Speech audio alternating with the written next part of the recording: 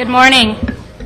I call to order the County of Placer Board of Supervisors meeting for Tuesday, November 6, 2012 at 9:02 a.m. We will begin this morning with the flag salute led by Supervisor Euler.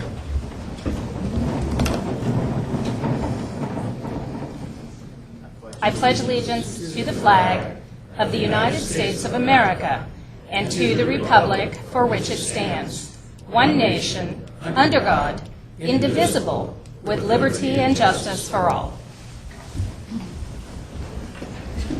Thank you, Supervisor Euler. We'll now go to the statement of meeting procedures read by our clerk of the board, Ann Holman. Welcome to the Placer County Board of Supervisors meeting of Tuesday, November 6, 2012. Agendas are available on the wall outside this meeting room. If you are here to speak on an issue not appearing on the agenda, you may do so during the public comment period. There's a 3-minute time limit per speaker. The board is not permitted to take action on items addressed under public comment. When you speak, clearly state your name and address for the record. All items on the agenda will be open for the public to address before final action is taken. There's a 3-minute time limit per speaker, which will be monitored by a timer on the podium. If there is a person speaking on behalf of a group with no other testimony from another member of the group, please identify yourself as such, and your time may be extended at the pleasure of the board. Keep in mind that the chairman has the discretion of limiting the total discussion time on any item. If you are hearing impaired, we have listening devices available. It is requested that all pagers and cell phones be either turned off or put in the silent mode. Thank you for your participation and cooperation. Thank you, Ann. Now is the time for public comment. Anyone may address the board on any item not on today's agenda. Please limit your comments to 3 minutes, since the time allocated for public comment is 15 minutes. If all comments cannot be heard within that 15-minute period, we will reopen public comment at the end of our meeting today. And also please understand that the board is not permitted to take any action on any items brought forward under public comment. Please come forward and identify yourself. I'm Charles Lockhart, 1442 Sandy Way, Olympic Valley, that's Squaw Valley.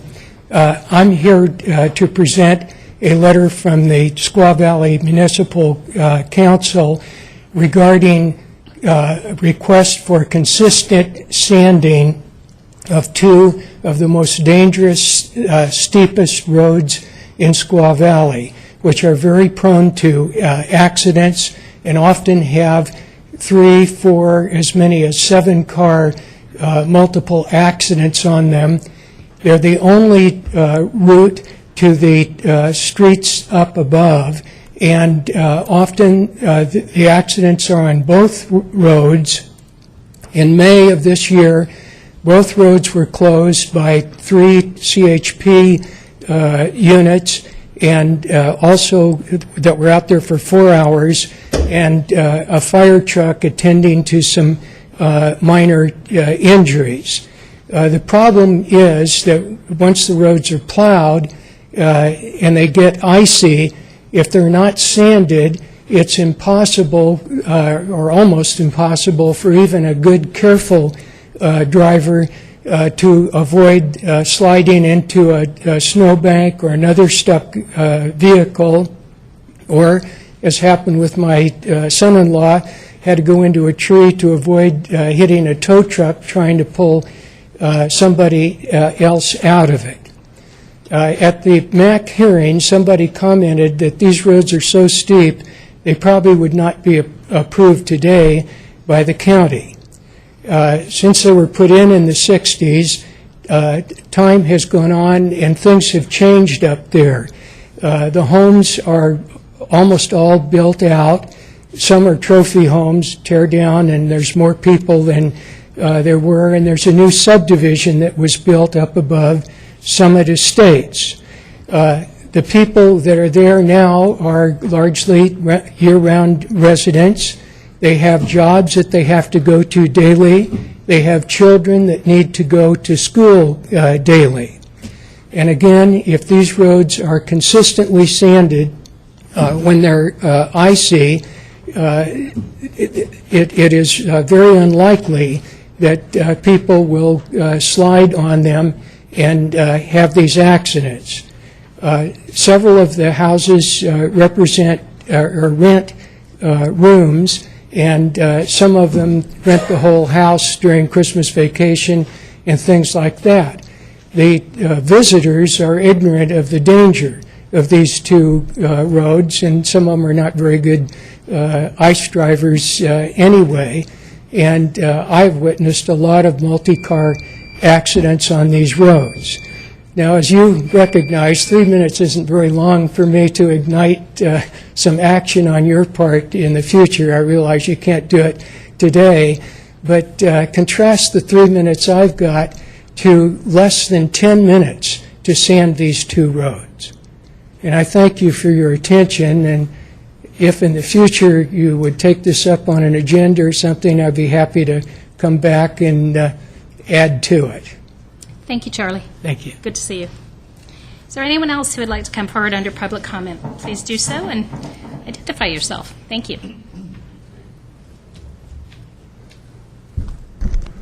Hi, my name is Ken Menzer. I'm a resident here at Placer County, 145 Duncan Hill Road. I overlook Ophir Road and towards the west, towards the coastal range. The Placer County Water Agency is putting in a new pipeline, or they're the main purveyor, and it's being put in by Ranger Pipelines, and the county approved it. The problem is what's happening to the trees in the area there. You probably have all seen these nice brochures made up somewhat by county funding for the education, particularly the one on protecting oak trees during construction. I'm with Placer Tree Partners. We helped develop these brochures. And we have our tree ordinance, and none of this stuff is being taken care of there. We have, I'd say, gross destruction of the trees. Not only did they did pay mitigation, but they're supposed to put up fencing so they know where to stop. So the only time they finally went and stopped the work is when I emailed the rest of the supervisors, and all of a sudden, the day before they were finished doing all the work there, they put up the fences. Well, now they should be taken down. It's a waste of time to do it after the fact.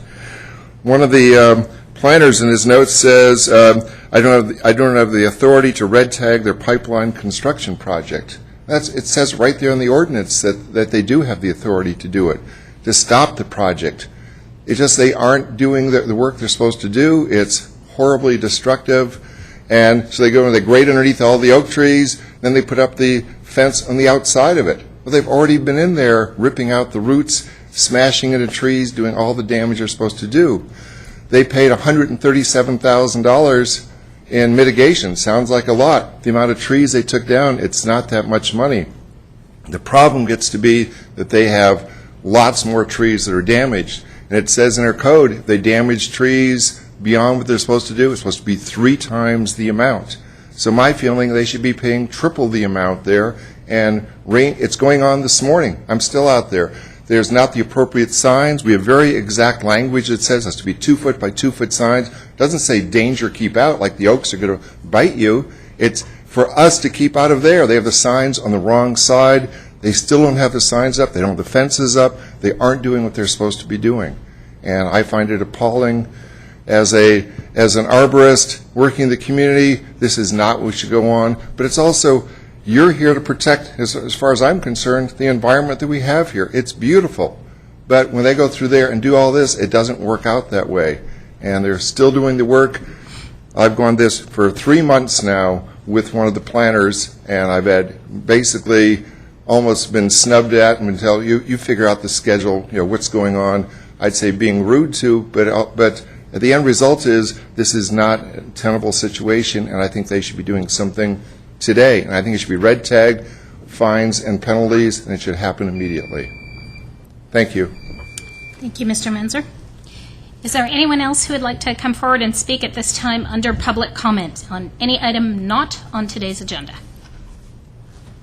Okay, seeing none, I am going to close public comment. Thank you for commenting, and move to Supervisors Committee reports. Any committee reports? I see no lights lit up here. So we will now move to the consent agenda. All items on the consent agenda have been recommended for approval by the County Executive Department. The Board will convene as Placer County successor agency for item 22A. All items will be approved by a single roll call vote, and anyone may ask to address consent items prior to the board taking action, and that item may be moved for discussion. I would at this time actually like to ask that item 14B be pulled off the consent agenda. This is item to approve the minutes of September 25th and October 9th and 11th of this year. Supervisor Wygant was absent, so I think we need to pull that for a separate vote. Is there anyone else who would like to pull any other item for discussion on consent? All right, seeing none, this is a roll call. What's the pleasure of the board? Second. Ann? Holmes, Duran, Wygant, Euler, Montgomery. Yes. Okay, let's move then to item 14B. This is, as I already stated, the minutes of September 25th, October 9th, and 11th of this year. What is the pleasure of the board? Second. Ann? Or do we just need a voice on this? All right. All those in favor? Aye. Any opposed? Any abstentions? Great. We will now move to our 9:10 timed item. This is a proclamation being presented by Supervisor Holmes.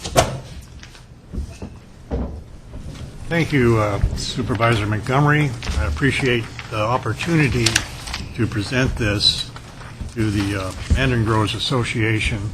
As you know, I'm Jim Holmes' friend of agriculture. And everyone else. Oh, sometimes. Sorry. Anyhow, who wants to come forward while I read this? What I wanted to do is read the proclamation and then have anybody that wants to address the board regarding this issue, and then I'll bring it down and present it. Does that sound familiar or feasible? It's like you're elected, Tony. I see Tony. Okay, November 6, 2012, in the matter of a proclamation recognizing the third Friday of November as the official start of mountain mandarin season in Placer County. Whereas local agriculture is an important and historically significant component in Placer County's cultural fabric, as well as an important contributor to the local economy. And whereas Mountain Mandarin Growers Association members have been growing delicious seedless mountain mandarins for over 50 years in the fertile soil of Placer County. And whereas Satsuma mandarins grown in Placer County are tree-ripened, hand-picked, easy to peel, considered a superfood offering high doses of vitamin C and synephrine, and a healthy snack for children and adults, and can be found at local farmers markets and member orchards throughout Placer County from mid-November through January. And whereas the Mountain Mandarins Growers Association primary goal is to provide quality mandarins and expand markets to support local agriculture, and whereas the Mountain Mandarin Growers Association is focused on enhancing the local agricultural industry by growing wholesale and direct sales of Placer County mandarins. Now therefore let it be known that the Placer County Board of Supervisors proclaims the third Friday of November to be the official start of mandarin season and encourages all citizens to support our local Mountain Mandarin Growers Association farmers throughout the designated week and beyond by purchasing locally grown mandarins at the Mandarin Festival, farmers markets, or by visiting member orchards. So, Wow. pretty good, huh? Very good.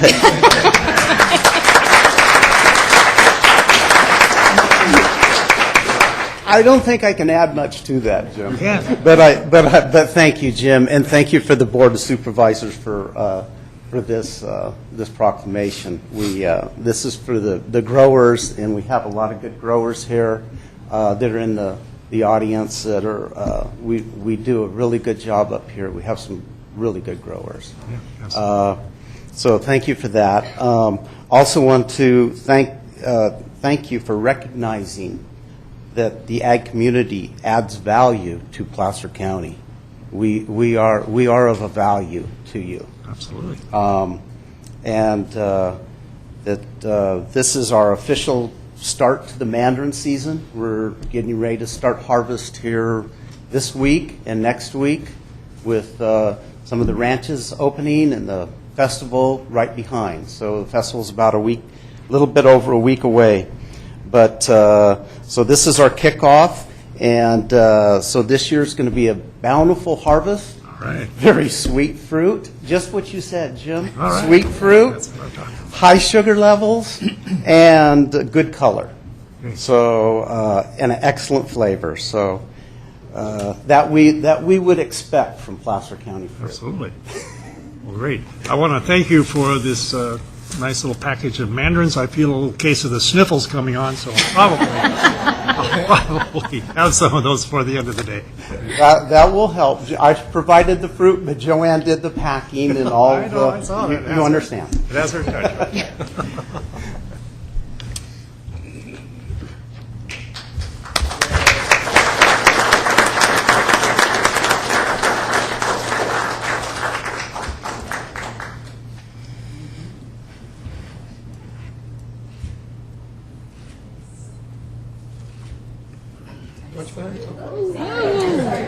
Don't run down the nice girl.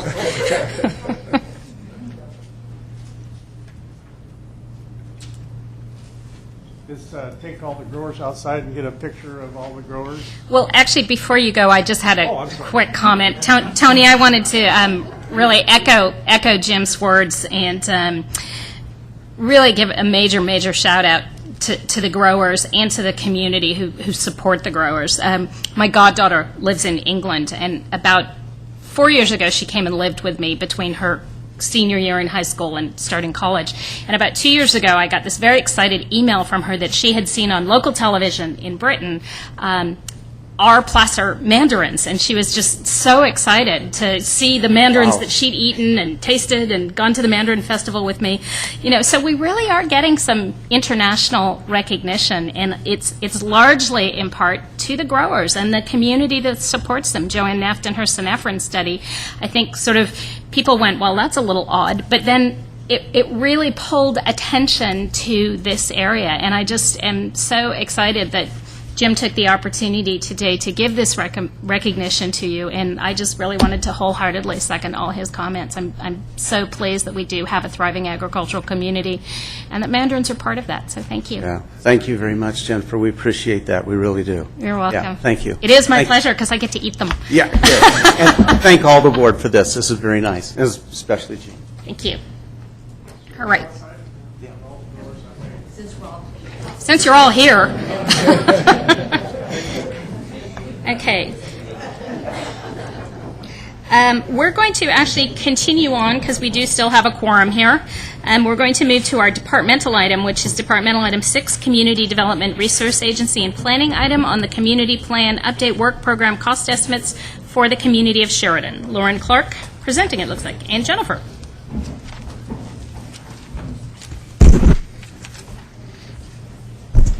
Good morning, members of the board. Just very briefly, just to introduce Jennifer, who will do the presentation. This matter is coming back to the board after a couple of conversations we've had about the Sheridan Community Plan, which actually dates back to 1976. It's the oldest community plan that we have on the books at this point in time. And we evaluated a range of options, anything from just a policy update similar to what was completed for the Granite Bay area, as well as a comprehensive land use update. Back in May of this year, May 8th, the board considered those options and gave direction to staff to bring back a comprehensive work program under the assumption that there could be changes to land use. So with that, I'll turn it over to Jennifer, and she'll provide you with the details of that scope of work and the costs. Good morning, Jennifer Bias. And again, this item is a request for approval of a 2-year work program to update the Sheridan Community Plan. As Lauren mentioned, we were here in May and talked about the different options and were directed to come back.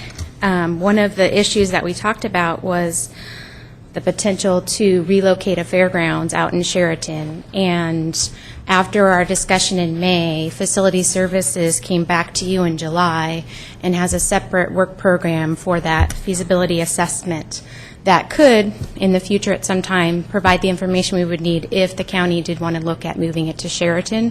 So our community program, work program, will have the ability to have that option, but all of the funding and all of that information is with Facility Services and is not included in this budget, and it is a totally separate process. So this morning presented in your staff report are 2 cost estimates. The first one is for a total work program of $606,000. And just wanted to point out that it's a 2-year work program. The first year we anticipate will be all staff costs, and all work will be done in-house at the county. The second year of the work program will require some contract work, and that contract work will provide for CEQA analysis. We anticipate that we would do a program EIR with this work program, but at this point, we don't have a complete project description. We don't know, we haven't started the work program to know all of the land use changes, so the required CEQA, we can't determine at this time. It'll likely be at the end of the first year of the work program that we will really have a better idea what the community desires are for land use changes, and therefore what other additional environmental review will be required. In addition, the work program includes funding for contracts for a sewer and water master plan. The inclusion of this is to help provide options for the community of how to get those services to existing land uses that are in the community and potential future land uses that might be available after the community plan update. We also looked at, again, the reduced cost of attachment 2B provides for if the CEQA analysis is mitigated neg deck or neg deck. That information is provided in your staff report, and it would reduce the total work program costs, again, looking at a year 2 contracting cost by $168,000. And the reductions come in for not having to do the complete programmatic EIR, but we would still need contract funds for, again, the sewer and water master plan, as well as specific studies that would be needed. We are hoping to move forward rather quickly with this work program, and if we get action and direction from the board, we would hope to start our first community workshop in 3 weeks in Sheridan. So with that, we're proposing that the board approve our 2-year work program as proposed with the programmatic EIR costs in the budget. Supervisor Duran? Yes, just a couple of questions, just want to clarify. So what you're proposing is to front-load the staff costs in year 1, and then you'll have some staff costs, about half the staff costs in year 2. Is that correct? Yeah, that's correct, as well as to bring preliminary decision-making back to the board before we incur those additional costs, consultant costs, in year 2. Okay. And I notice here that the total project program cost is $606,400 and a new net county cost of $285. And has that been bid out for the CEQA document? No, we have no budget at present, no funds in our budget at present. We would have to come back to the board next year for those as additional funds. To figure out where they're going to get the funds from. Okay. All right, that's all I have. Thank you.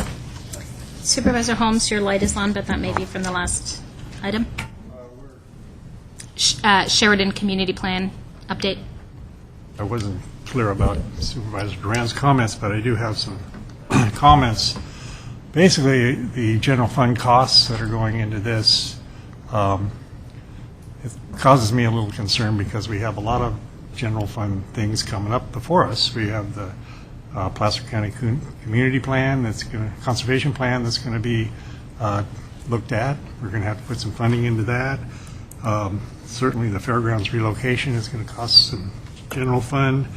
We're talking about regional sewer and some subsidies to SMD1 and perhaps to the city of Auburn. So anyhow, I'm just kind of concerned about the amount of general fund dollars that we're putting into some of these programs, particularly when we have to fund staff the jail. And so anyhow, I just wanted to bring that. It's causing me some concern about how much general fund money we're putting out for these types of projects when we have core services that we need to provide. So those are just my comments. Jennifer or Lauren, I had a couple of concerns just along the same lines as Supervisor Holmes identified. We are in the process right now, as you know, of identifying long-term infrastructure needs throughout the county, and that will have a huge impact on the general fund, as Supervisor Holmes has stated. The sewer and water out there, the reason they're included in this is because those are provided in Sheridan by the county. Is that correct? Which is not the case in many communities. That's correct. The county provides a range of services to the Sheridan community that's in many respects unique to the Sheridan community in terms of the extent of those services that we provide. And have we looked at, and I know that we haven't looked at the $285,000 yet because that's next fiscal year, have we looked at including the sewer and water piece of this analysis in that larger county infrastructure plan, that sort of 5-year plan for moving infrastructure projects forward? This was a standalone cost because of the unique issues to Sheridan. It's a relatively focused $60,000 to $70,000 task to look at whatever recommendations on land use might come forward. The primary focus or attention is certainly directed where the Highway 65 bypass now has gone through the area and changes in that area, as opposed to a comprehensive update to infrastructure for the Sheridan area would be targeted to where land use changes, if any, were proposed. But no, it was not included in that larger. Okay. I also note that this is a very well presented 7 different phases of this project. All 7 of these phases are expected to be completed within this 2-year framework. Is that correct? Correct. And that gets us to a final EIR for certification, or just to a draft EIR? It would get us to a final for certification with a community plan, completed community plan for decision by the board. And in the process, or in the same time that we're updating this community plan, what happens to any projects that are either currently in process or coming forward, proposed to come forward during that time frame? How does a community plan update affect projects? At this point, there wouldn't be an effect of projects. I don't think there's a lot of projects currently proposed going on out in Sheridan, but we would process those projects. It would be up to the applicant to make a decision of whether they wanted to be processed under the existing community plan, or were proposing or wanting to wait for the future community plan, whatever decision happened. Okay, but any projects that are currently in process would operate under the existing community plan, not whatever we did or did not adopt in the future? Correct. Okay, thank you. If Your light is still on? Oh, I'm sorry, Lauren, did you want to add? If I might point to page 88 of your package, Phase 2 of the work program, Critical Choices and Framework. And at the bottom of that page, you'll see a paragraph that reads, staff will bring recommendations from community workshops, community outreach, and evaluation of data to the MAC. MAC recommendations will be presented to the Planning Commission and the Board of Supervisors. What we can add for the board in that presentation is the cost implications of those recommendations, and discuss in this setting whether or not we move forward given the cost implications that we found at that time, and hold the work program to that as opposed to making a full commitment to full funding at this time. Okay. I had additional comments. The point of you bringing this forward is because the plan hasn't been updated since 1976, correct? Correct. So the plan needs to be updated, right? Correct. Okay. That's all I have. Supervisor Wygant?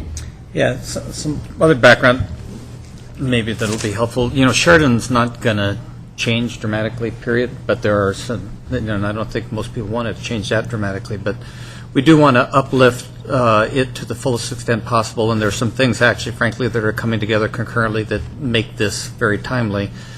With the CEMEX approval, there's a revenue stream created that'll result in some significant road improvements to Riosa Road going through town. There'll be a lot of landscaping that's done as a result of it. It'll make the town look a lot nicer. The Highway 65 bypass is now complete, and it prospectively changes minimally what could be done as relates to some commercial opportunities. Perhaps there was just a small project that was approved and is, I think, finished now in terms of its construction. So it's a new business that is opening up or has opened up. Again, incrementally for a small community, those things are relatively huge. In addition to that, Facility Services has done a great job of, with required upgrades to the wastewater treatment facility out there, created a circumstance where we're going to have, I forgot now, 70, 80 new EDU hookups. There are about, I think, 200 lots in town that are buildable. So there's room for some nice new investment in construction, and we have to go through a process. Unfortunately, even if it's narrow in scope and minimal in impact, it's a relatively expensive process in terms of the total resources that we have available to the county. It's not even measurable on a calculator, but beyond the fact that the general plan or the community plan out there is so old, really there are some things that have come together that provide us some opportunities. So in addition to the CEMEX and the Tiger projects that have been approved quite some time ago, if the economy does turn around, there are some prospective revenue streams that can also come online that can be invested in Sheridan that have already been negotiated. We're just waiting for those projects to fulfill their potential. And if that's happening over the next 10 years, if this plan is done, it just timely positions us well for some timely opportunities. Thank you. Any other questions or comments from the board? Any questions or comments from any member of the community? All right, seeing none, I'll bring this back to the board. What's the pleasure of the board? All right, all those in favor? Aye. Any opposed? Any abstentions? Motion carries. Thank you very much. Thank you.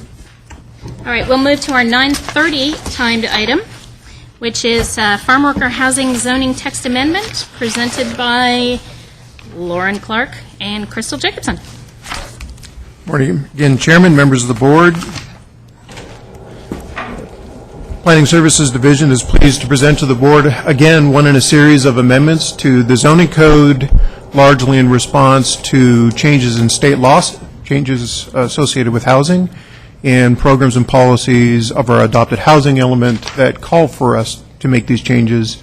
Again, this has been one in a series, and there's actually additional ones to come, as well as the board will see from us a new housing element that has to be adopted before the fall of 2013.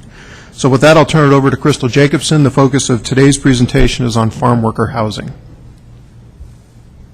Thank you, Lauren. I'm Crystal Jacobson with the Placer County Planning Services Division, and as Lauren noted, the item before you today is an amendment to our zoning code for farm worker housing. This is a result, actually, of state housing law. The California Employee Housing Act, which was updated in 2006, addressed farm worker housing, and it states that any farm worker employee housing consisting of no more than 36 beds in a group quarter or 12 units or spaces designed for use by a single family or household should be considered an agricultural land use. So it's not to be considered as a residential land use, but rather an ag land use. That was a big change to the statute. It also notes that no discretionary approvals are allowed, and it must be allowed by right, this type of use. So as a result of that change in state housing law, when the county updated our housing element, which was adopted by your board in 2009, we included a program, Program F4, specifically for zoning for farm worker housing, which states that the county shall amend the zoning ordinance to ensure that permit processing procedures for farm worker housing do not conflict with the state statute. So under current regulations, we do address farm worker housing, but we require discretionary approval for it, which is not consistent with the state law today. So right now we require a minor use permit to allow for these types of uses in certain districts within the county. So we do need to change that requirement to allow them by right. In addition, the newly described use will also need to be included in all districts that have a potential for some sort of farm labor. So that's what the state statute notes. And so as a result of that, we are recommending that it also be included in residential forestry, and timber production zone districts. So these are districts where they're not allowed under today's code, and we are proposing that change to allow them by right in those districts. And the reason for that is that forestry operations are considered an ag use by the state.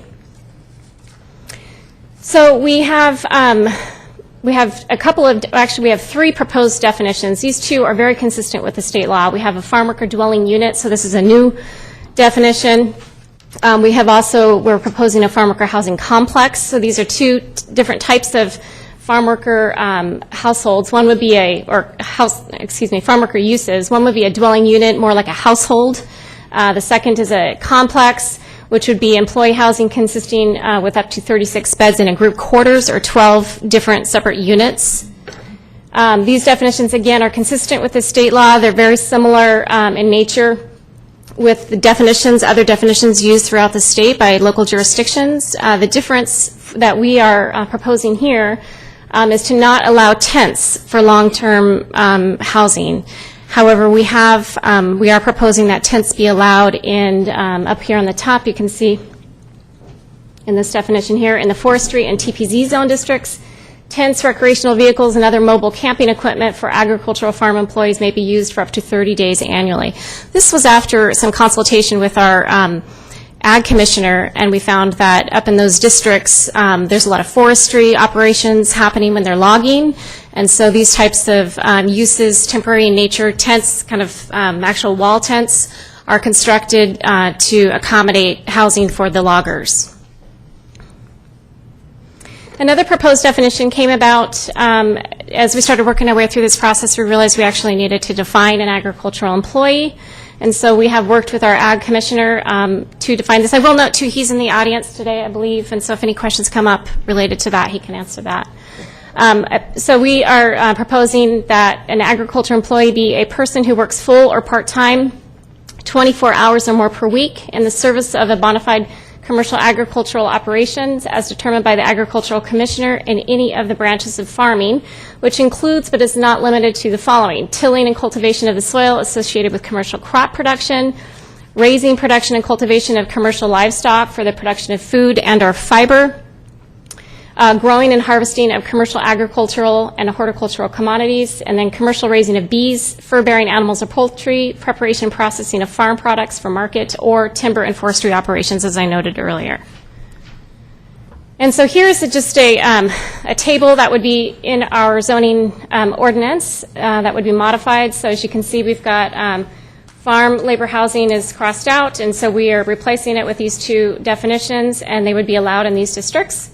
And then also we've made some changes to the caretaker and employee housing section only because the employee housing has been removed to accommodate the farm worker housing.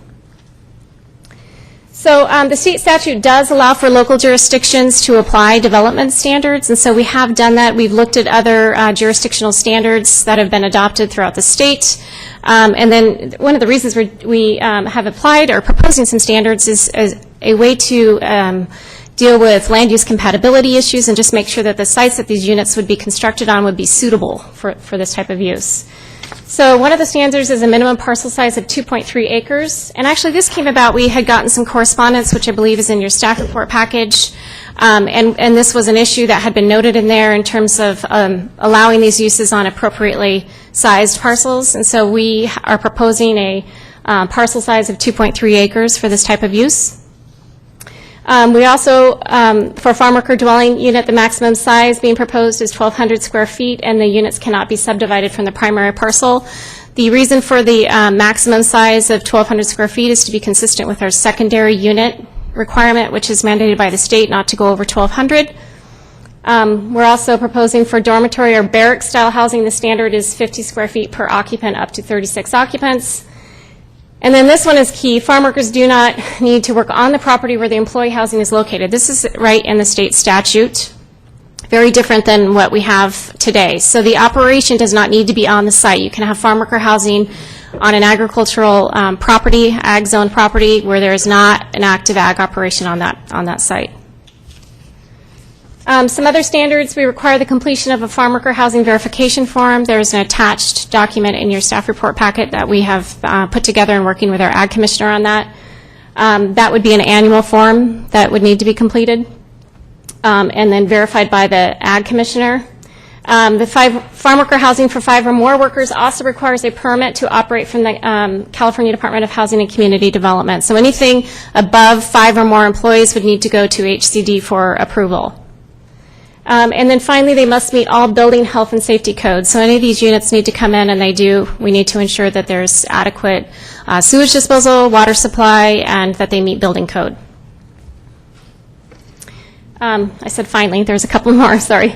Parcels adjacent to residential multifamily or residential single-family zoning districts, we are proposing year-round farmworker housing must be set back a minimum of 200 feet from the property line adjacent to that residentially zoned parcel. This is another way just to ensure compatibility of these uses with surrounding properties.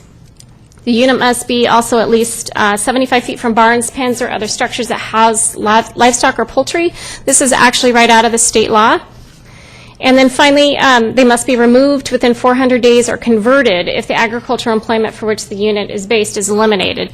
And so again, this is the reason that we set that 1,200 square foot limit, is that if the ag worker leaves and somebody wants to legally convert that unit to a secondary home, the size that is on the property wouldn't exceed what is allowed by state law for secondary units. Crystal, just for the record, you said 400 days. I think it says 45 days. Did I? I'm sorry. That's right. 45. Make sure that's clear. Maybe I shouldn't have taken my glasses off. Okay, and so finally, as a recommendation, we recommend that your board adopt the negative declaration prepared for the farmworker housing zoning text amendments and adopt an ordinance amending Placer County Code as contained in your staff report package. And I'd be happy to answer any questions that you might have. Supervisor Holmes. Could you go back to slide 8, please? The maximum size is 1,200 square feet. Does that, I'm thinking, if you had a 40-acre timber production zone, would that be, is there any limit as far as how many acres? If it was 80 acres, it would still be one? It would still be the 1,200, for the single unit, yes. If they wanted to do a 36-bed type unit, that would be a complex, and they could go larger for that. More like a dormitory. Right, or bunkhouse type facility, yes. Thank you. Supervisor Duran. Yes, you had mentioned that there's a form that's filled out annually and that the ag, or director of ag inspects. Now, do they just verify the form is filled out correctly, or do they actually go out to the premises and take a look at the operation? That's a good question. I'm going to call Josh Hunsinger, our ag commissioner, to come up and answer that. We did work with him on this. I do believe that they meet the employee, but maybe, Josh, you could. Yeah, typically we have a couple other examples where we handle similar types of situations. It really depends on the individual situation. Some operations are really well known, and in those we just would look over and make sure the form's filled out correctly. If it's a new operation or a big change that we're not familiar with and isn't something that happens every year or whatever, I take various steps all the way, everything from just interviewing people in my office to going out and actually verifying stuff on site. So it really depends on my familiarity with the individual operation. When was the last time you went out and did an inspection? This was on an ag building verification and probably a couple months ago. Okay. All right. Thank you. Yeah, you're welcome. Any other questions from the board? Crystal, I had a couple of questions. Could you go to slide 9? Mm-hmm. On the farm worker housing verification form, is there a charge for that since it's an annual? No, there's not. Okay. And you said there were some changes that came about as a result of this to some existing employee housing regulation? Not existing. Oh, the caretaker unit, and it was really to be consistent so that the standards are consistent. Mm-hmm. The square footage was changed under the caretaker and employee housing to be consistent with the farm worker. Okay. And then last, did we kind of touch bases with the resorts to see if this had any implications for some of their dorm-style housing? I don't know if they're considered agricultural employees. At one point in the past, their labor laws were based on agricultural labor laws because it was considered a seasonal job. Right. Well, this type of use would not be allowed under resort zoning. Caretaker and employee housing, I believe, is. I'd have to I'd have to look at our code. But this type would not be allowed under resort. It would only be ag zoning. And so if a resort had forestry zoning or TPZ, then yes. Now, to answer your question about did we reach out to them specifically, no. We did take this through the MAX. And actually, that is something I neglected to mention. I'm sorry. It went to our MAX and it also went to our Planning Commission. Planning Commission recommended approval to your board. And then the MAX, there's a summary in your packet. I think we went to, I believe, 10 out of the 14 MAX, I think, wanted to have this presented to them. So it was presented to NITRAC. Thank you. Any other questions from the board? Any questions or comments from the audience on this item? Please come forward. Oh, you're right. Sorry. And this is a public hearing, so I am now officially opening the public part of the public hearing. Okay. Thank you. Thank you. I'm Muriel Davis from Penron, and I'm here to express my concern about this farm worker housing in relationship to the 2.3 acre minimum. I'm asking you to modify the proposed ordinance to require a minimum of 4.6 acres instead of the 2.3. 2.3 acres is too small of an area to have such a farm housing, and the 4.6 acre minimum would then tie in for the same requirement that is required for wineries in the winery ordinance. And I think this is appropriate to tie with that and be a minimum of 4.6 instead of 2.3. Thank you. Thank you, Muriel. Would anyone else like to speak on this item? Please come forward.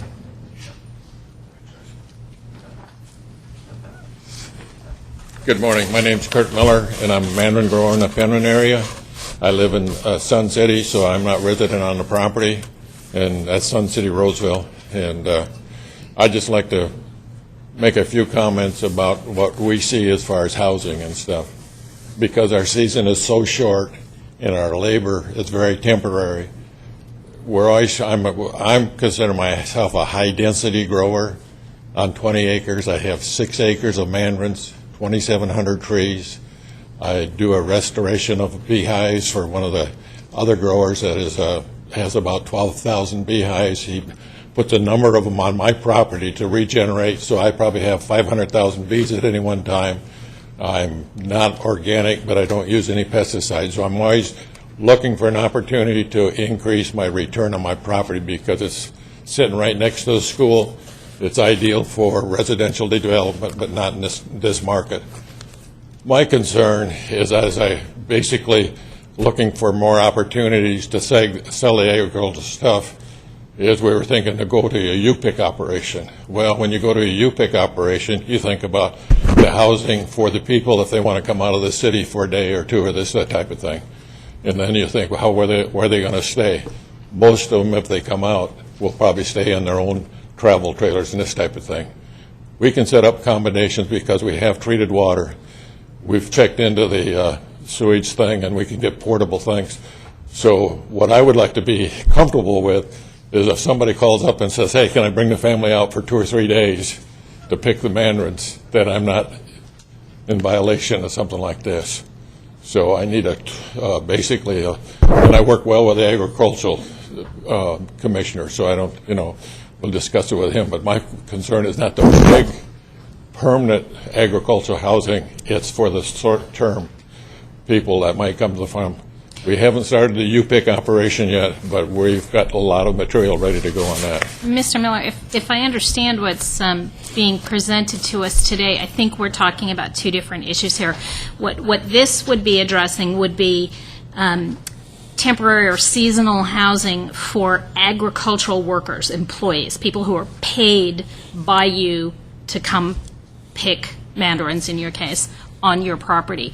What you're discussing, if I understand, is people who come from Sacramento who need a place to stay for a couple of nights because they want to come enjoy the bounty of Placer. I don't think there's any crossover at all between these two, but conversely, and someone jump in if I'm wrong here, I don't think there would be an opportunity for you to use agricultural employee housing to put up visitors from the city. Am I completely off base there? Go ahead. Under the code, you're correct, yes. Okay. But my existing operation does have temporary permanent type employment of about 5 or 6 people during the management harvest season. So I'm looking at this thing here, and if it's still possible, I'm looking at basically maybe providing a labor for the people that want to come in for just a weekend or something like that. And I have children that live out of the state, and when they come in with. I just want to feel comfortable about what's here and which way I can go, because there's no use me putting a lot of time and effort in to developing another outlet. Just another trivial little thing. Lauren, did you want to? It sounds like Mr. Miller's considering a range of options. Yeah. And the code can respond in a range of ways depending on which of those options works best. What I would suggest is that we simply just have that one-on-one conversation and see if we can satisfy those different interests for different parts of the year. I just don't want to put out a lot of effort, a little bit of money out and say, I'm in violation. I'm old enough that we used to say, sorry, now we're looking for just a little trivia about the Penron marketing in Placer County. Several of the growers sell into school districts, and the school districts have over 70 to 80,000 students. So that's the exposure that Placer County Penrons has into the school districts. We're doing it. Excellent. Thank you. So I would suggest that you meet with our agricultural commissioner and possibly with Lauren and just talk about your issues specifically and see how and if it's separate from this proposal, and how and if you can come to a resolution that works for what you have in mind. Because my property is zone 2.3, so it's a consideration. Thank you. I just have one question, sir. Kurt, come back. Just a quick question, and this is just out of my own curiosity. Do you have a caretaker on your? Pardon? Do you have a caretaker on your property? Do I have what? A caretaker. Someone, Sir? Someone who stays there and looks over the place. No. Okay. I don't. Any other public comment on this? This is a public hearing. This is your opportunity. All right, seeing none, I'm going to close the public hearing and bring this back to the board. We're being asked to take two actions here. The first is to adopt a negative declaration, and the second is to adopt the ordinance. What's the pleasure of the board? Approval of the item. Second. All right. All those in favor? Aye. Any opposed? Any abstentions? Motion carries. Thank you very much. We will move now to item 7 on our departmental item, Administrative Services Procurement. We're being asked to authorize the purchasing manager to sign a contract. Jerry Gamma is presenting.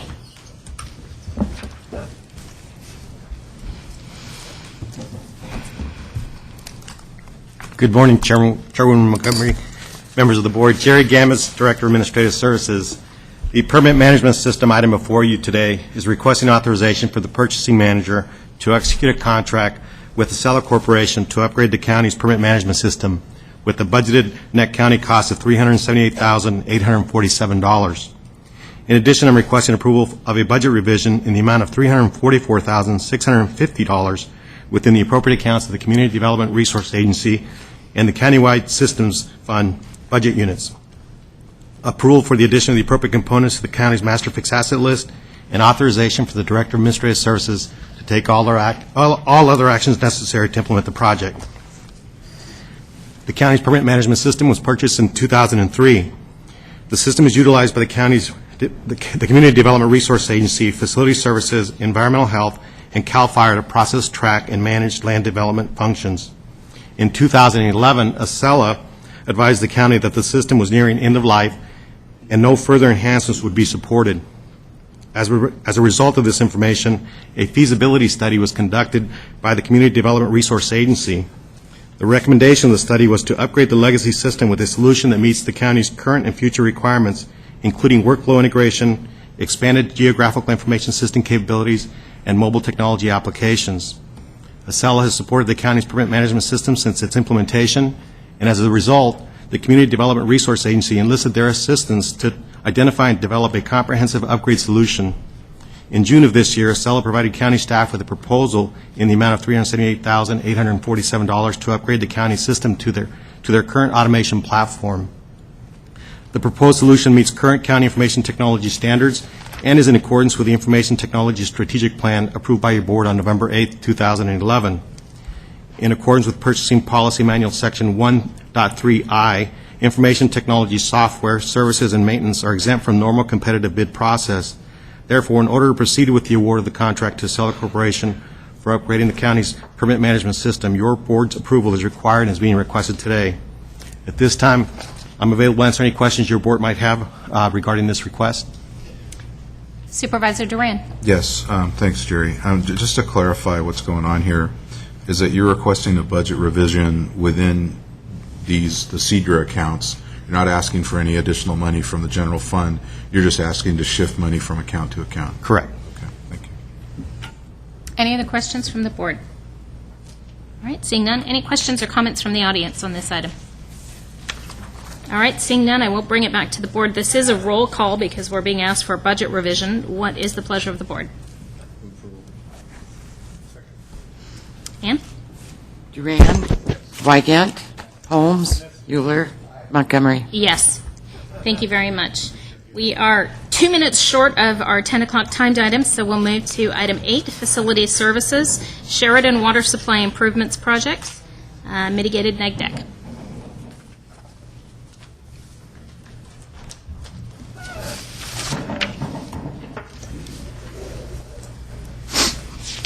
Good morning, Madam Chair, members of the board. Bill Zimmerman, Deputy Director of Facility Services. I have Kevin Bell with me this morning. He's your Environmental Engineering Program Manager. We're here this morning asking your board to adopt a resolution adopting the Mitigated Negative Declaration and the Mitigation Monitoring Reporting Program for the Sheridan Water Supply Improvement Project. We're also asking you to direct staff to file a notice of determination, and both those actions are included in the existing capital project budget. The Sheridan Water Supply Improvement Project includes construction of a new domestic or a new water supply well, water storage tank, and both of those improvements are located behind Stewart Hall and the existing Sheridan Park. Project also includes a new water distribution line to the Sheridan Elementary School, and completion of this project, along with the improvements to the sewer system that your board has approved over the last several years, will open up to 200 additional connections in the community. Back in 2010, we contracted with AECOM Technical Services to perform the environmental studies associated with the project and also to prepare the environmental documentation for the project. Because we have federal grant funding associated with this project, we're not only complying with the California Environmental Quality Act, but also with the federal equivalent, which is the National Environmental Policy Act.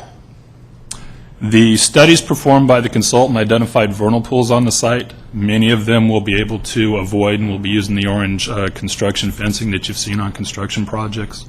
There are some of the vernal pools that we will have to remove as part of the project. I believe the water storage tank actually sits on top of one.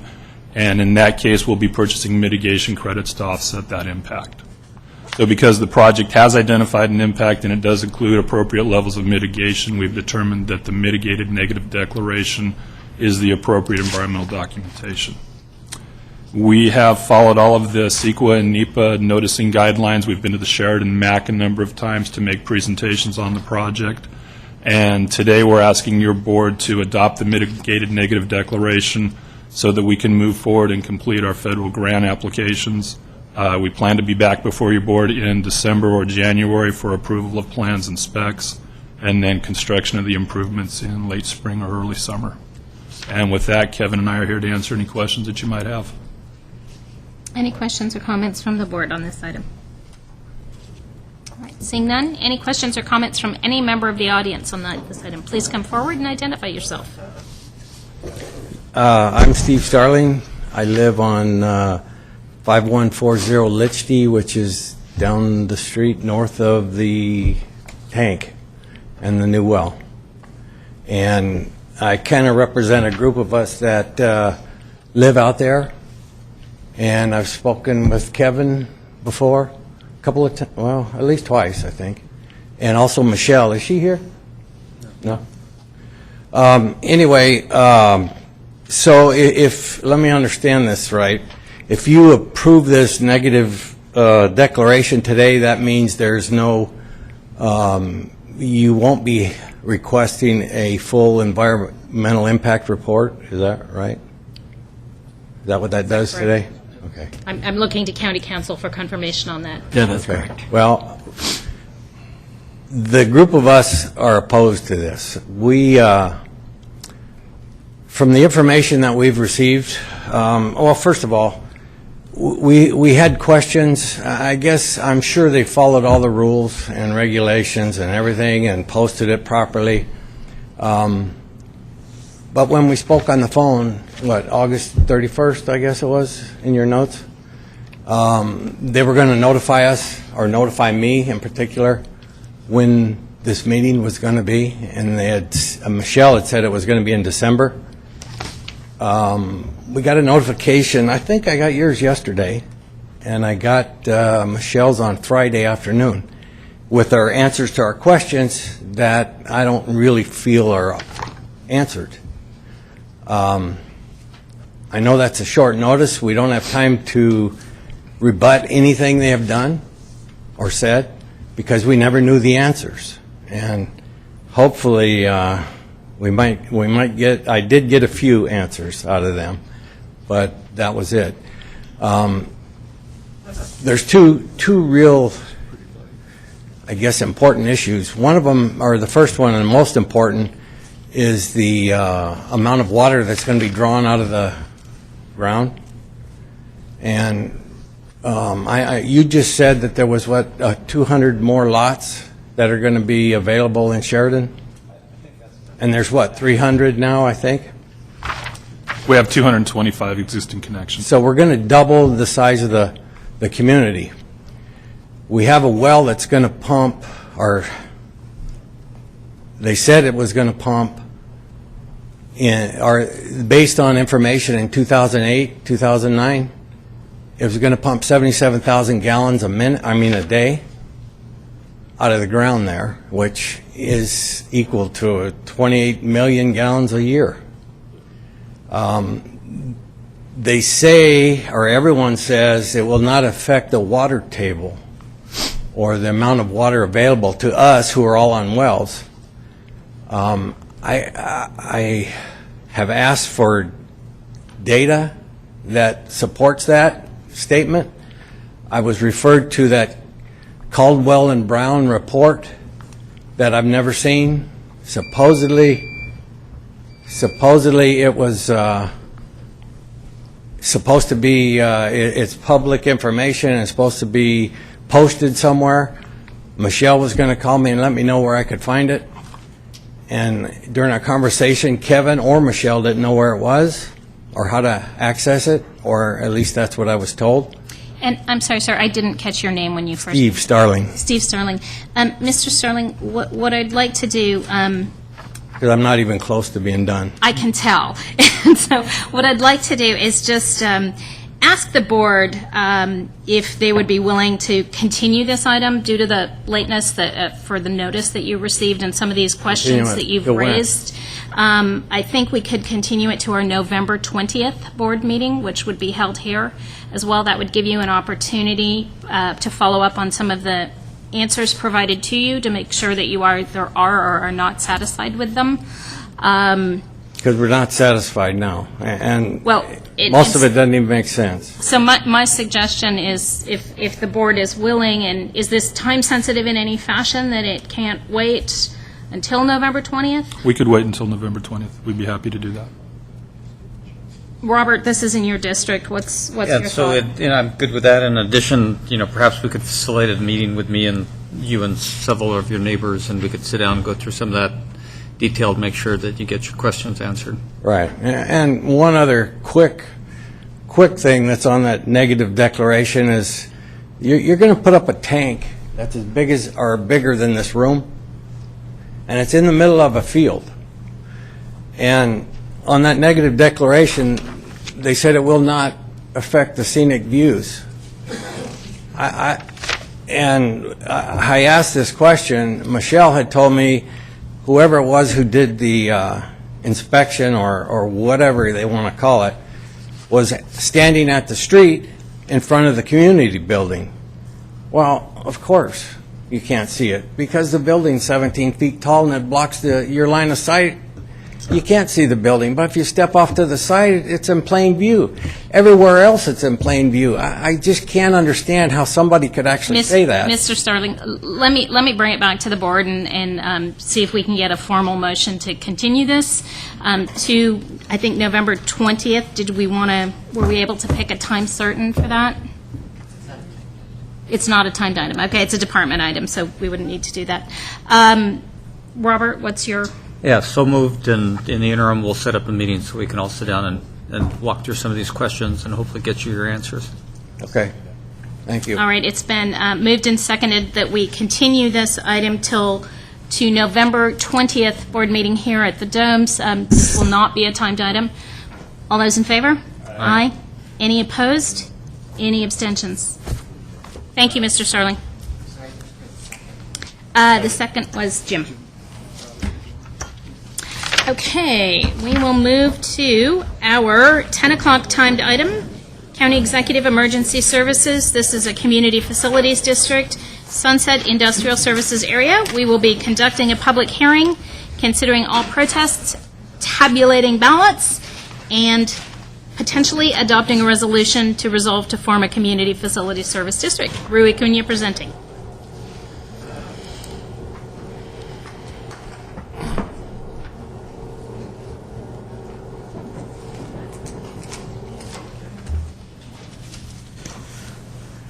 Good morning, Chairwoman Montgomery and members of the board. For the record, Rui Cunha, Assistant Director of Emergency Services for Placer County, and I'm joined this morning by George Rosasco from our Planning Department, so that if there's any tough questions, I can defer them to him.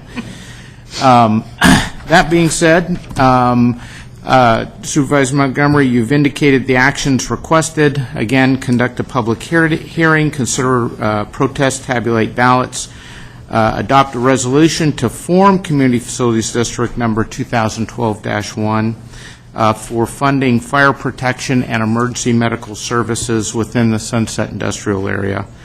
Impose a special tax for those services in accordance with the rate and method. And then additionally approve a future annexation area for new discretionary land development projects within the Sunset Industrial Area. On September 25th, as your board recalls, your board did approve a resolution of intention. In part, that resolution of intention allowed staff to go forward with the public outreach so that the community understood what exactly it was that the Community Facilities District meant and what it was. We accomplished that on October 4th with a direct mailing to all property owners of record within the Sunset Industrial Area. And since October 4th, I have personally answered a number of questions from property owners who did want to understand how their properties were affected. And just so that your board has some sense, I received calls from property owners who have existing development as well as property owners who have future development, and did spend time making sure that they knew that this meeting was taking place, but then additionally answering any questions that they might have. Additionally, on October 18th, Magnus Pacific Real Estate Group, LLC, wanting to develop their property within the Sunset Industrial Area, did in fact sign a ballot and waiver agreeing to annex themselves into the Community Facilities District and to fundamentally form that initial parcel that will actually be the Community Facilities District within the Sunset Industrial Area. That said, I think it's important just to review a little bit, especially for the public who may be here or may be listening in. Clearly, the Community Facilities District has been guided, and its formation throughout the years that we've been working on this has been guided by state law.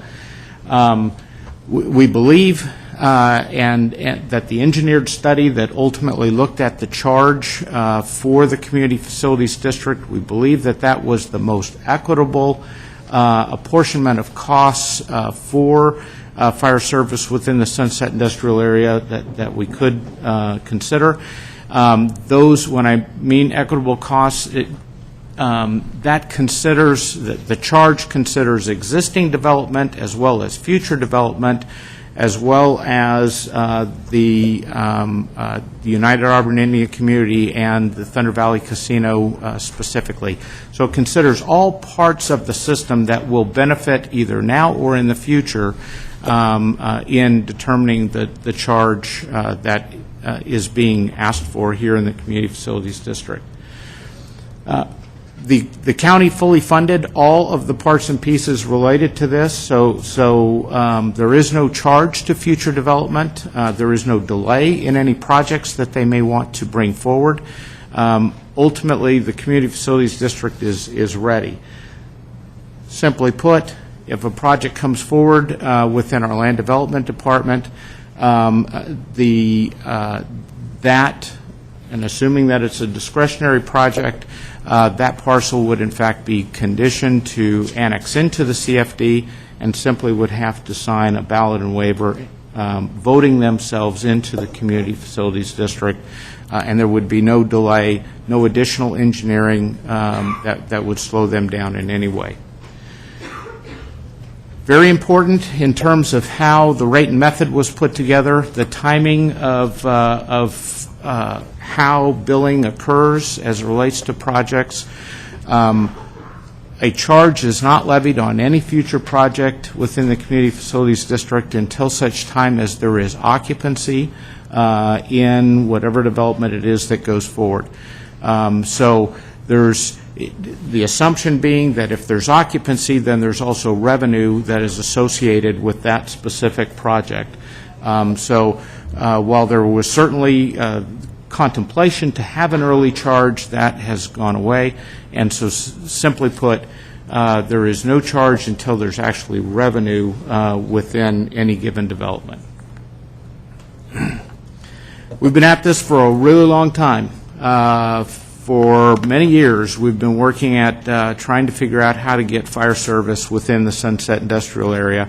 And I'm not going to go into all of the details here, but to suffice it to say that the United Auburn Indian Community through the Thunder Valley Casino and Resort did fund the fire station that exists within the Sunset Industrial Area today, and they continue to be the primary funding source for that capability. In combination with Placer County.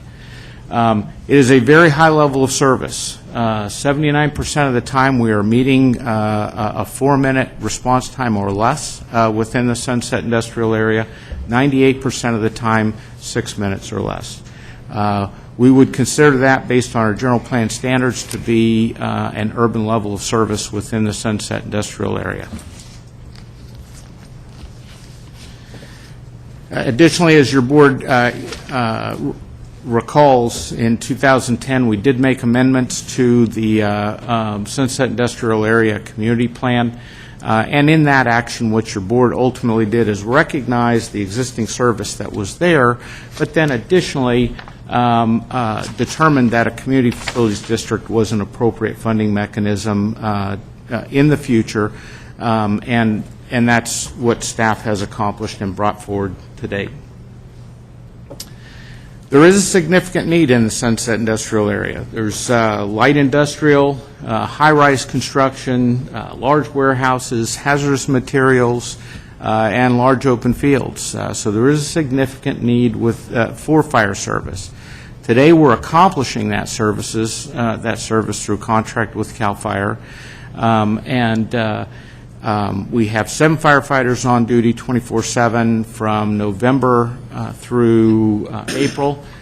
May through October, during fire season, we bring on 2 additional firefighters at that station for a total of 9 24/7 during fire season.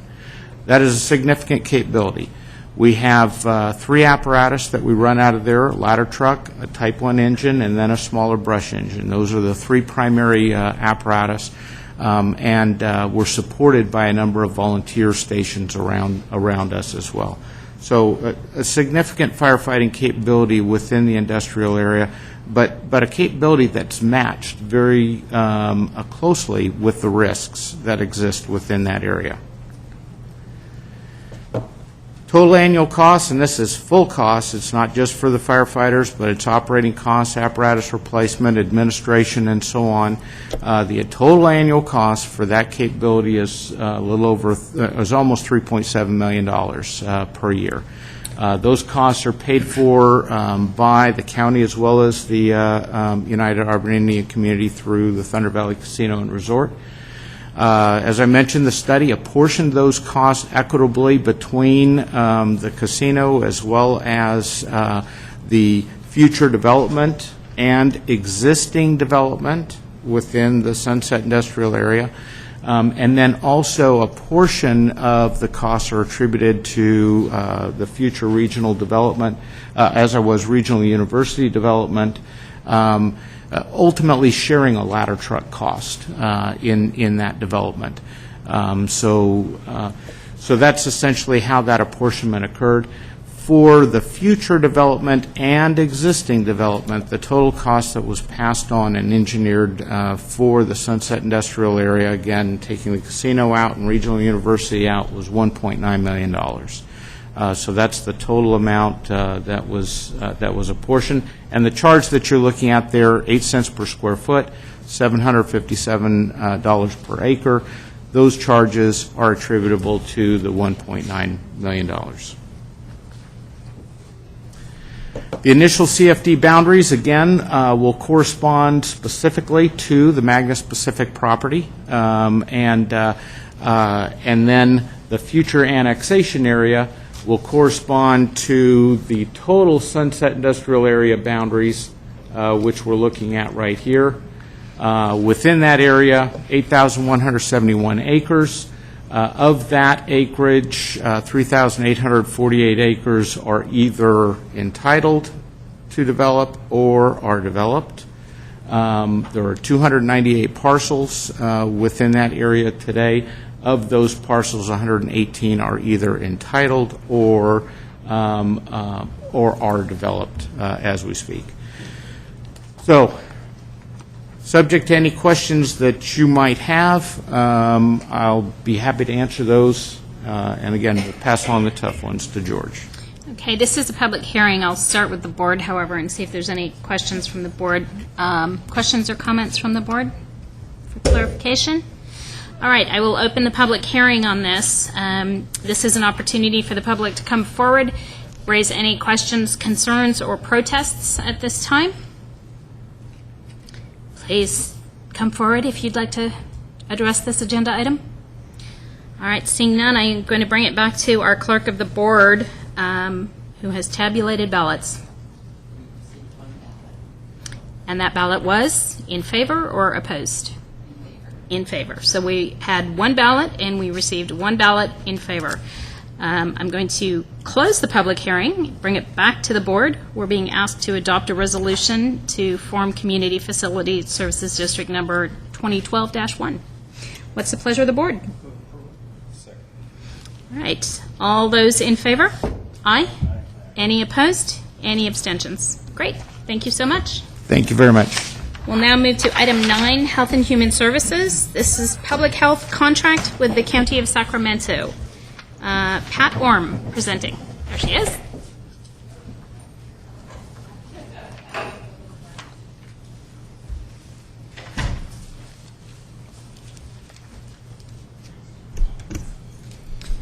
Good morning, Chairwoman, members of the board. My name is Pat Orm. I'm the Assistant Director for Environmental Health, Public Health, and Animal Services Division. The first item I have for you is a request to approve an agreement with the County of Sacramento, who acts as a fiscal agent for the Sacramento region for distributing Ryan White Comprehensive AIDS Resources Emergency Act funds, big name there, for a 3-year period starting July 1st, 2012 in the amount of $467,997, and to authorize the Director of HHS to sign subsequent amendments. The federal funding comes for the Ryan White CARE Act to provide direct services for people living with the HIV disease. And Placer County works with regional counties to assess what those the needs are, to ensure a continuum of care, and to plan for efficient utilization of funds. We contract with the Sierra Foothill AIDS Foundation to provide the direct services, and they served about 100 people last year.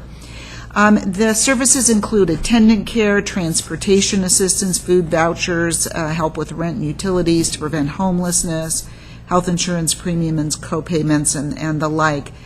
They're referred to a variety of community services.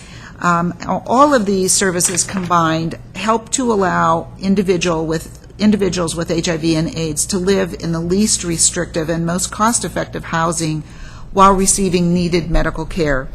There are no county general funds included, and approximately 1/3 of this revenue has been included in the department's 2012-13 budget. All right, any questions or comments from the board? Any questions or comments from any member of the audience on this? All right, seeing none. All those in favor? Aye. Any opposed? Any abstentions? And let the record note that Supervisors Duran and Holmes were out of the room. All right, let's move to item 9B. Thank you. This item is a request for the board to approve a grant amendment with the California Department of Public Health for the Nutrition Education Obesity Prevention Project. This is a 4-year period beginning October 1st, 2012, and also to approve a budget revision. Over the past 3 decades, child obesity rates in America have tripled, and today nearly 1 in 3 children in America are overweight or obese. In Placer County, it's been estimated that nearly 1 in 5 children are overweight. And there's a number of risk factors that are associated with being overweight, and this program, I'm very happy to say that we did receive first-year funding for this project. We were one of 20 counties in California to do so, and we developed and implemented a nutrition education program. We work with a number of partners in our community that address healthy living, and that includes our low-income health clinics, CalFresh eligibility staff, Farmers Market, UC Davis Extension, Placer County Agriculture Commissioner, schools, and many others. The participants that in this program receive a number of different assistance with budgeting, meal planning, the importance of physical activity, and the like. These services are geared towards lower income working families, the newly unemployed, as well as seniors and veterans. We estimated our award and included that expenditure and revenue in our 12-13 budget, but we estimated low. We actually got an additional $75,000, and therefore we're asking for a budget amendment to allow for that appropriation. All right. Any questions or comments from any member of the board on this item? Anyone in the audience care to question or comment? All right, seeing none, I'm going to bring it back to the board. We are being asked as part of this item to do a budget revision in the amount of $75,000, so this will be a roll call vote. What's the pleasure of the board? All right, Ann? Wygant, Duran, Euler, Montgomery. Yes. And for the record, Supervisor Holmes is out of the room. Thank you. Thank you very much. All right, we'll move to item 10, Library Strategic Planning. We're receiving an update on the library's strategic planning process and discussing the proposed draft strategies. Mary George presenting. Welcome, Mary. Hi, everyone. Madam Chair, Board, it's my pleasure to be here this morning to give you an update on our strategic plan. I guess I better turn my mic on. But before I do that, I'd like to thank and acknowledge the folks in the audience who have showed up to give us support, and I'd like to invite them to take a big stretch. So if you all would stand up, please. Thank you so much for coming today. And it is also my pleasure to present world-renowned futurist and library strategist, Ms. Joan Fry-Williams, who will do the presentation today.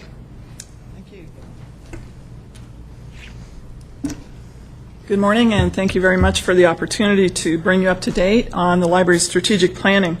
The process that we've been undertaking is funded with a federal grant.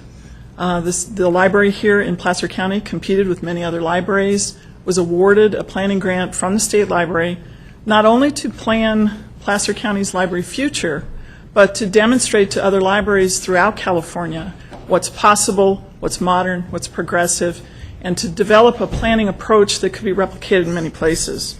So it's a twofer with the state library's administration of the federal money. We're looking at a plan for Placer County and a model for other libraries. This plan is meant to be responsive to the needs of the communities. It's meant to be very forward-looking, sustainable in a time of fiscal limitations, and highly accountable in terms of report back on what's being achieved. Like any planning process, this work has included assessment of the current state of the library and work with the library staff, but the true centerpiece has been the community engagement part. We've had a number of open community forums. There have been structured design workshops with leaders of community groups. We've had print and online surveys. There's been a long process of engagement with your constituents to talk about the future of the library. So in those conversations, some themes have come up over and over in large and small settings, in rural and more developed areas. There have been some common threads that I think are fair to characterize as the needs of the Placer County. Many people now envision the library as a hub of the community. We're not just talking about a book warehouse anymore. Back in the day, when the library was initiated here in Placer County, information and reading material were scarce, and community connections were easy and plentiful. We're looking now at a view of the library as a center of the community, as a focal point, in an era when information and reading material are quite abundant and community connections are extremely precious. So we're looking at what used to be the grocery store with a lot of stuff on the shelves that you took away, used in private, to what's now more like the kitchen, where people come together, they get together, they share, and they do stuff. So library's place is increasingly important to the people who live in Placer County. The people we talk to also say that reading may be changing, but it's not going out of fashion. And all of the data we have from the library's use, which is up, and the library's demand, which is increasing, tell us that that's true here as elsewhere. They want the library to continue buying new materials. They expect to continue reading and learning, but they realize that reading and learning have diversified into new formats. So they're looking hard at ebooks and electronic access. They also talk to us a great deal about matching the library's services to specifically in the area of hours and services, to the needs of working families. A lot of commuters, a lot of workers, people who need hours that match their lifestyle. So we're looking at hours as an issue and right-sizing and matching those to the new schedule of usage. Now that people need to apply online for just about everything from jobs to college, government forms, permits, the community is telling us that they think it's more important than ever that there be a place in their community with free public access computing and someone to coach them if the last time they applied for a job they didn't use a mouse. At the same time, they recognize that funding is tight. They expect the library to be very creative about developing new sources of revenue.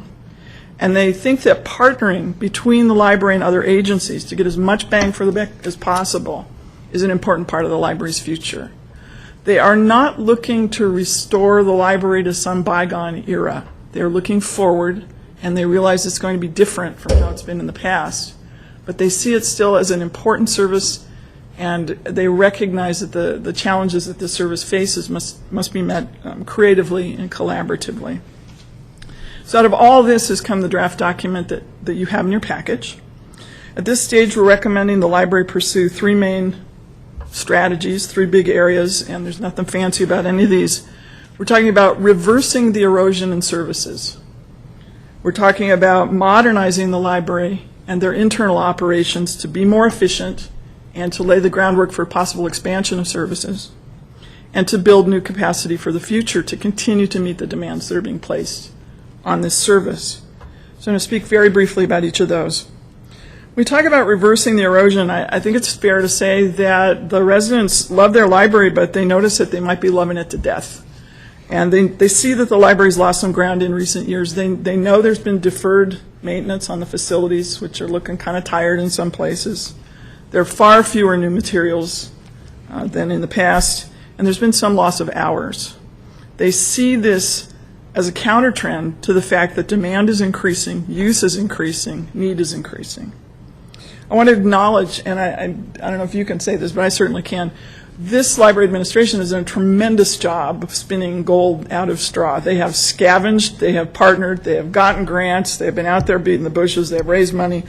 They are scavenging as much as managing, I think, these days to keep the service as high as they can, given the hand they're dealt. But I have to tell you, they've made some very difficult cuts. And I'd say they haven't just cut down to the bone, they've cut into the bone at this point. And the first strategy, therefore, really is to stop the bleeding, to start to reverse that trend. I think this tracks with the economic picture, and I'm hoping that we've hit bottom on that and are starting to rebuild. But there are high priorities that I mentioned. Your residents are looking for building maintenance, for hours, for things like e-books, and for computers. And that's what's on the list to stop the erosion. We're also talking about modernizing and looking hard at every internal process to find the efficiencies. And that work falls in two main areas. One is to do as good a job as we can of anticipating. For routine work, to set it up so that it's handled routinely.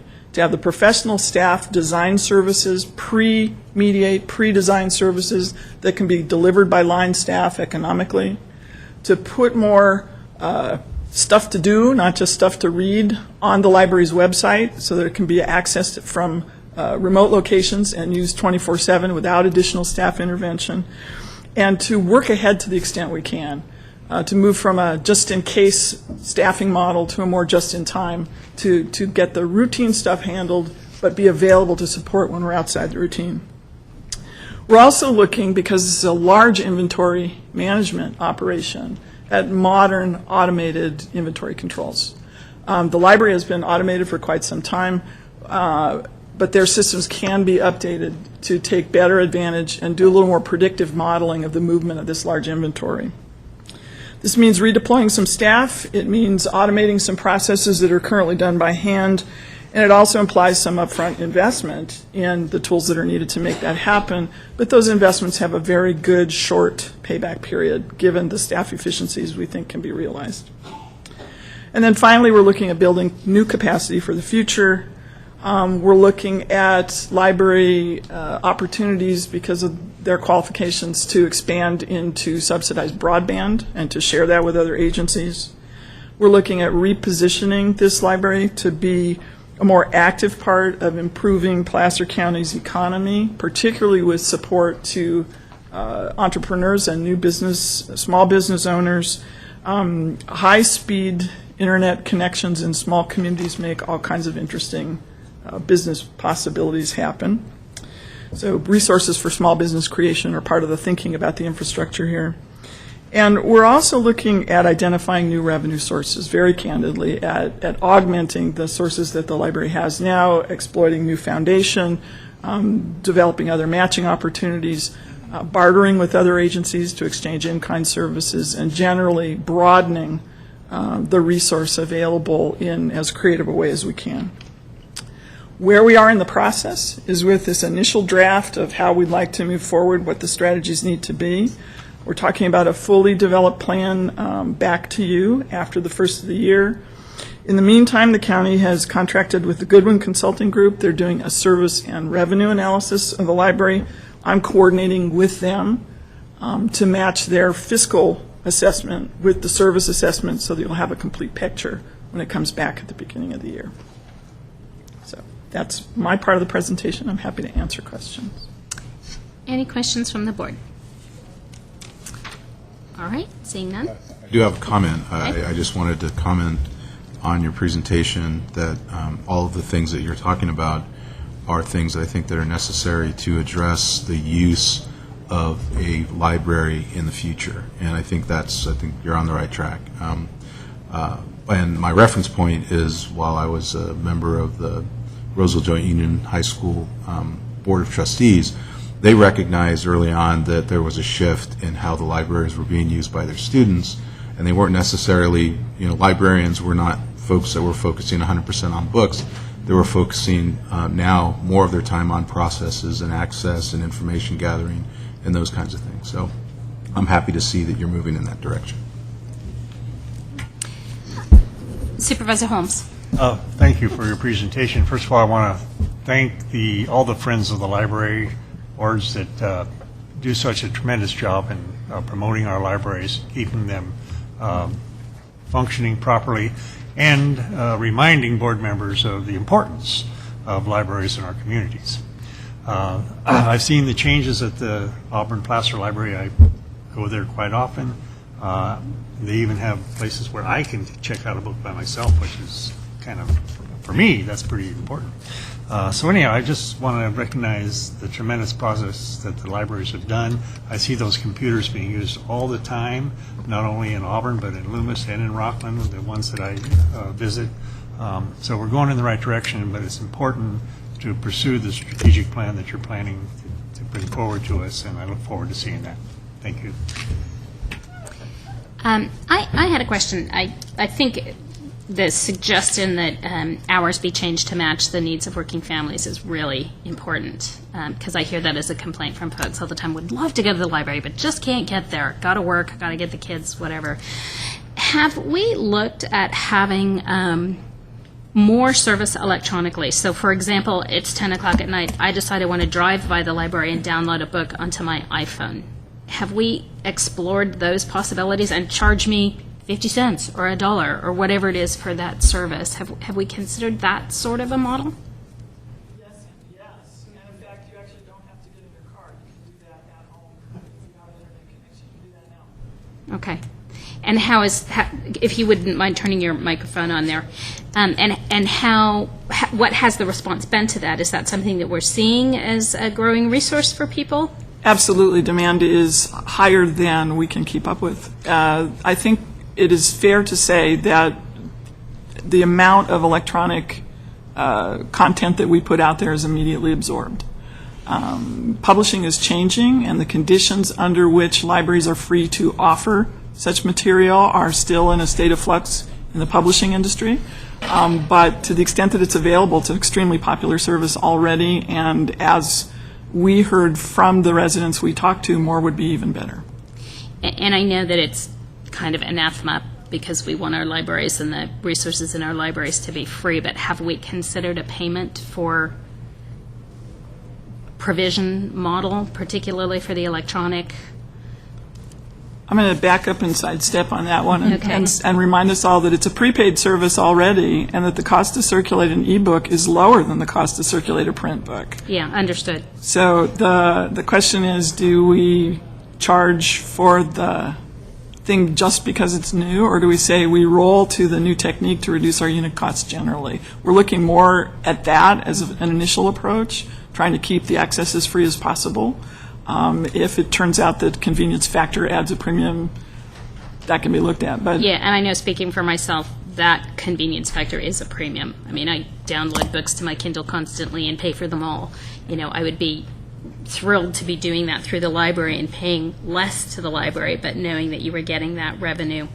And some of this has to do with the terms under which the publishers allow us to offer that, and Of whether we course. could undercut their pricing. Of course.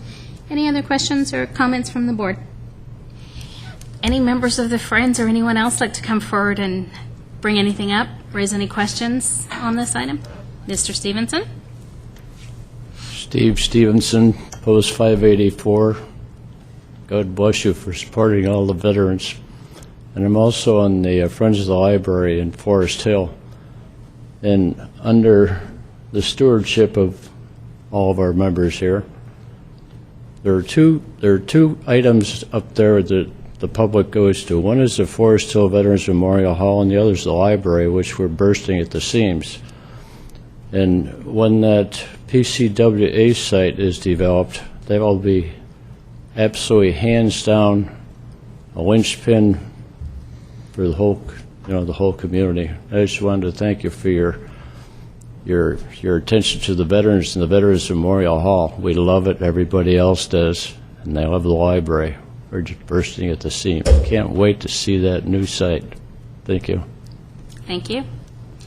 Would anyone else like to come forward at this time?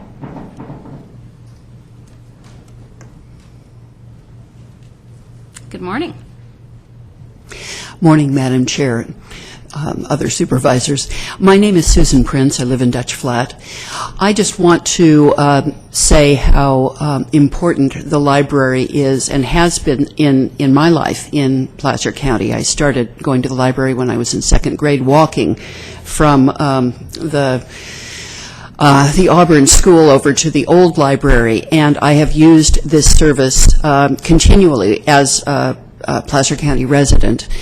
And I also recall before the bookmobile, which is a wonderful asset to small communities like Dutch Flat, there was a little library annex and down in Dutch Flat, and that was about 2 miles from where I lived. And it was always a big event to go down there and see which of the 40 books I hadn't read.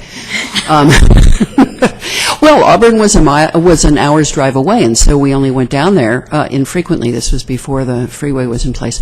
Okay, so present day, I have to say the value of the library to those of us who live in the boonies has only been enhanced by the electronic services that were just described. I've been using those services now for at least 2 years, I think, as long as they've been in place. As soon as they were available, I started using them. The download process is easy and convenient and free. And like you, Madam Chair, I use a lot of books. I download a lot of them. And for those of us on budgets, it's extremely valuable to be able to download library copies and also electronic books. For those of us who commute, that has literally saved me for many, many hours, and also just the convenience and the life enhancement in general of being able to have access to electronic materials and audiobooks. The other thing I do want to mention about the libraries is that they are gathering places for the communities. Frequently, the community rooms are booked months and months in advance because they are such valuable resources in small communities where there are often few places to gather for large groups of people. So that's a real resource. The other thing I know about the library is that they provide a venue for programs like PALS, which is the adult learning service, helping people to read, and I believe the figure is 1 person out of 5 nationwide is illiterate.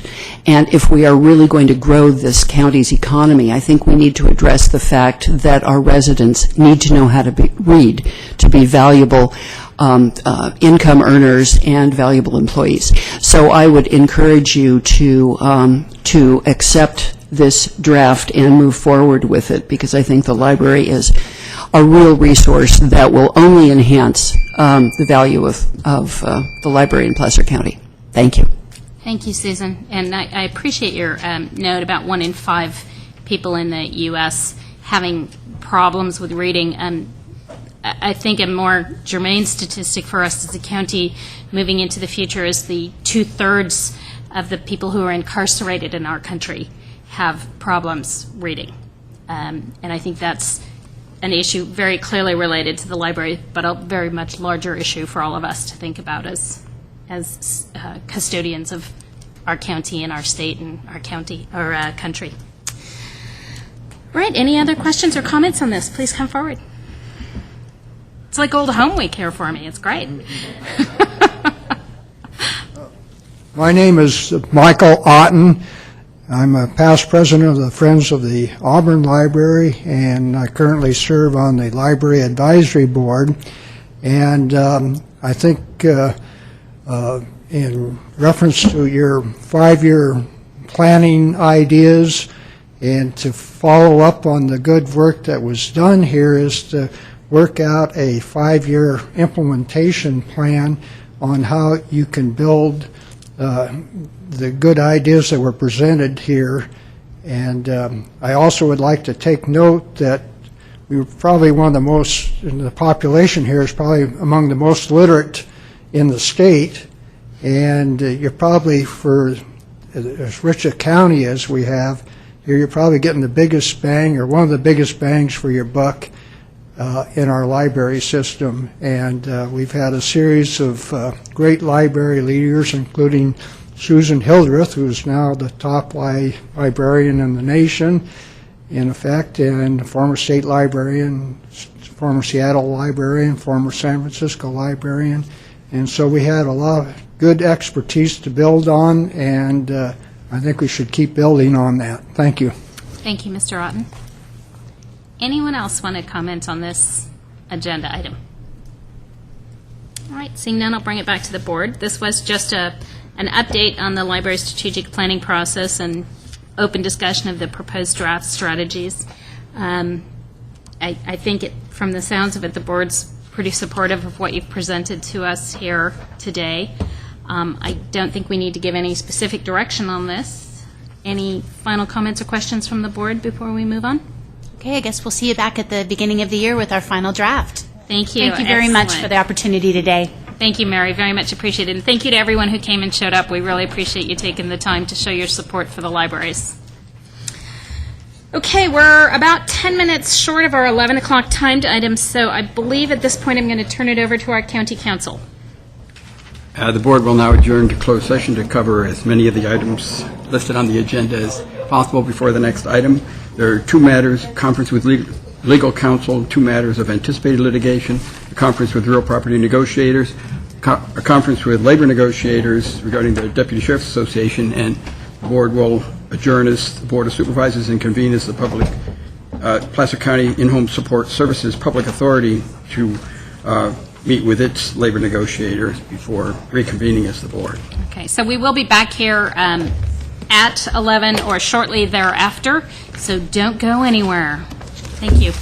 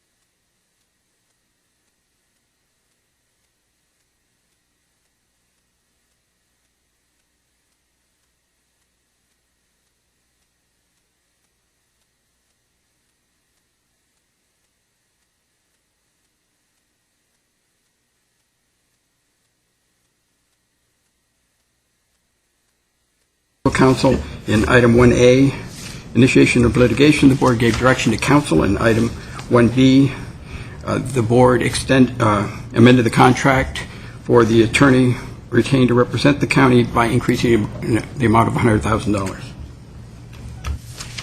Thank you, Jerry.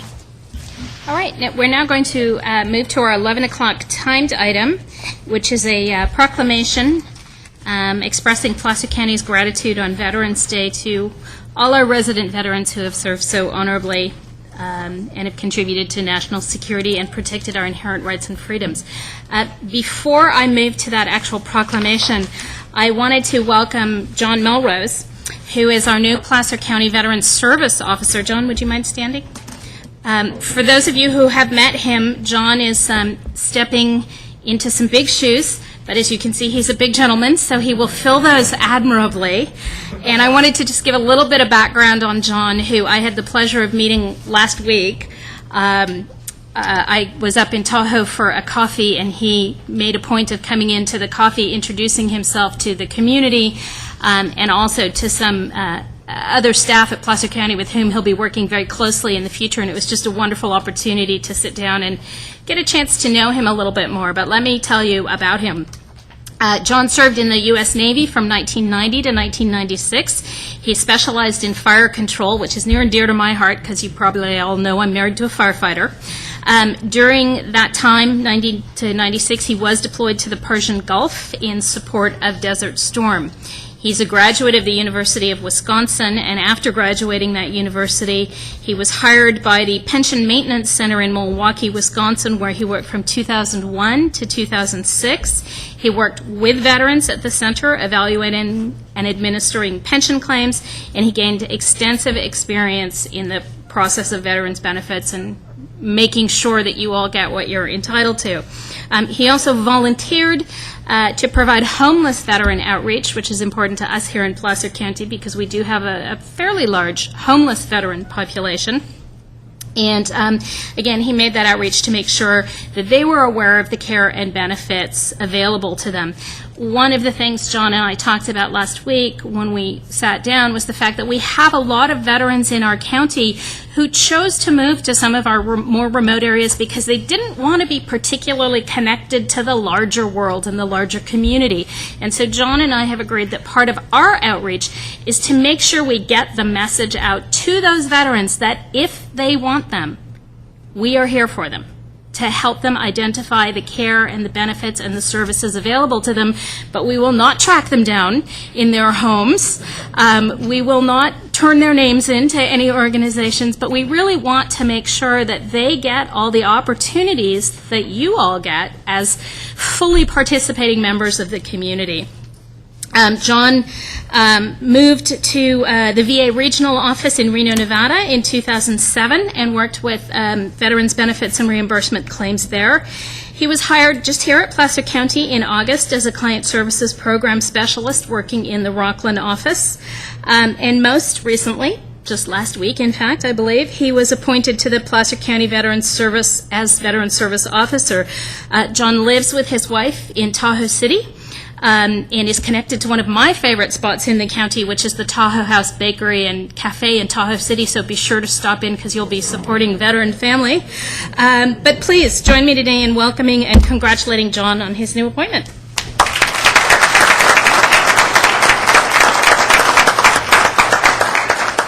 So really, if you haven't had an opportunity, when we mix and mingle after this, please introduce yourself to John. I believe he has cards by now. I hope so. Nope, still not yet. Okay, well, we'll be able to track him down, but let me move to this proclamation, if I may. So here we have a proclamation which says, November 6, 2012, in the matter of a proclamation expressing the Board of Supervisors' gratitude to all veterans who have honorably served in the armed forces of the United States. Whereas many men and women who have served in the armed forces of the United States are residents of the county of Placer, and whereas their service has helped protect the vital interests and preserve the basic freedoms that all citizens of our nation enjoy, and whereas in recent decades our nation's 350 million citizens have relied on 1 million servicemen and women, which represents less than 1/2 of 1% of our population to protect those interests and freedoms. And whereas there are no veterans of World War I still alive, and there are only 1.6 million living veterans of World War II, and that number is predicted to drop below $500,000, excuse me, too focused on the fiscal, in less than 5 years. And whereas in 1954, the United States government declared the 11th of November to be a day dedicated to the recognition and honoring of all veterans of the United States, now therefore let it be proclaimed that the County of Placer expresses its gratitude on Veterans Day, November 11, 2012, to all resident veterans who have honorably served in the armed forces of the United States and contributed to our national security and protected our inherent rights and freedoms. It's signed by me on behalf of the board and on behalf of the entire County of Placer.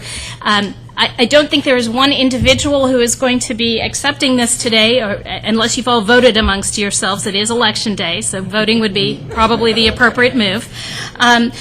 But I really just want to thank you all for this, and what I'd like to do is open it up to my board for anything that they might like to say, then open it up to any of you for anything you might like to say.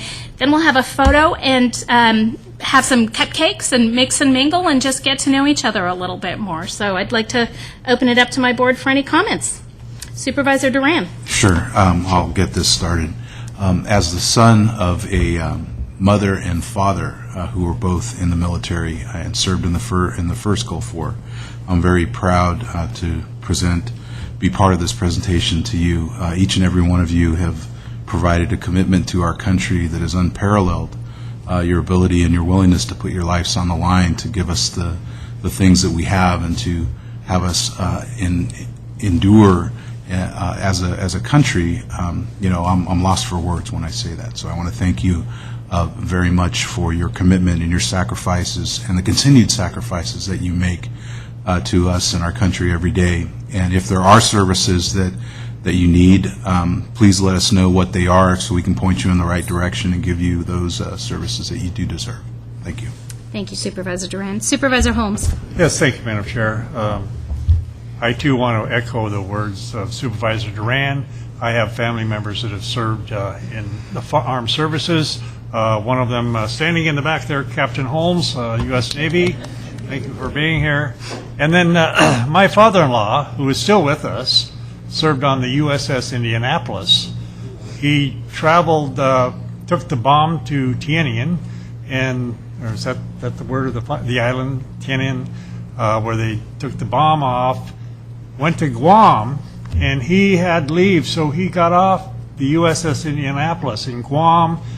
The ship sailed, and many of you know the result of that, torpedoed by Japanese submarine, very tragic affair. My father-in-law doesn't talk about it. He has shared with me, but he is, to me, a true American hero, and I honor you as well for your service to our country. Thank you. Supervisor Wygant. Just echo all of that and my heartfelt thanks to all of you and all of our veterans, Placer County and across the country. Thank you. Supervisor Euler. Thank you. A man of few words, our Supervisor Euler, but heartfelt, I'm sure. I also want to express my personal thanks. Many of you know that my family did serve.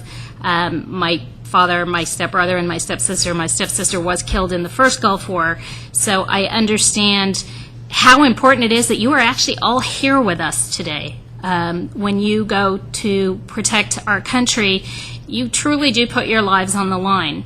And I'm not sure people really understand that. And it's just my absolute pleasure today to be able to recognize you all and the folks who aren't here today, who we invited but weren't able to make it for a number of reasons. Thank you from the bottom of my heart. My absolute deepest thanks to you all.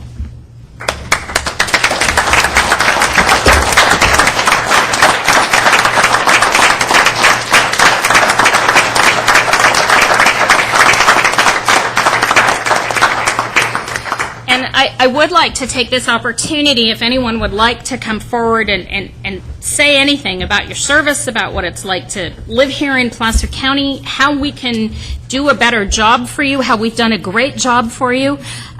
This is really, truly your opportunity. I see Bobby Park in the back there. I didn't know if she wanted to say anything, but just put her on the spot. Sorry. John, did you want to come forward? Just real brief. Thank you very much for the opportunity. Use the mic, John. Thank you for the opportunity. For the gentlemen and ladies sitting behind me who served in the military, I'm your conduit. You come to me, I will do everything I possibly can to ensure any benefits that you have deserved, you get. Placer County, I thank you as well because you've given me the opportunity to do something I absolutely have an incredible passion for. I would do this for free. No, don't. Probably shouldn't have said that. It's a simple fact. And the other most important thing I want to say is that without the link coordinator in our office, we would be about 45% less efficient than we are right now. She is an incredible asset to this county. And she's not there enough, but I'm trying to convince her to be there more often, but we'll work on that. And as for the veterans, if you need me, I'm here. It's kind of hard to talk to you guys while they're behind me. I'm here for you guys. And you ladies, you come talk to me, talk to my staff. If you have any problems, we'll take care of it. It's not, I can't fill Rick Buckman's shoes. It's just impossible. He did show me some very important things and how I'm going to go about running the County Veterans Service Office. But I'm totally adaptable. Tell me what you need, I'll find out a way to get it there. And we'll just keep on moving on, because these folks deserve absolutely no less. Thank you very much. Thank you, John. And John, I do want to thank you very much. And this will kind of give you a little example of how efficient and effective he is. I own a law office during the day, and I operate a law office, and I do a considerable amount of pro bono. And every once in a while, I do represent a veteran in a matter.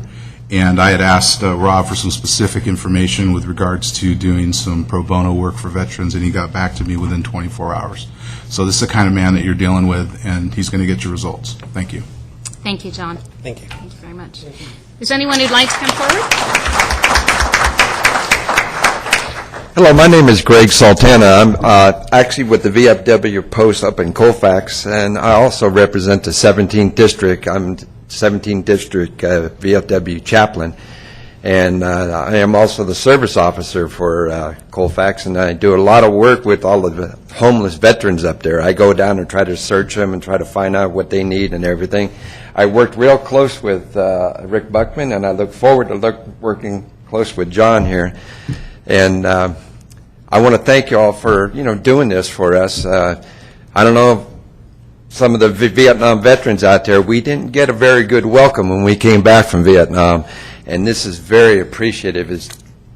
It touches my heart when people come up to me now and say thank you for your service and everything. And I would like to thank all of you for honoring us on Veterans Day. Thank you. Thank you, Greg. Good morning. Good morning. Again, I'm Bobby Park, and I'm with CalVet, and I want to thank first and foremost every veteran here, their families. You're important. Welcome, John. We're glad to have you aboard. He's going to be wonderful. It's an honor and a privilege to be able to work with our veterans, and covering 8 counties with 183,000 veterans, 2.1 veterans statewide. We have 9 regions across the state of California. We found out that 2 regions have just been filled, and that's the North State region and the Central California region. And thank you all. Appreciate your help. Thank you, Bobby.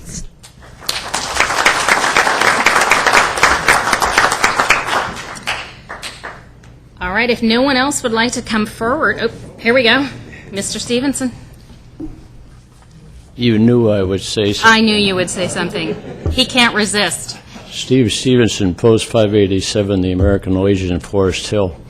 I mentioned earlier about the library and also the veterans. Of all the counties around that support veterans things, unfailing support of all of you, and personally wanted to thank you, and also you, Jennifer, for the Veterans Memorial Hall in Forest Hill, one of 2 icons, the courthouse and that, which is through your efforts and all of you supporting that, is remaining a viable place for the community. And heartfelt bless you. Thank you. Thank you, Steve.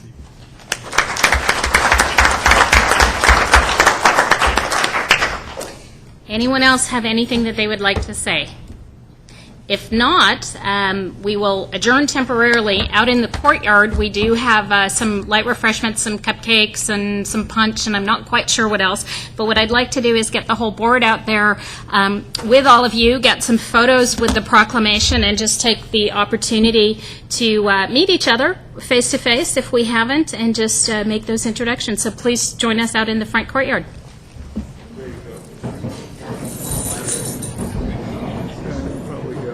Closed session Okay. over lunch and then. Okay. I can make the closed session. Yeah, Okay. that'd be good. Okay.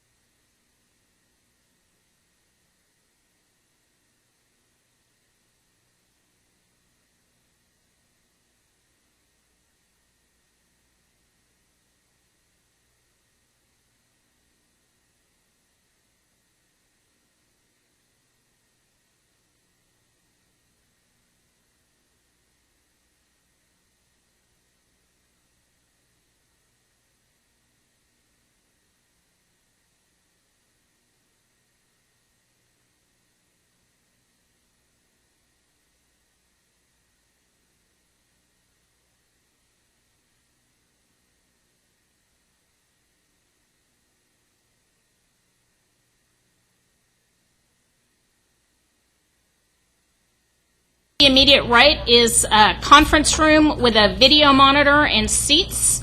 Again, as I mentioned last time, Fire Marshal does not allow standing around the walls. So if you can either find a seat that's not reserved in this room or go to the other room where there is a video monitor and comfy seats, that would be great. We're going to start with our County Council reporting out from closed session. The board has returned from closed session where they discussed the remaining items on their closed session agenda. Under conference with real property negotiators, they heard a report from their negotiators and gave direction. On the conference with labor negotiations regarding the Deputy Sheriff's Association, they heard a report from their negotiators and gave direction to their negotiating team. And sitting as the Placer County In-Home Supportive Services Authority, they received a status report on the negotiations. That concludes closed session report. Great. Okay, so at this time we will move to our 1 o'clock timed item. Let me get to that. This is a Community Development Resource Agency and Planning item regarding the orchards at Penron. I'm going to very, very briefly recap what happened at our last meeting. We had a staff report, then each of the appellants spoke, then the applicant spoke. The board asked some clarifying questions. We did open the public hearing and we began to take public testimony. We heard from about 20 people. And then we will be continuing that public testimony today. But I wanted to first just very briefly turn it over to CDRA, see if there was anything that needed to be updated from your perspective for the board or the public present today. Thank you, Chairwoman. I'm E.J. Valdi with the Planning Services Division. I'm here with Michael Johnson, Agency Director, and you said exactly what I was going to present to you today. This is a continuance of the hearing. At the last meeting we had another 50 or so people that wanted to speak, so we're going to continue that hearing today. At the end of that, we're going to be asking the board to take action on the appeals, the EIR, and the project itself. So.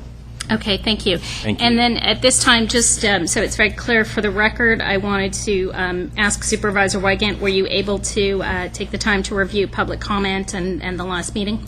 I watched it all, and I have to say that my colleagues and EJ were spellbinding. Oh, dear.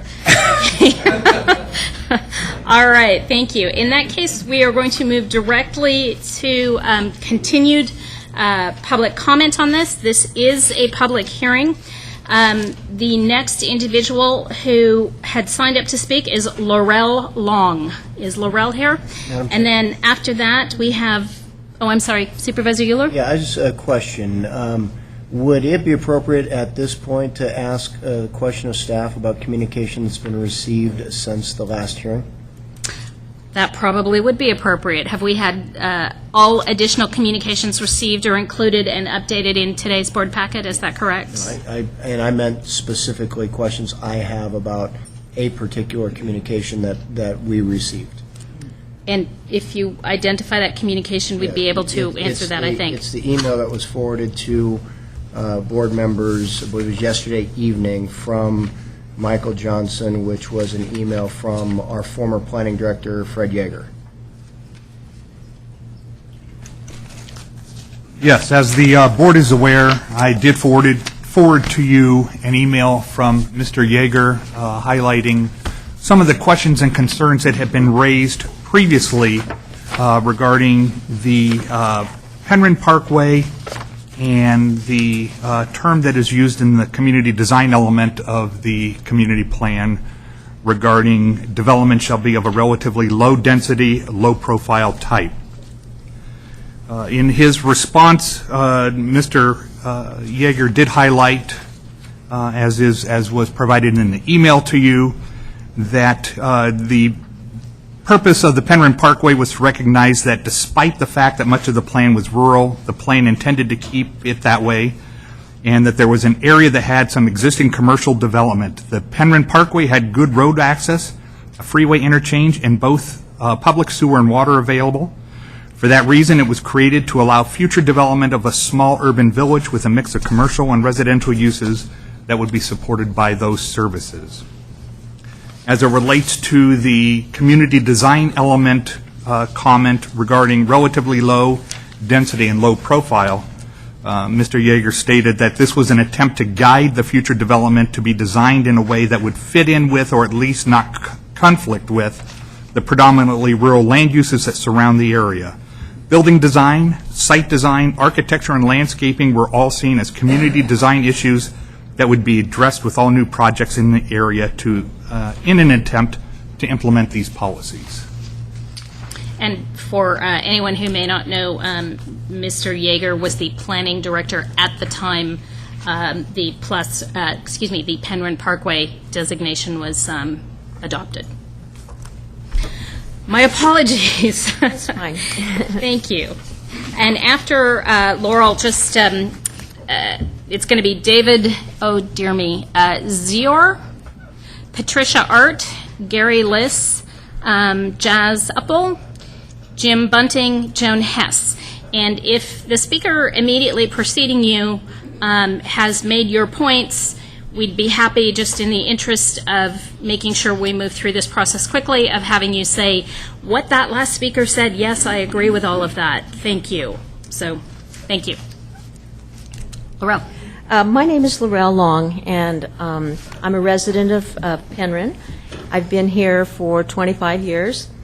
I was a participant in the update of the general plan some years ago, and I wanted to kind of give a perspective for those of you who weren't part of that process, and people in the audience who may not have been in that process, that Placer citizens were asked to accept a tremendous increase in density in western Placer as a way of clustering high density so that rural Placer could stay rural. So I think we're not just talking about Penron here. We're talking about Placer County and which parts are going to remain rural and which parts are going to be looked at as suitable for development. I think since then what we've seen is that every new development proposal becomes a revisitation of that general plan update. And the concept of low density becomes a semantic issue here. I think if we're going to look at what low density means, and especially in terms of all of Placer County, and that with the goal of looking at West Placer as the area that should be the area for development, and Penron and other parts of Placer County which are only suitable for low density, we're going to have to revisit what low density really means. And I was particularly interested in the conversation that one of the attorneys had on just what low density means. I think we really have to look at that. And I'm hoping that we will continue to keep that goal in mind. West Placer is where our development should go. Penron should remain as low density as possible, and other areas that are only suitable for low density should remain low density. Thank you. Thank you very much. David Zior, followed by Patricia Art, and then Gary Liss. And if you wouldn't mind sort of lining up, that would just make the process a little bit more efficient. So behind David would be Patricia Art, and then Gary Liss. Welcome. Good afternoon. Thank you. I'm here to, in essence of time, just state my opposition to this project. I concur with Jackie Marie Howard's letter on October 23rd that this project violates the Horseshoe Penron Community Plan and the Penron Parkway. I think that the EIR report has significant issues that have not been addressed, and that this will put a future burden on the people of this community. So that as our Board of Supervisors, we rely on your judgment to serve the best interests of the people in the community. And I urge the board to reverse the Planning Commission's decision and look for alternative proposals that would be in the best interest of this community, in keeping with the rural lifestyle of this community. Many of these people are here because they want to live in a rural community, and they do not want to have this type of a project put right in the middle of where they live. I live right on Penron Road, and it is very close, and in my younger days could probably throw a baseball and hit it. But I urge the board to consider denying the approval of this project. Thank you. Thank you. Patricia Art, and then Gary Liss. Gary, I don't see Patricia coming forward, so I think you're up. Good afternoon, Madam Chair. If I could pass out this handout to the board, I'd appreciate it. Actually, if we could give it to the clerk of the board. That'd be great. Thank you. I'm here today to highlight this. This is a defining moment for each board member and the board as a whole. People clearly want to preserve this area. Loomis was incorporated 27 years ago to preserve the area. We will be severely impacted by this and the precedent it sets for other projects. All the Loomis Council have signed on to the appeal that we made here, and all the council candidates this election oppose this project. I've canvassed all over Loomis. 95% of the residents all oppose this project as it's configured. This will be a precedent and undercut the potential for the combination of commercial uses and the commercial core that you just heard was the envision of Mr. Yeager in the development of the plan. This project will move forward with multiple other apartment projects if the past precedent is any indication, and will lose the one opportunity to have the commercial downtown that the Horseshoe Bar Penron plan envisioned. It will reduce property values and reduce the county's property taxes for all the Penron residents, and that was not considered in the economic analysis. It's not consistent with the SACOG blueprint, which says, contrary to what you were told at the last meeting, the blueprint says put this type of intensive development where services are available. You heard at the last meeting there are no services available in terms of mass transit. There are no jobs for the residents. This is going to be, it is not an infill project as envisioned in the blueprint. It is the exact opposite. In the cumulative impacts analysis, staff said it's a judgment call. What should be considered as the cumulative impacts? And what I just passed around to you is a map just completed this morning where I personally tried to review all the different projects that are not included in the EIR. And on the back of the page, you'll see with the full squares, Rockland Lowe's, Rockland Commons, Rockland Pavilions, Rockland Crossings, Rockland 60, Croftwood, Clover Valley, particularly the linkage with the Clover Valley Parkway, Whitney Oaks, the Priory and Loomis, Montserrat, Turkey Creek Estates, Lifehouse Church, Amazing Facts Church, Sierra College Conservation Lands, which have just been implemented in Rockland's general plan. I urge you to reconsider, send this back to the drawing board to really consider the cumulative impacts. That's why we're concerned about this project. Thank you. Thank you, Gary. Yes, Supervisor Elam? Yeah, a couple questions. First, for staff, do you have, Michael, do we have the slide from, can we put it up there, please, the slide from Mr. Yeager's? Huh? The clicker's on the other desk here. I don't know how far into your presentation that would be.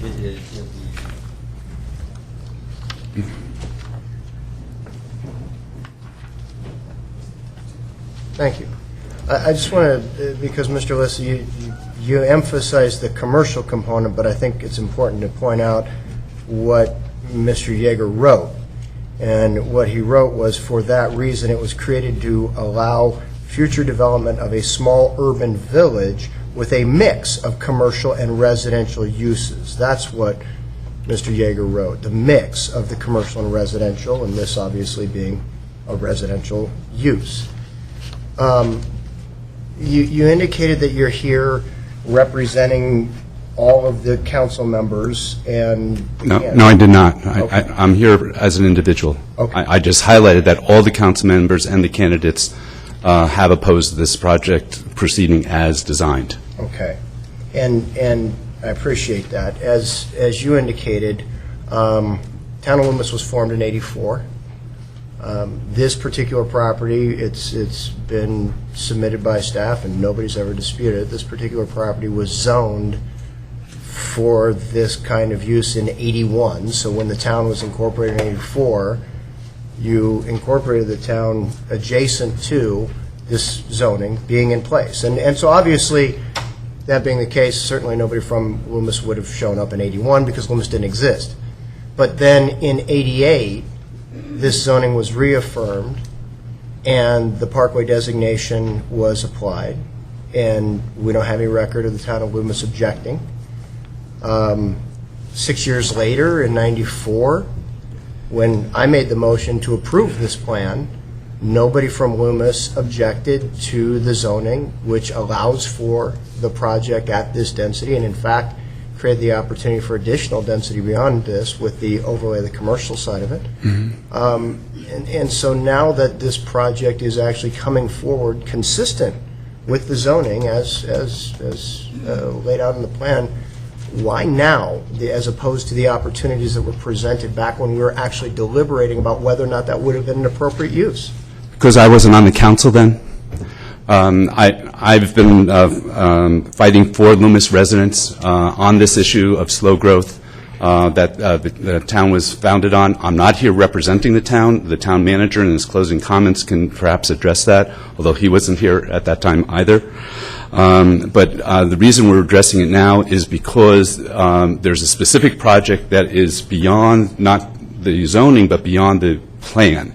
It's the concern that the plan had a great vision, so there was no reason probably to have the town comment, because the vision of a downtown commercial core and a small urban village is consistent with what Loomis wants and what the Horseshoe Bar plan calls for.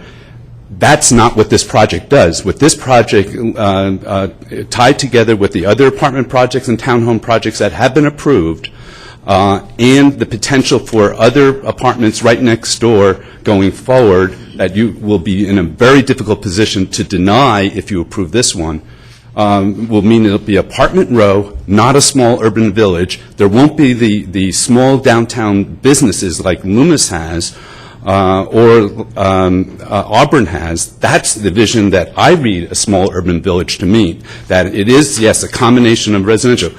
I and the town of Loomis have not been opposed to the full project. We've been very clear. It's stop 150 apartments. It's 60 apartments is what the Horseshoe Bar plan provides for, no more than 4 dwelling units per acre for the 15 acres. That's what I believe is appropriate. That's what the plan provides for, and that is a policy guidance from the plan that I'd like to hear the county council say whether the county Horseshoe Bar Penron plan trumps zoning or not. That seems to be a fundamental issue here that needs to be resolved, and I'd like to hear the county council respond to that at the appropriate time. Okay, thank you for that. But just, I want to be sure that what I heard, because on the one hand, I heard you say that you don't disagree that this project is consistent with the zoning, and then I heard you say that you think it should be 4 units the acre, not the 10 units the acre as it is zoned. It's consistent with the zoning, not the Horseshoe Bar plan. It all hinges on whether the Horseshoe Bar Penron plan trumps the zoning. The Horseshoe Bar plan, relative low density, which means no more than 4 dwelling units per acre, is the message that I'm saying. I have no more questions for Mr. List, but when he's done, I do have a question of staff, but I believe somebody else. Supervisor Duran? Yeah, I just wanted to say I'm glad that Kirk asked you a question, because I don't know who you are. and I've been sitting here for 2 years, and I haven't heard word one from you or the town of Loomis with regards to this particular project. So have you contacted any of the Board of Supervisors? Yes, my name is Gary Liss. I'm a councilman member for the town of Loomis. I'm on the Borders Committee for the town of Loomis. We have met with Mr. Holmes, the former chief executive officer of this county, to discuss this through appropriate processes as our representative on this board for this district. We thought he would be the appropriate person. Someone else from the county wanted to be involved. I'm sure Mr. Holmes would have been happy to have that present. That was a year ago.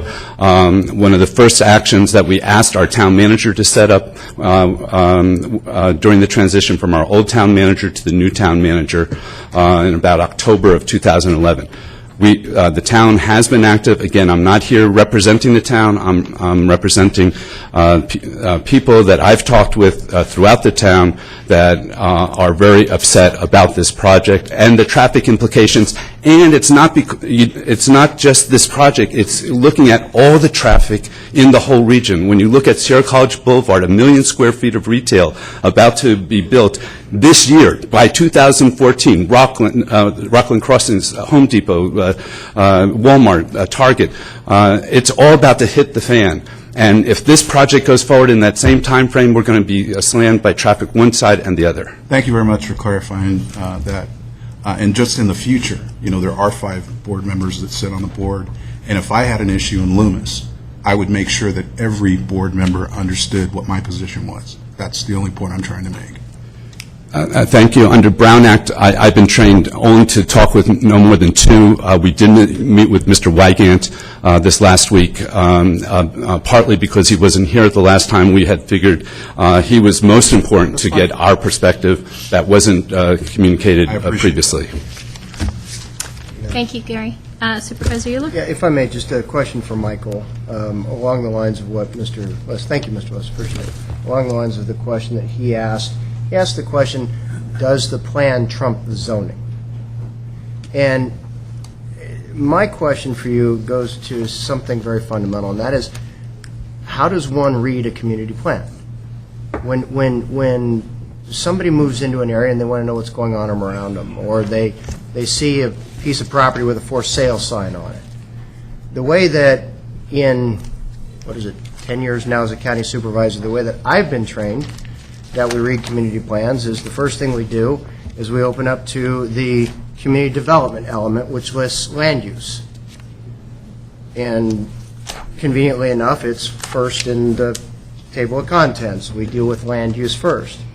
And when we look at the land use section of this particular plan, and it speaks to the issue of the Penron Parkway, it specifically says that the implementing zoning will provide the mechanism the parkway will need to reach its development potential for the benefit of the community as well as the visitors. The zoning, it's specifically in this Penron Parkway designation. So it's not exclusive of, it's not at the expense of, it's incorporating the zoning. Specifically right here, the way that you interpret the Penron Parkway is the zoning. So then I flip to my zoning map, and I fold out my zoning map. And my zoning map shows this piece with the designation of the 10 units per acre on part of it and the commercial on part of it. Am I right so far in terms of just sequentially how you go through these things? You are correct. And this community plan not only addresses land uses from a general plan, community plan perspective, but it also has zoning standards set forth in this document. So in the general plan use designation of the Penron Parkway, it specifically refers me to the zoning, not at the expense of not trumping it, but incorporating the zoning. Then, once I know what my land use designation is, and I know what my zoning designation is, I go back to my table of contents and read through, and I go past the recreation element and past several other things, including vector control and all the way down to the community design element. And the community design element is intended to tell me, once you know what your land use designation is and your zoning is, here's how you can build consistent with that land use and that zoning. Here's what we want to see in terms of design elements getting constructed. Is that the way that we're supposed to read these plans? It is. And as set forth on page 20, on Table 6 of the community plan, it identifies the community plan land use designations and the zoning districts that are permitted within those designations. For Penron Parkway, the community plan states all zoning districts are permitted, subject to Penron Parkway development policies that are cited later in the document. Therefore, within the Penron Parkway land use designation, high-density residential is permitted, medium-density residential is permitted, low-density residential is permitted, and commercial land uses are permitted. And in fact, it instructs us to default to the zoning which was adopted consistent with this plan, which shows the zoning designation of 10 units to the acre. So now that we've established what the land use is and what the zoning is, as we read through the book, we get to the part where it tells us how we go about constructing consistent with those. We get to the design element. And at this point, I refer you to Mr. Yeager's next slide, which is what the intent of the design element, and specifically that the community design element discussion of relatively low density and low profile uses was an attempt to guide future development to be designed in a way that would fit in with, or at least not conflict with, the predominant rural landscape. Building design, site design, architecture, and landscaping were all seen as community design issues that would be addressed. The fact of the matter is that even though we have similar terminology in the community design element to terminology used in the land use element, they reference two entirely different things. And sequentially, you've already gone through the process of determining how many units can be built. Now it's a function of how do you design those units best to fit in with the vision that was adopted with this plan with those design standards. Is that sequentially how we read these books? That is correct. This policy has been cited numerous times during these deliberations, and it's important to note that the policy is within the community design section, not the land use section. So to ask the question, does the plan trump the zoning, is completely the wrong question to ask, because one is not in conflict with the other. One helps to explain the other, and sequentially you arrive at the decision having gone through a process. So they're not inherently in conflict. They're simply explaining other parts of the plan. That is correct. Thank you. Any other questions before we move on to Jess? Okay, Jess, you are up. I saw you here somewhere. There you are. You were hiding. And after Jess, we have Jim Bunting, Joan Hess, Priscilla Bravo, and Kathy Fisher. Welcome. Hi, I'm actually talking on behalf of Cara Van Ness, who cannot be here. She's on a family emergency on the East Coast. Yes, thank you. Okay, right. So the orchards at Penron is going to cost the county $203,000 to $240,000 taxpayer dollars annually. On October the 11th, we were told by the planning department that it's okay because residential is always expected to be costly while commercial is a source of revenue. And the development in Placer County is reviewed from a whole county standpoint. Well, this is not okay. Apartments are commercial. They are classified that way by insurance companies because they are for a profit venture. It is not right that other businesses in the county have to subsidize the cost generated by apartments. Apartments are businesses, not normal residential, and tenants pay rent. Therefore, apartment owners need to be taxed sufficiently for their own way, to pay their own way. Secondly, this apartment complex is completely wrong for where it is proposed. It violates the community plan, it is inconsistent with the surrounding properties, and does not fit with the intent for the Penron Parkway. Something like a mixed-use project of residential lots over commercial would make sense. That would fit the vision of the Penron Parkway, could be a real asset to both Loomis and Penron communities, and eliminate virtually all the impacts of the project like the orchard. With it set well back from the property lines with buffing trees and the buildings clustered towards the center of the property, it would be gorgeous. It would blend well with the direction Loomis is moving and would complement the big box stores at the Rockland crossings and offer more of a personal boutique atmosphere.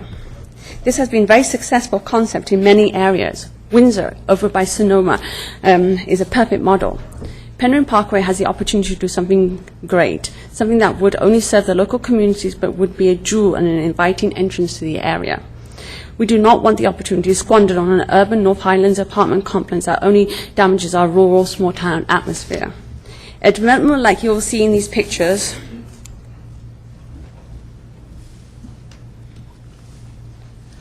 would be a great benefit to the local community, something we would support. Please deny the inappropriate Orchards at Penron apartment complex as proposed.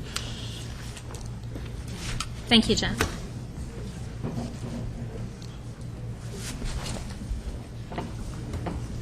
All right, Jim Bunting, then Joan Hess, then Priscilla Bravo, and Kathy Fisher. Well, Jazz took some of my thunder. Jim Bunting, I've been a resident of Penron for 33 years. I was going to address the cost, which she already addressed, that the cost for this county, for this project, is a continual thing, and in the financial the Penron financial impact analysis indicates in the next 20 years, and it has it down for 1 year, 5 years. Anyway, there's a lot of cost here, mostly coming out of the general funds. $240,000 is one of them, and it goes down from there to $203,000. But there's going to be cost continually to the county for this project. So I'm not sure where we benefit from that. And there was another issue that was talked about, and I know that on our last meeting we talked about, there was questions asked about traffic at the Penron School. And there was no answer to that, and the reason there was no answer is because I remember in the Planning Commission when they were talking about the road and the traffic analyzation, they said there was no traffic that was analyzed on English Colony. They said there was traffic analyzed on English Colony, the intersection of Taylor and English Colony, but so there's no analysis on this EDR, and so this is one reason I think that this impact report is lacking. And we talked about during the Planning Commission that there's a lot of traffic. She also says that bikes don't, well, there are a lot of bikes, and she says the bikes aren't considered traffic, so they weren't considered. But as we mentioned before, there's many bikes. We're talking about 100, 200. I see at least 200 bikes on the weekend, starting Friday, Saturday, Sunday, that go up and down there. And this extra traffic that's going to be in this area because of this Orchards at Penron, they say, well, it's not going to go that way, but it will go that way. If you want to go to Lincoln, that's the way you go to Lincoln. Another issue I want to address real fast, and that is the Taylor exit of this project, which to me is I know as I read through there, it indicated that they had figured out that it was enough site there, but I don't see how they see that there's enough site on a report, because it's on a curve and then there's a cut. It's just before a cut, so if you're going towards Loomis, you're going 50 mile an hour if you're going the speed limit, and my daughter got a speed limit for going down through there.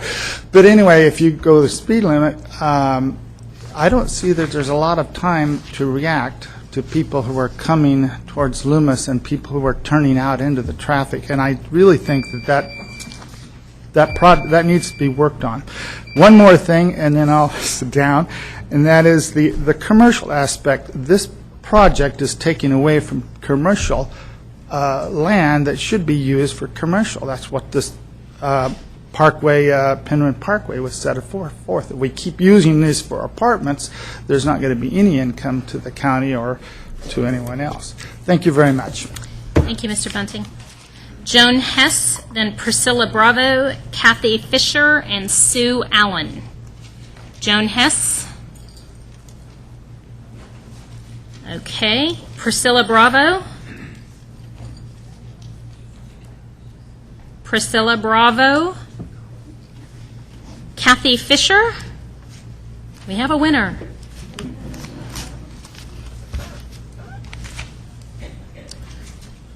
Good afternoon, Lady Chairperson, board members. I'm Kathy Fisher. I live in Newcastle. I would like to tell you that though my address is Newcastle, my district zoning is Penron School. I've been employed there almost 13 years. My children went through there from kindergarten through 8th grade. We vote for the Penron Fire Department. So when I hear people come up from Loomis and Penron and Newcastle and Ophir, it's because in the wonderful gem that we live, of these strips of towns, we are a united front. Loomis has our back, we have Penron's back, and so on. And I urge you to please not get caught up with who's speaking and from what town. We are a town, we'd like to stay that way. We don't mind driving down to Roseville for the city malls, okay? I'm going to continue to support my local feed store when the box stores go into Rockland, because that's what we do here. And, you know, I keep hearing that there is an unavoidable environmental impact by building these. There's a real clear shot on how to avoid it, and that is not to build it. My son spoke last month. He told you about the air quality in our town, and you know, this is largely due to the carbon oxides from cars. You pass this, we're going to probably have 300 to 500 more cars in our small little town, you know, creating a worse air pollution for us. Also, I wanted to note that the building of these apartments is not a community benefit to us. It is a benefit to the landowner, to the developers. It has no benefit to our community. It taxes our schools, our sheriff departments, our fire departments, okay? All of these things become less available to us because there's more people to take care of. It has a fiscal impact to us, the landowners, the taxpayers, and the only one I see making any money, aside from the big lump sum you're going to see at the beginning of the projects for permits and development fees, is the landowner and the developer. We lose. You're our voice. We elected you to be our voice. We have stood in large numbers to protest this, okay? And, you know, and we're just asking you, please, please do the job that you were elected to do and oppose this. We don't have any other option if you fail to be the voice we're asking you to be. Thank you.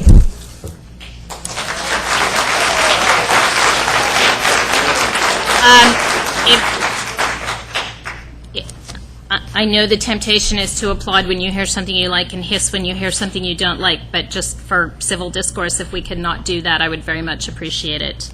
Let's move forward with Sue Allen, Muriel Davis speaking on behalf of, oh gosh, I can't read it. It looks like Arletta Balestreri, and then Janice Nelson and Michelle Rossetti. Sue Allen?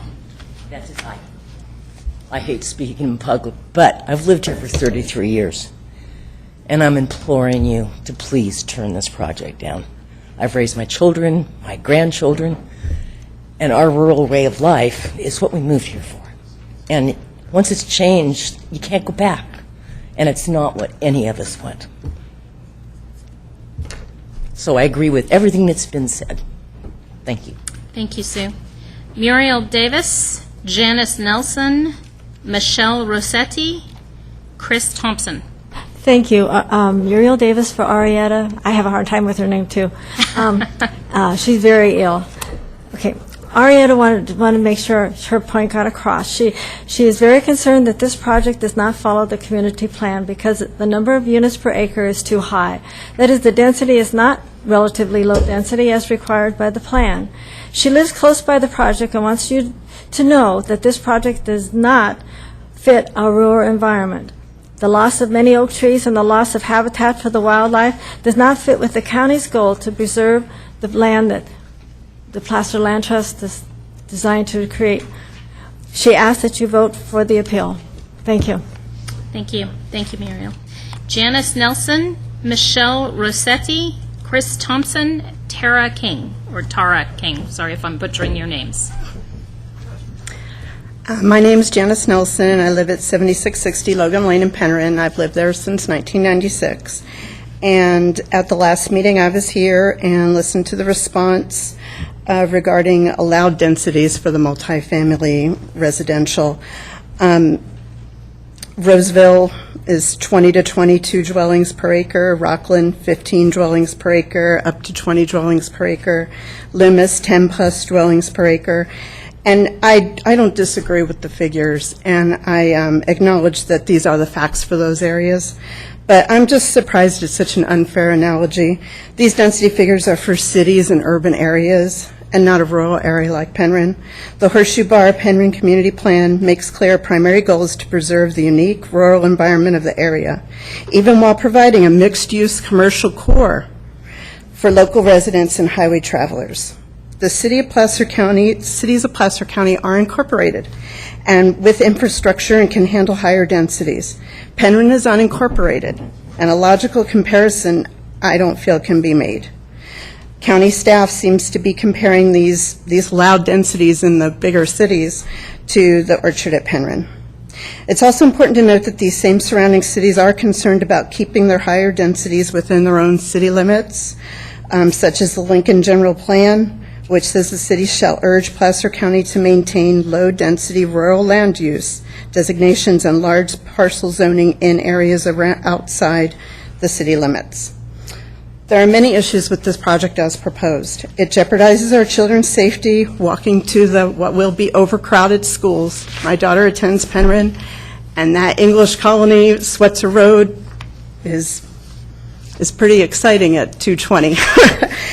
It violates our community plan, and the planning department's, I don't know if it's ignorance of the floodplains, which were brought up at the last meeting, I believe should violate something with two of them going straight through this area.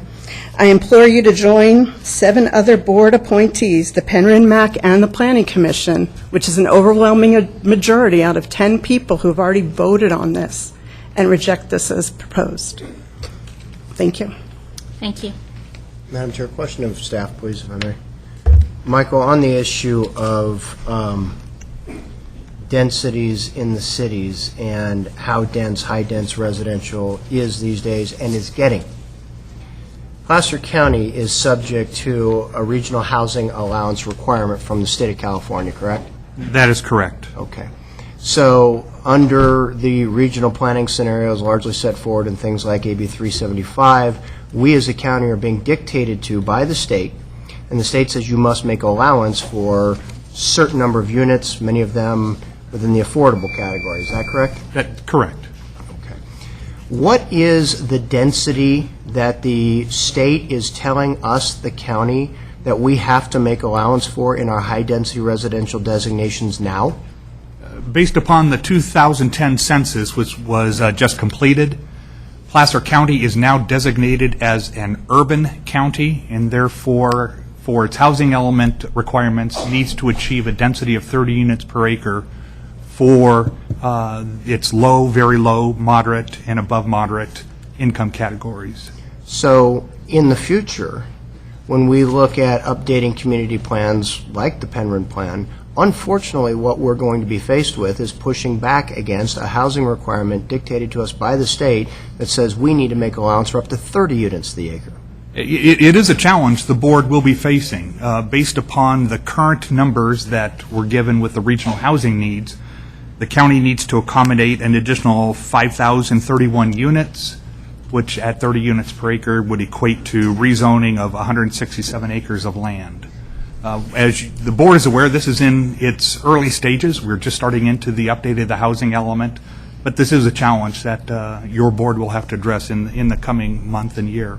I guess my point with that, Madam Chair, is while I agree with the previous speaker that those kind of densities are suited for the true urban areas, unfortunately, we're having these things forced on us by the state at this point. So, yes. Supervisor Holmes? Oh, I just want to clarify, when you say Placer County, you mean unincorporated Placer County? Yes. That's correct.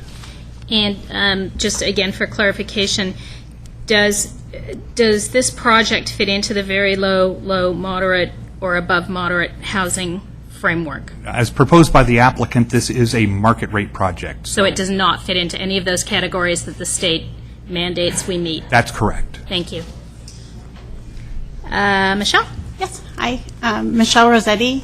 I'm a Loomis resident, Penron school parent, and I have 2 kids at the school.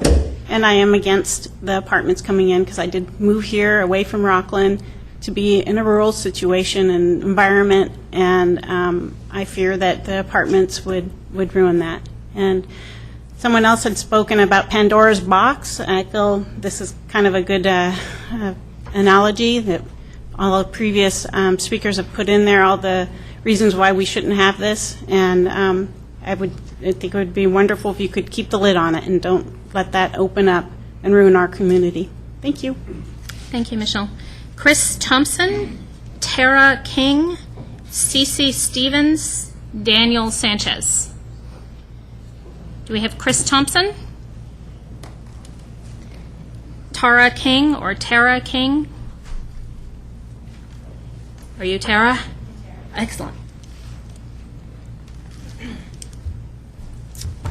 The issue is actually simple. It is your job as a supervisor to hold up the integrity of Placer County and State of California documents, the CEQA review process, and to listen to the voice of your constituents. The Orchard at Penron project proposing 150 apartments conflicts with multiple documents. The State of California Environmental Impact Report should not be certified because it does not adequately address project impacts. The Penron Community Plan and the Orchard at Penron project are not consistent, and the Placer County rural guidelines need to be upheld.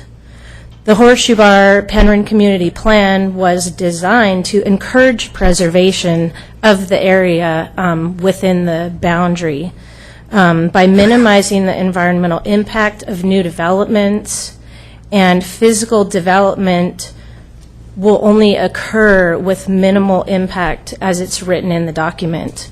Appendix C of the Horseshoe Bar Penron Community Plan states, with the rezoning in the document, the adopted plan would ensure and provide for preservation of the unique rural character of the plan area and not for economic gain. It specifically states that.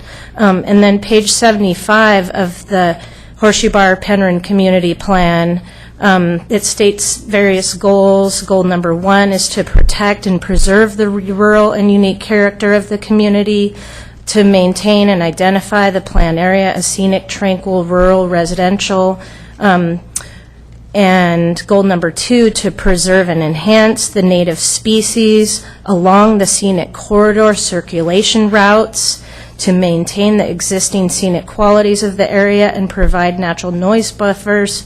Goal number 3, to preserve, enhance, and protect the scenic resources visible from these scenic routes, to maintain the wetlands and wildlife habitats, not massive removal of native wooded habitat. A total inventory, as documented in the draft environmental impact report, of 316 valley oak, interior live oak, blue oak, black and Fremont cottonwoods, black walnut, buckeye, arroyo willow.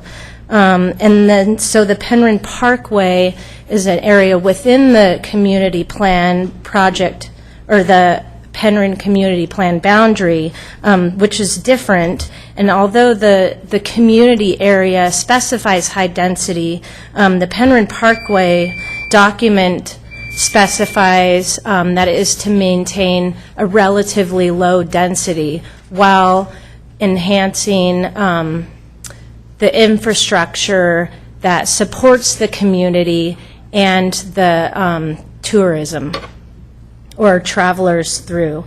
So please do not certify the ER and do not approve this project as proposed. Thank you. Thank you.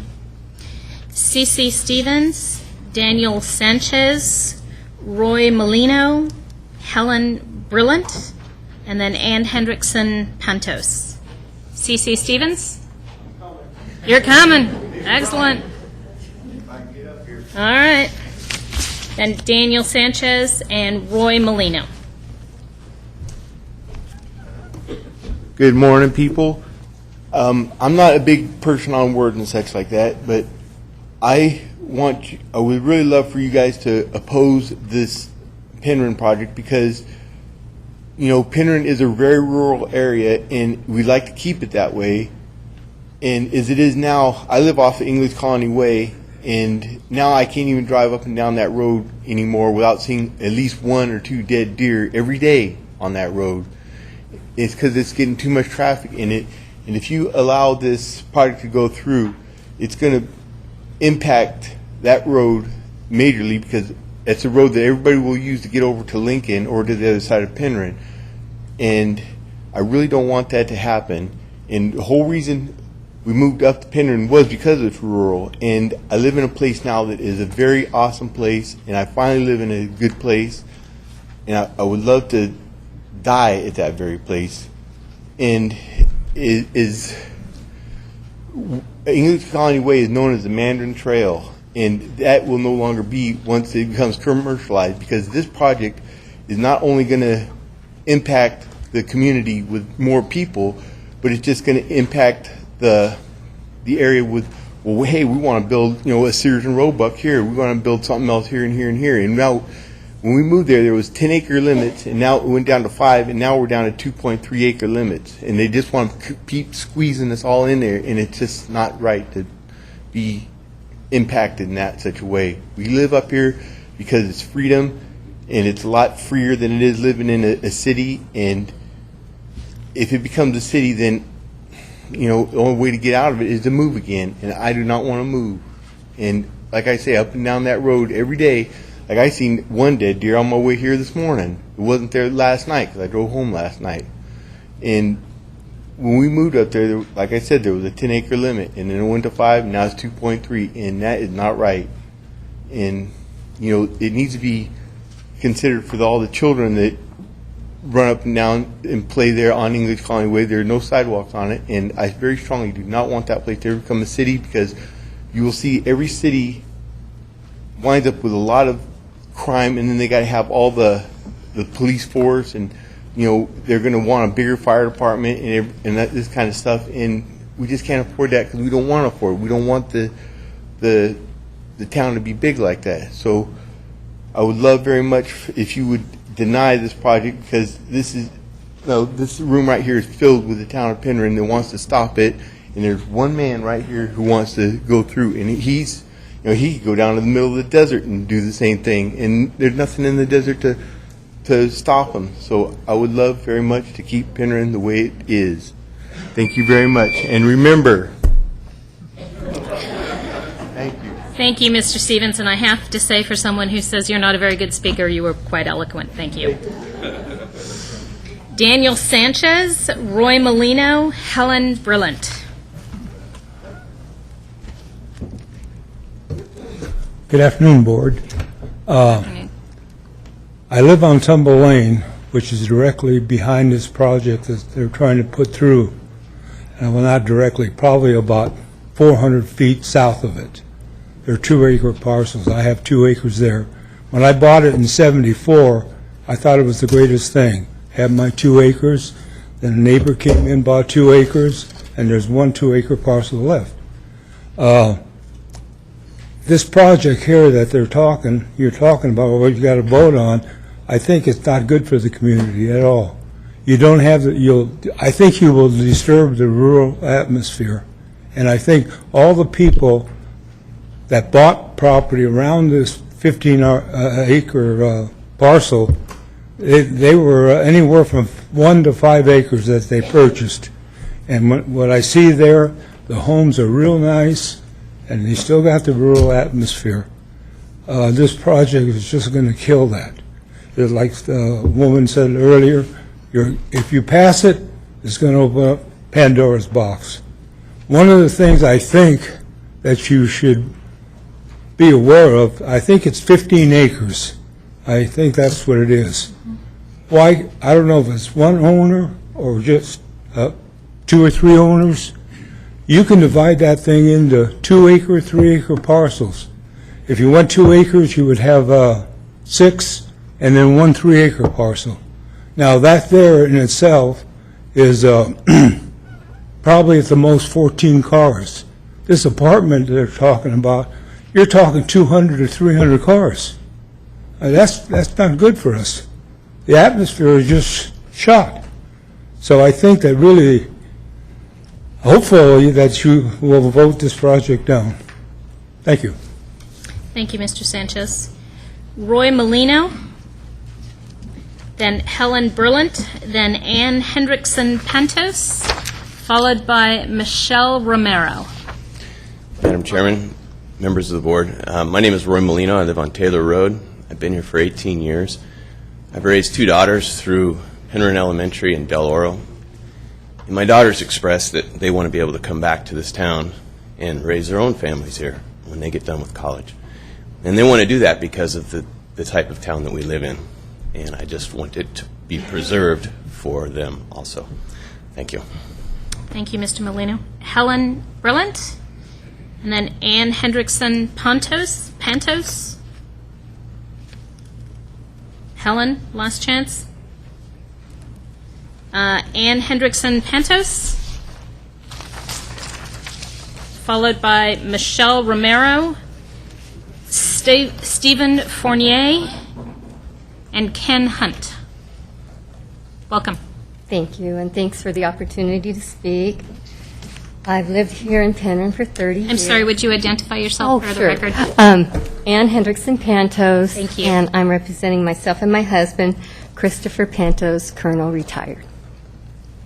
Anyway, I have lived here in Penron for 30 years, and my husband and I are concerned about 3 major things, among other things, but it's the decreased property values, traffic, and crime. We've lived some time in Carmichael, and we have a street called Marconi Avenue, and there's a lot of apartments on this street. And in the beginning, they were very, very nice apartments, and slowly they've deteriorated so that the crime has gone up slowly. And now it's a dirge on Carmichael. We're hoping that that won't happen here. We're concerned about that. We're also worried about the traffic. We're thinking with 360-plus vehicles added to our roads, you'll have the slow-moving horse trailers from the equestrian hospital. And I don't know if you've ever been behind a horse trailer, but I used to drive one for 35 years. They go very slowly. So we're worried about the traffic and the traffic gridlock. I just wanted to say that this project is wrong for Penron. We would appreciate that you decline this project. And just a side note, I don't think the architecture looked very much like gold mining architecture. So we're thinking that that might be a little bit wrong for our area. Thank you. Thank you very much. Michelle Romero, Stephen Fournier, Ken Hunt, Ron Vole.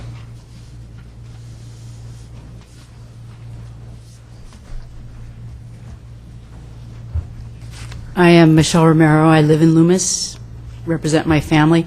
I came to this area about 3 years ago. I did not prepare notes. I thought it would be better to talk to you rather than read at you. I lived in the Bay Area. I lived up and down the peninsula and up and down the East Bay, Berkeley, San Francisco, Palo Alto, Fremont, Hayward. I watched streets right around the corner from me in Palo Alto. 6 houses went to 27 condos. The restaurant around the other corner went to 56 apartments. It got so that there was overflow parking on the street, and our two-way street became a one-way street, and we all lost our street parking. It's a nightmare situation. What I really want to talk about is you have something here. You've asked people what they think. They're telling you. It's remarkable that everyone says don't do this the way it's designed. I think it's remarkable that anybody in any community would agree 100% on something. Okay, they feel very strongly. They understand the nature of this place. It's why I came here. My husband and I, we drove all over, Folsom, El Dorado Hills, Penron, Newcastle. I mean, we drove all over and we settled in Loomis because of the rural nature. These people understand something. See, land is the one thing they're not making any more of. And if you don't get this right this time, you don't get a do-over. And it is a precedent because as I've lived in the Bay Area, I've watched one project opens the door for all the rest that come. I do understand the state mandating housing because that's why all those houses went in where I lived. But the fact that they tell you you have to build housing, they don't tell you you have to do it in Penron. The county's kind of big. I think you can put some housing here. I think you can put smart housing here without overloading it and changing the essential nature of this place. So as our Board of Supervisors, who we kind of count on to represent us, because I know you are county people, but you know what, the county is not a geographical area governed by laws and rules. It's the people. It's all of us here and the ones who couldn't come because they're at work. You represent us. And you wanted to hear what we had to say. We've given you like a ton of reasons why. We're not obstructionists. We just want something a little smarter. Now, the developer, he knows for his business plan, he needs to do something. You know what? I'm not really concerned about him. I'm really concerned about this county and this place. Someday you will find a developer who finds that the project at 60, works for them. It meets their goals. Let's find the right developer. This one doesn't want to be that developer. It's okay. He's got options. Okay, we got one chance to get this right.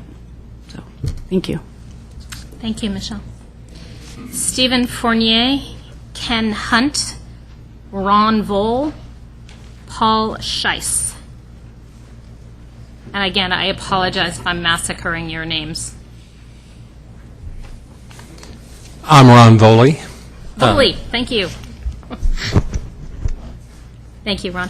You bet. I've sent an email to all of the commissioners, and I think common sense, errors in both the EIR, the noise and traffic study, and the hundreds of community people here kind of prove out to you that something is very wrong with this project.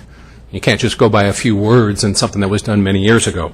But to start, I'd like to remind everyone of the letter from the planning director, Michael Johnson, who states, and quotes, "I cannot see any substantial community benefit that would justify 10 units per acre. If no community benefits are proposed to justify our higher density, the maximum density staff can support is 4. The traffic study, in my mind, is incomplete and needs to be redone with real numbers. The project calls for 375 parking spaces and 450 residents, of which 81 are supposedly children. That leaves 369 car drivers. The traffic study concludes that in the peak hour in the morning, only 69 traffic movements come out of that place during the peak hour, and in the evening, only 87. So you tell me, what happens to the almost other 300 drivers? They can't walk anywhere? There's no buses there? What do they do? How do they get to work? Do they work? The numbers are not consistent with the rural, isolated nature of this project, and they need to be revised upward and taken a close look at. They threw in standard, what do they call them, EIT study off from a sheet, and they're not appropriate or accurate for this site. Further, according to the study, stop signs are necessary to stop all of the 12,000 existing cars that are on Taylor Road that currently go 50 miles an hour. This is not a community benefit. This is a community hardship. Every vehicle coming up and down that grade of Taylor Road at the Penron intersection is going to stop. I'm an expert. I walk there for exercise. My doctor told me to. I know what happens when a car stops there and then starts grinding up the grade. There's a lot of noise caused by that. The noise study doesn't even contemplate it because the noise study was done a year before this traffic mitigation was put in place. Check the records. Talk to the to the noise study expert, and he said, well, I don't know. Further, the traffic accident evaluation that was done in the traffic study concludes erroneously that there are no problems. There have been 2 fatalities out on that road. I walk by the cross signs all the time. The traffic engineer apparently did not visit the roadway, said, oh, no big deal, no impact. Who's going to be responsible for more fatalities? There's no sidewalks, no crosswalks, no curbs, no gutters, no reachable recreation, no evening lights for what I estimate to be 100 children. So I'll wrap up quickly. Where are they going to ride their bikes after school? And are they all expected to stay inside that gated 150-unit apartment project? Where do they go? The executive summary EIR concludes that there are 6 unavoidable, significant impacts of the projects.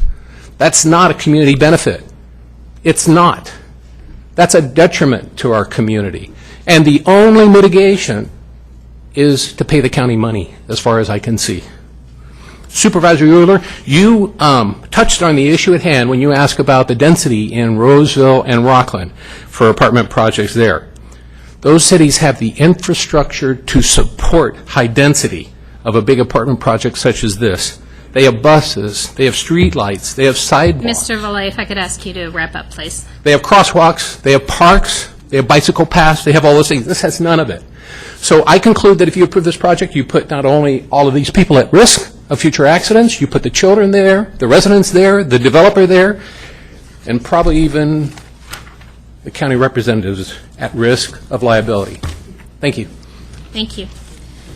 Paul Scheiss, followed by Judy Rue, Mike McEwen, Karen Clifford, and Keith Wagner.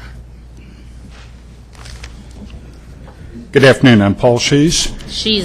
You were close. Okay. But actually, you swore in German. I know I did. It was very bad of me. I'm so sorry. I realized that immediately after saying it.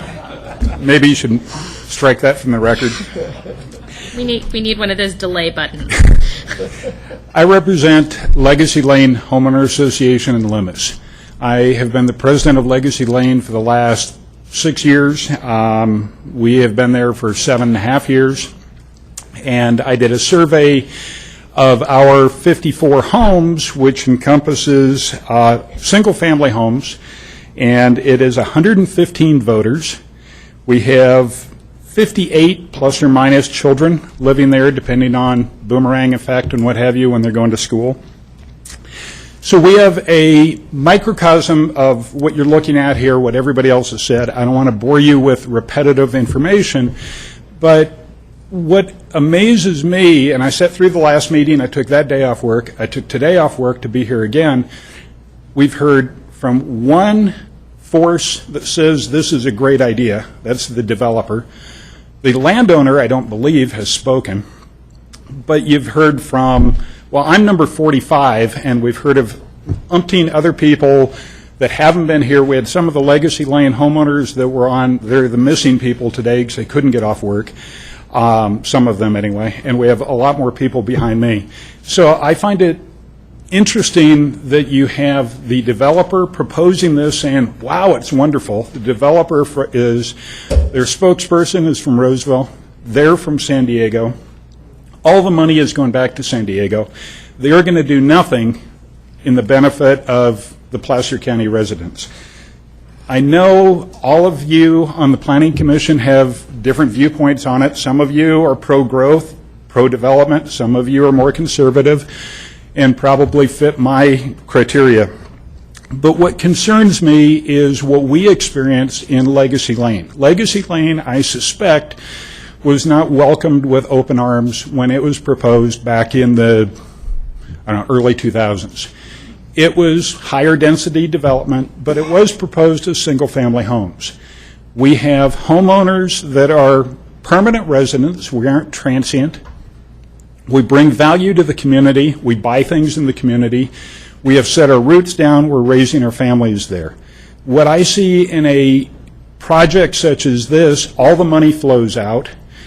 You do not have the developer vested in the community, and they're not doing anything to promote the community. Our developer left as soon as they sold out the development. They left us holding the bag when it came to construction defects. Unfortunately, the town of Loomis released their bond. Developer was gone, said to sue us. We'll see you in court. Well, that in today's world is not a practical application for community funds.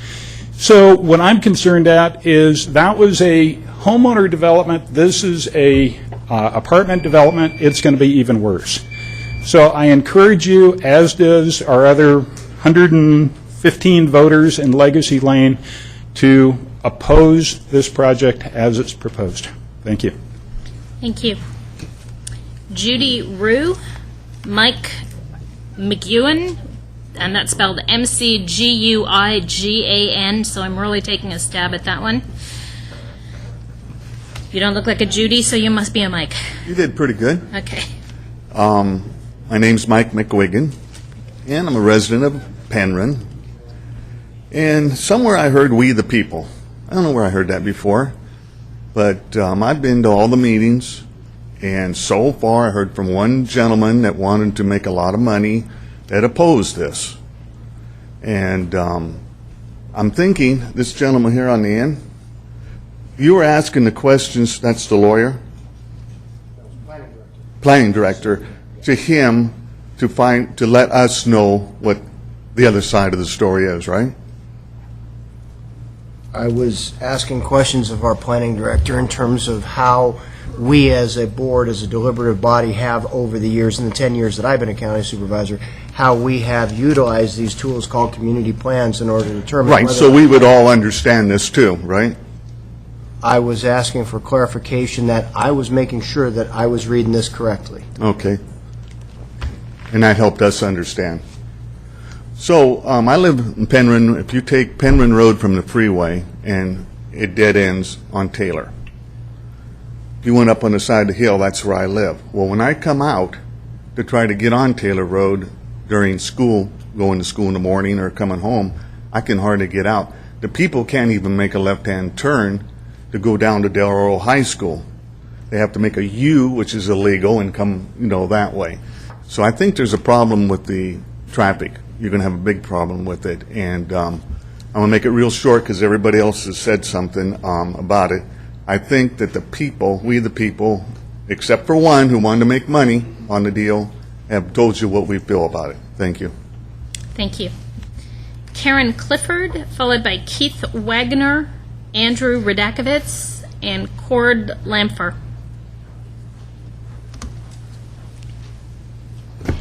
Karen Clifford, Penron resident. We were gently chided in our last session because the Penron Parkway Plan asked for Gold Rush architecture. I would actually like to thank our applicants. Am I too far away? Thank our applicants for paying such close attention and presenting a modern rendering of Sutter's Fort. In this case, however, the ranches are already in place. The horse corral is across a busy road, and the gates are for what? Living or attending school next to the outside walls is an affront to the neighbors. The horses, the equine horse hospital, the horses in the equine hospital have to arrive by trailer, not on hoof. And the entrance exit of the fort is directly across from this equine center. The often mentioned feed store in place now is on rental property, waiting to become more apartments. California may have changed greatly since Sutter's Fort was the center of our whole valley, but a rendering of it in our small community is an awfully tight fit. Thank you. Thank you.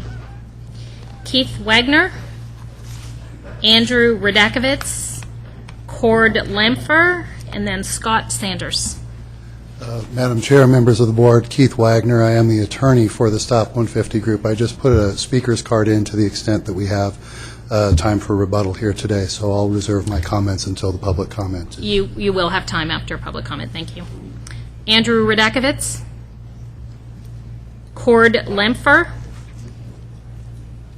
Scott. Cord. Hello, and thank you for taking time to listen to the public. I know it's kind of painful sometimes, but we appreciate it. So I guess I have two primary concerns. One is financial. I don't believe in subsidizing private enterprise.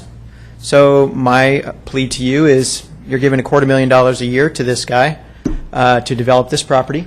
And if you do the math, according to your own documents, page 5 of part 7 on the June 28th Exhibit C, $250,000 a year, roughly, 225, 224, 205, 203, 240, and you're just handing that to the developer. He's making 7%.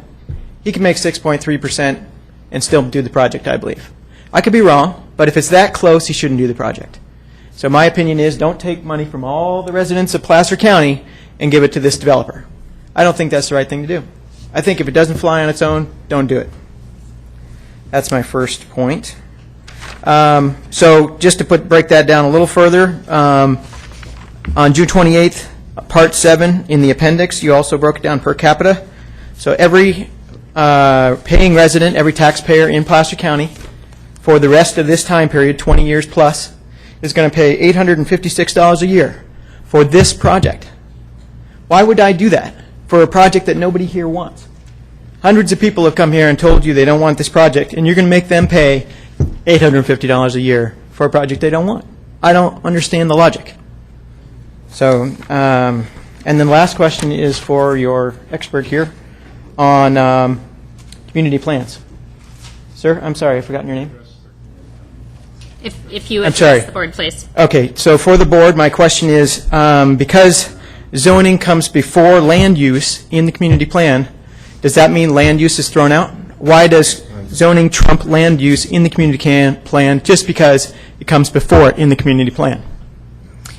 Michael or EJ, did you want to address that? As the board is aware, the land use sets the foundation for the zoning that then follows. So the land use is the foundation, zoning is the implementing tool for the general plan land use. Supervisor Euler? Can you translate that for me? Just does that mean land use trumps zoning? No, actually, they're compatible. You have a land use designation, and then you have specific zoning within that land use designation that determines, for instance, in this case, your unit count of 10 units per acre. So that's zoning, right?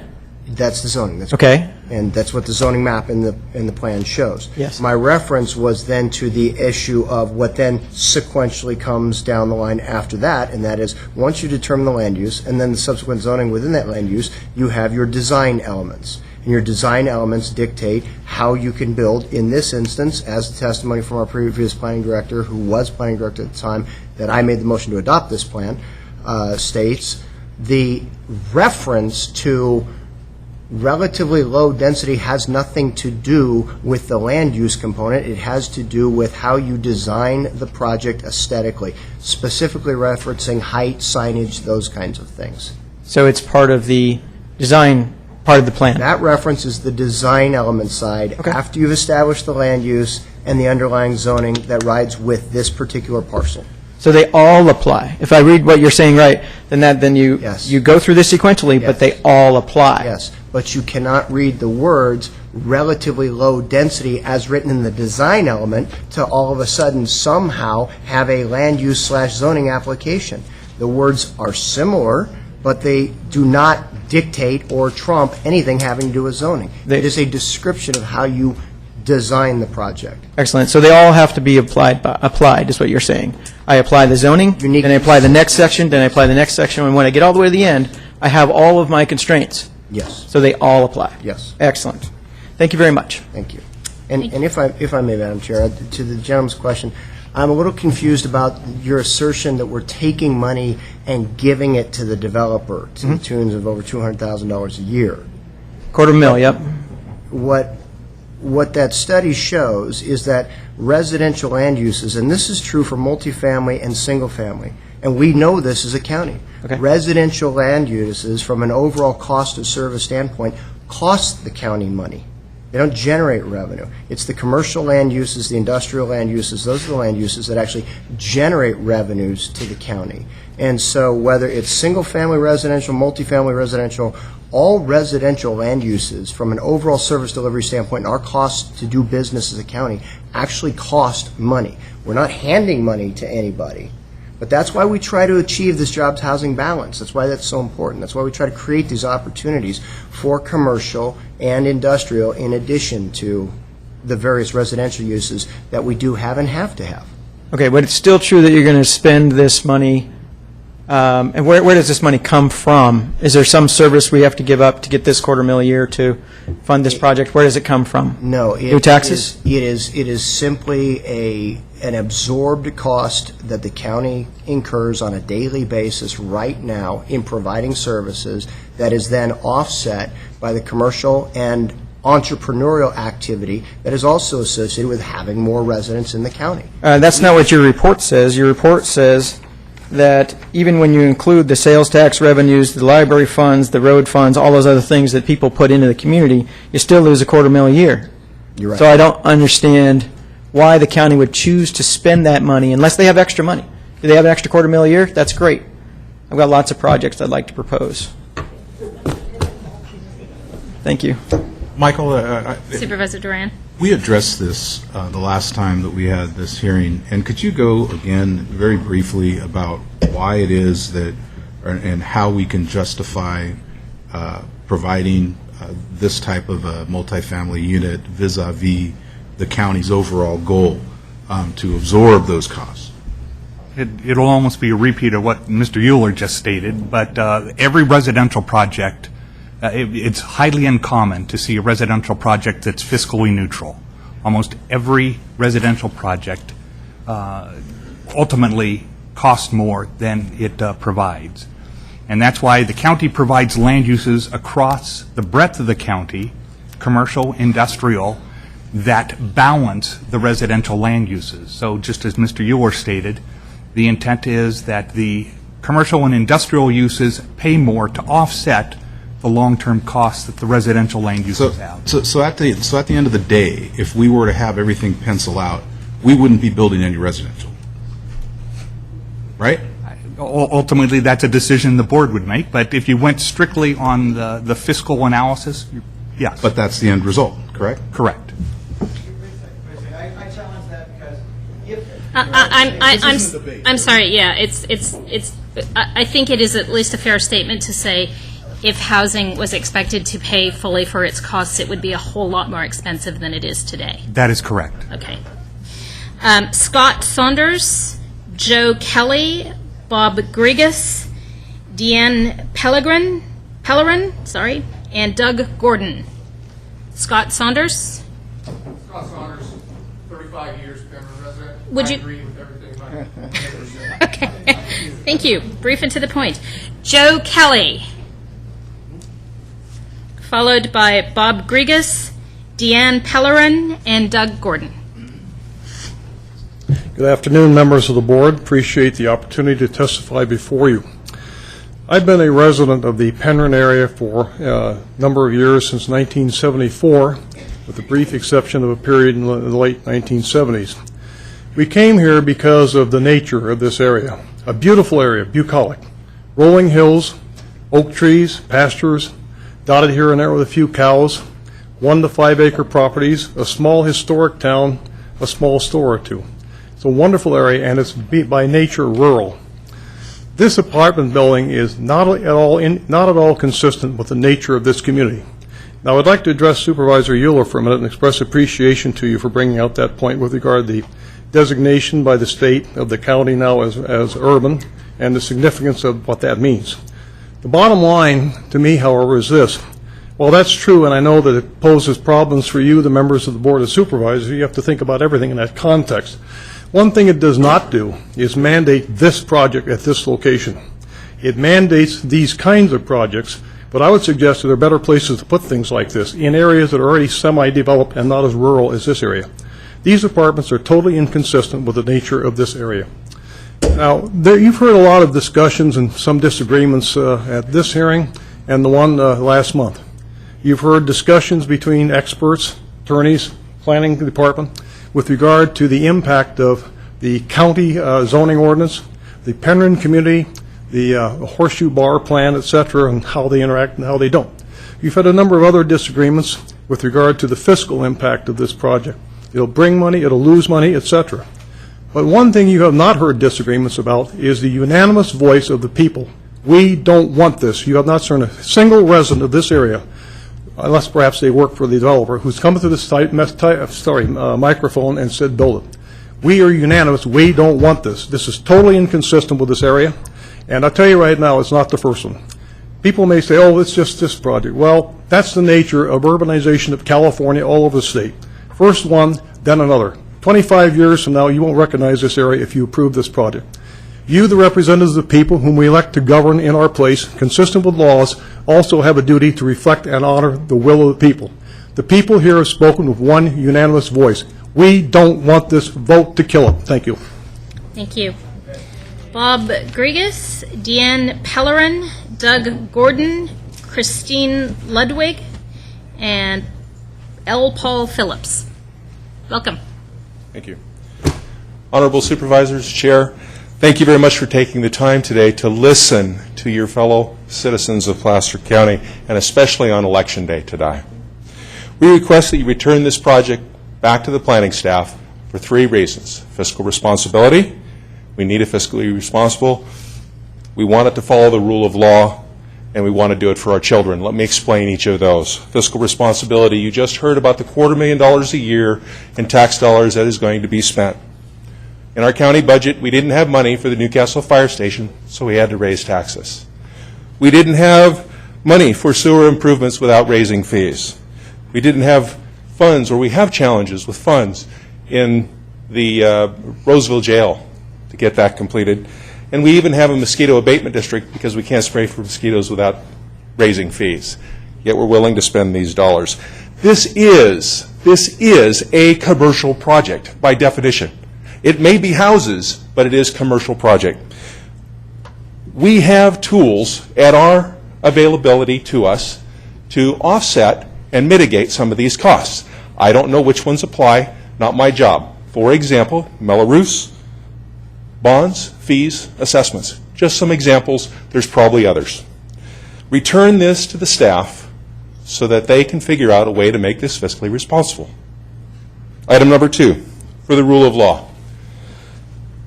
This project violates the will of the people, as you can see here.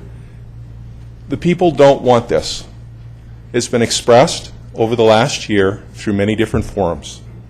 Item number 2, the project was rejected prior in 2007, and from what I see, there's nothing that's substantially changed in the project. The zoning and the community plan do not match. They must match. And there are several others. I missed one, I'm sorry. There's also the concern about flooding and the 1,000-year flood and downstream impacts on that as well. Now, just a note on zoning. When you're looking at density, density is measured in units per acre. Read that and substitute units per acre, and that's what we're talking about. Trying to measure my weight with a tape measure, it's going to get you a big number either way, but it's not going to be the same thing. Two different measures. Lastly, for our children, you have multiple 2-story buildings overlooking a school and a playground. I could not find anywhere else in Placer County where that occurred.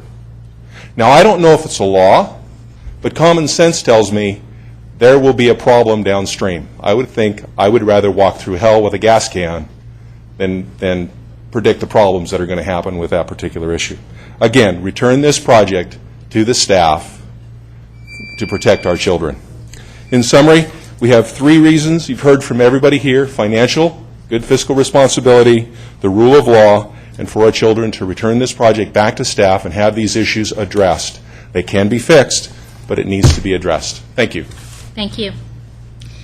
Deanne Pellerin, Doug Gordon, Christine Ludwig, L. Paul Phillips,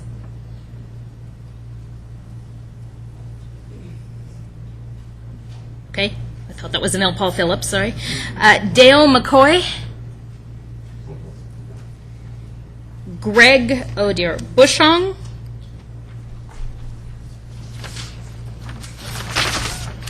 Ingrid Fippen. John Stevens. Tara Wells. Cynthia Davis. Cynthia signed up today, so I know she's here.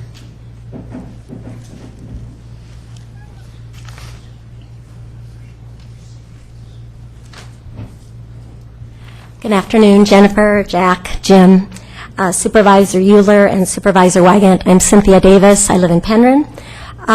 We often hear from county officials and pro-growth community members that the developers have followed all the rules, have met all the requirements, and have already spent lots of money. But I'd like to approach these same points from a homeowner perspective. The 2010 United States Census reported that there are 250 owner-occupied homes in Penron. I would venture to say that each of them has followed the rules, met the requirements, and spent lots of money. Point number one, homeowners in Penron have had to follow the rules. A case in point, my parents have 5 adult children and 8 acres of land. Because of the 2.3 acre per home rule, only 2 of us can purchase land from our parents. All 5 of us would really love to live there, but respect the rules to keep Penron rural. Point number 2, homeowners in Penron have had to meet lots of requirements to live here. From my own experience, it took nearly 2 years for my husband and I to build our home in Penron. We had to navigate the required permits, well and septic requirements, road requirements, etc. And most importantly, point number 3, homeowners in Penron have spent a private fortune to be able to live this rural life that we came here for. After checking the U.S. Census, I also checked several online real estate sites and found that the median home price today in Penron is an average of $345,000. Obviously, some homeowners have spent far more than this, and others less. But if we use that median price as an average and multiply $345,000 by 250 homes, we, the homeowners of Penron, have spent roughly $86 million to live here.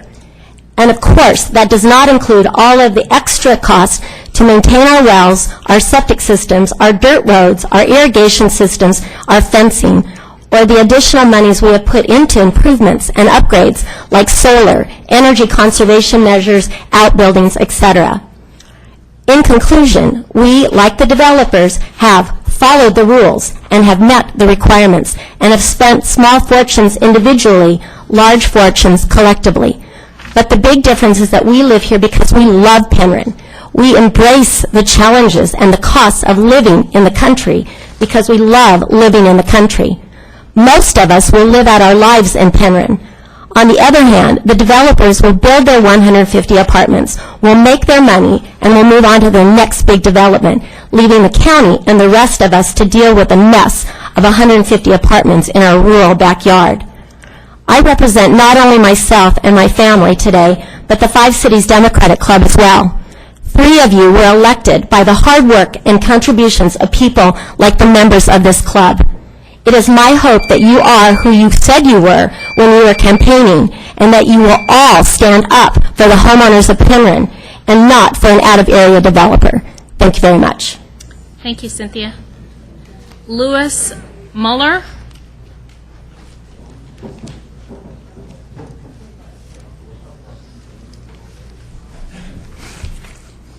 I'm Louis Muller. I live on Gallardi Road and have lived there for 45 years.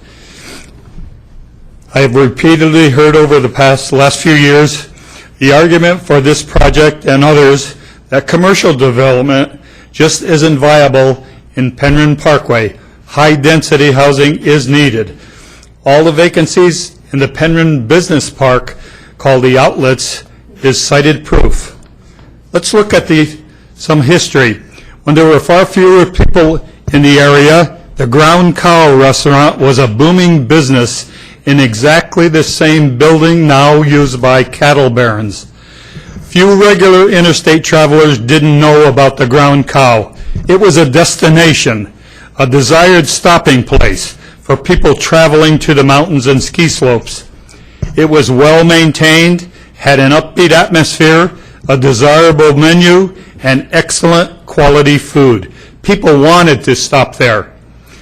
What do we have with the Penron outlets today? A crumbling hodgepodge that seems to fit Rush Limbaugh's caricature of Rhea Linda.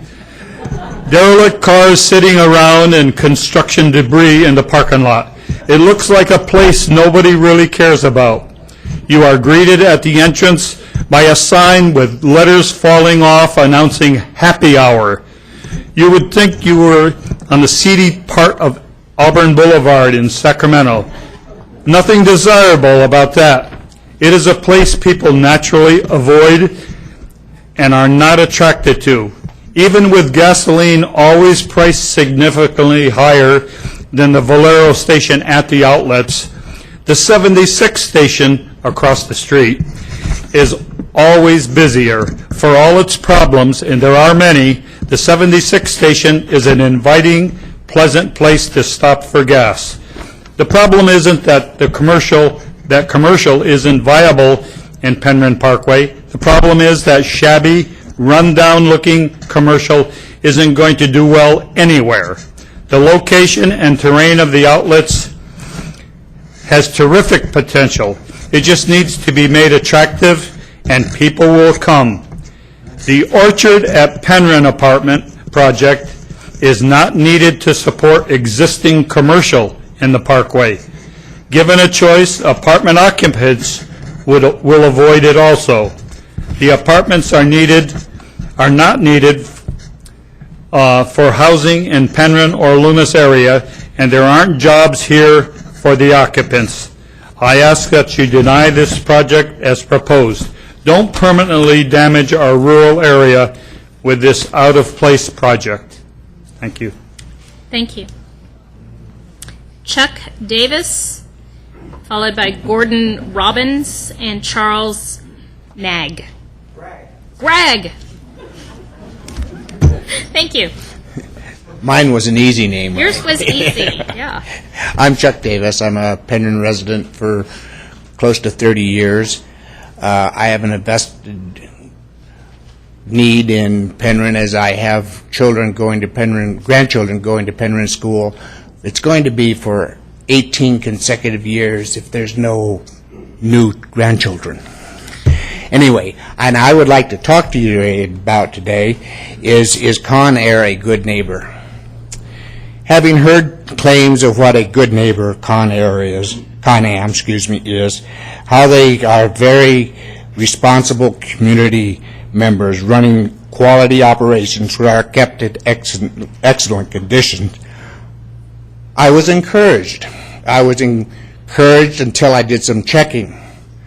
Con Air owns and operates many apartments in the Sacramento area. Using data collected from the Con Air's website, a number of area apartments were reviewed. This selection process was based on the apartment's age. I wanted to get an idea what this project might be like in 10 to 15 years, if approved. The Internet Reviewer is a leading national site. My review told an interesting story based on resident comments. In the newer apartment comments, they were favorable. But as the apartments grew older, the comments grew worse. Note some of the typical comments of older apartments. Laurel Oaks, Sacramento. High staff turnover. Staff doesn't listen. Poor security. Bugs, old and falling apart. 76 comments, 12% recommended only. Greenhaven Oaks in Sacramento. Violations of rental agreements, multiple meth lab explosions. 26 comments, 0 recommended. Summertime, Sacramento. Maintenance is poor. Residents out of control and nothing being done. Security poor. Don't own a car here or it will be trashed. Maybe that's a resolution for the traffic problem. Garbage and trash around public areas are not picked up. 10 comments, 0 recommended. There is a pattern here. As the apartments age, the Con-Am Corporation seems to put less effort and money into them, apparently letting them degrade to maximize profits. This is exactly what our community fears. This project, as proposed, violates the community plan. It does not fit our rural environment and will lower property values and degrade the lifestyle of the Loomis Penron communities. While listening to the comments today that have been presented, I really realized how fortunate we the people are. We are free to talk in this assembly. We're free to vote today. But please remember, we the people are asking you to deny this project as proposed. Thank you, Mr. Davis. Gordon Robbins, Charles Gregg, Emma Foley. I'm Gordon Robbins, but I've spoken before. I'm really doing this on behalf of my neighbor, Paul Belli, who's the Sacramento County homicide detective. He called me about 11 o'clock. He had time scheduled off for this, but he called and he said, I've just been called to another homicide in Rancho Cordova. Can you read my statement? So here we go. I have been a homicide detective in Sacramento for over 5 years, and before that worked patrol throughout Sacramento County for 8 years. I mention my background to bring context to my opposition to this project as proposed. This project will add probably 300 vehicles to our local roads. Is the developer providing money for the additional CHP officers that will be required? Along with this traffic come safety issues for children getting to school. Many will walk or ride their bikes. The danger of shoving an urban apartment complex into the Penron community is there isn't any of the needed infrastructure, sidewalks, crosswalks, signal lights. This is a recipe for disaster. There will be increased medical and fire demands, and while the fire department says they can serve the complex, are they going to need more staff and equipment to do that? Will sheriff's staffing be shifted to Western Placer? Calls for service will increase based on sheer volume of people. This will increase response times for all calls and continue to stretch resources far beyond the recommended level of 2 officers per 1,000 residents. Currently, the department is approximately 1 deputy per 1,000 in the unincorporated area, and they have a lot of area to cover. This is compared to Sacramento County at 0.6 officers per 1,000. The developer has said he's a good neighbor. I am very familiar with one of the apartment complexes he owns in the area, Summertime Apartments on Willerga Road, a complex of similar size and makeup to the Orchard. This complex has generated 146 calls for law enforcement service in the last 2 years. These calls range from incomplete 911 calls to carjacking, shootings, and domestic violence. This may not seem like many calls for service. However, the least serious take an officer out of the field for over 30 minutes when you consider drive time, contacting the residents, etc. These calls are also generally 2-officer calls. The more serious calls take officers out of service for hours. What will the policing demands for the Penron apartment complex be in 5, 10, or more years? How good a neighbor will the developer be when he's minimizing vacancy rate to keep his profit up? Robert Skiff has stated he is a local guy, one of our neighbors. He lives in Granite Bay, in an area where this project would not be tolerated either, and he won't be impacted by it. I am shocked that this complex is even being described as positive for Penron. It will create a drain on already strained services. The board has already had to wrestle with reducing public safety budgets. Adding an estimated 400 new residents in a very small area without regard to its impact is extremely difficult for me to understand. Hansrath estimated the cost of the county to be $203,000 to $240,000 per year because of the demand for services. I have seen the trouble that apartment complexes bring regardless of their location or price.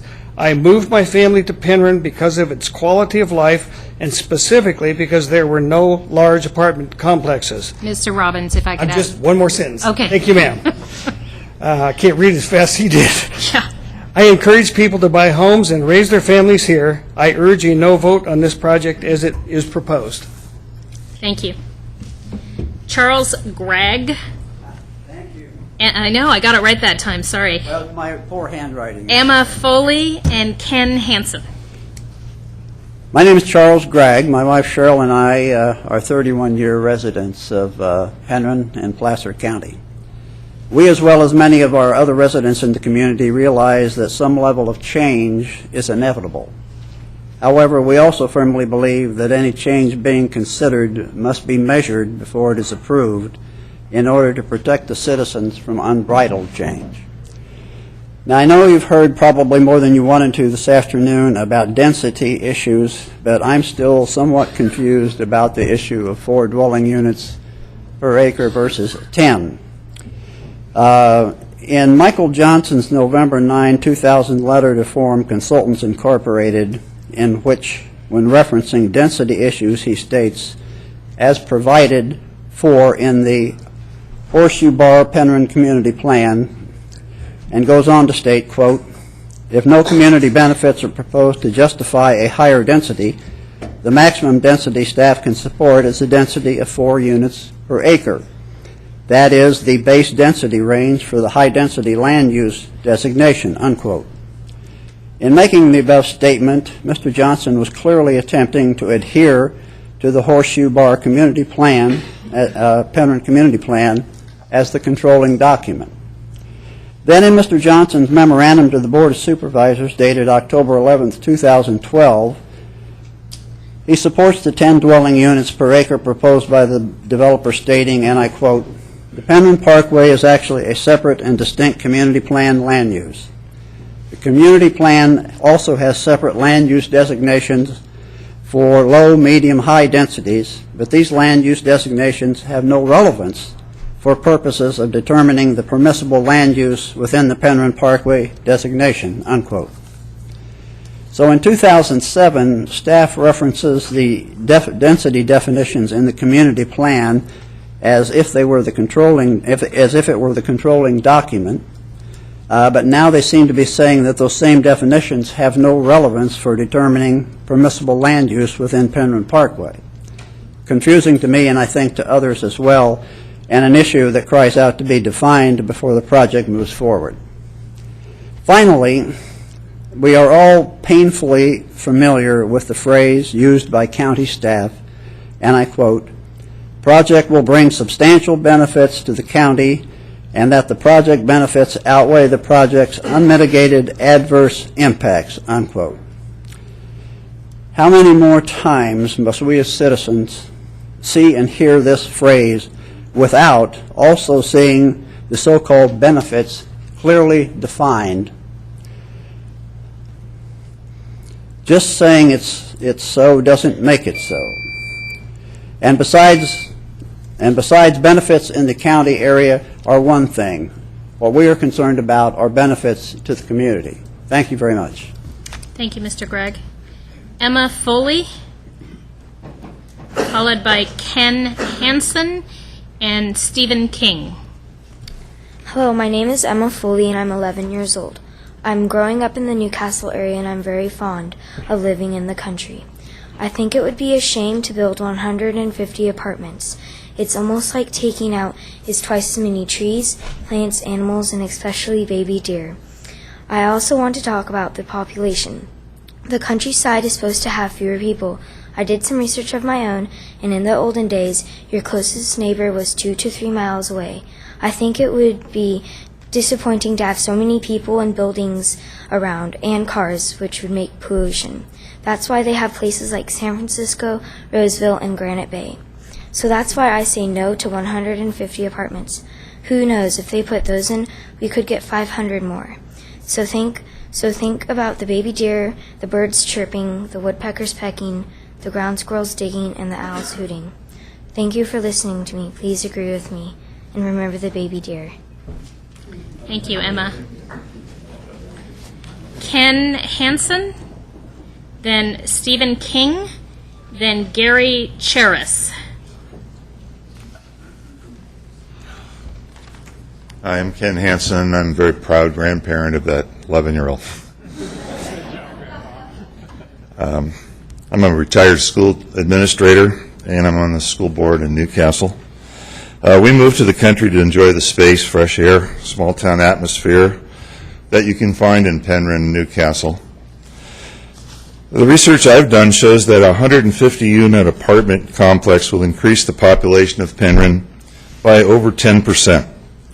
The equivalent of bringing, a project of, say, 3,600 people to Roseville, or a project of 1,500 or so to Auburn. It would raise quite a bit of scrutiny. This misuse of open land by crowding apartments into a rural landscape is unconscionable. It can never be reversed. It will become a precedent, inviting more growth, future urbanization of a small town. You need only look at other surrounding communities that have lost their rural souls to see what will be if this project is built. The two parcels in question should only be developed in a manner consistent with properties in the surrounding area and in line with the community plan. Continued violation of the community plan is a total disregard of the wording and intent of what the community desires. It makes me wonder why a government agency would even consider violating an established plan that is clear about this issue.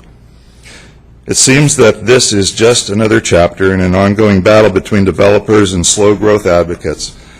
In this case, I recommend no growth. It's the right thing to do. Please preserve the rural nature of Penron. Thank you. Stephen King, Gary Cheris, and Jim Ingram.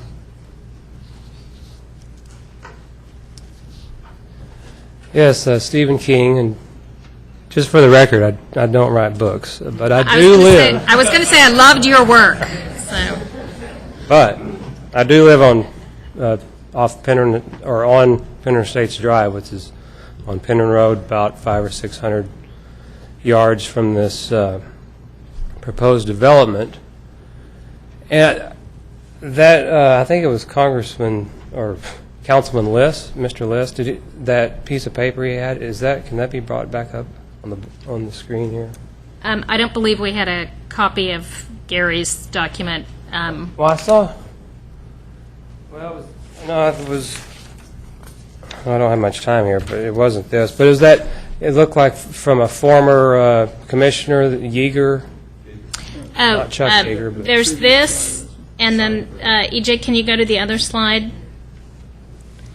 That was the two from Fred Yeager, the former planning director. Okay, well, whatever it was, I saw it was in the room over here, and I saw a really important and weighted statement in there, and it said, "For the benefit of the community." Is that a standing and binding, is that part of the plan, or is that a binding document today? Since I don't actually know what document you're referring to, I really can't answer your question. I'm sorry. Well, my point is, whatever that was, for the benefit of the community. I've been to 4 meetings, the first one being there in Loomis at the Legion Hall, I think it was, and then the one up in off Bell Road, and then, of course, this one, the previous to this meeting. I only heard one opposition, and that was at Loomis, and I forgot who it was. He might have been from Reading, I don't know, but anyway, it's just the community has clearly spoken. I could go into details of but traffic, schools, sudden impact. So, and who defines that the community benefit?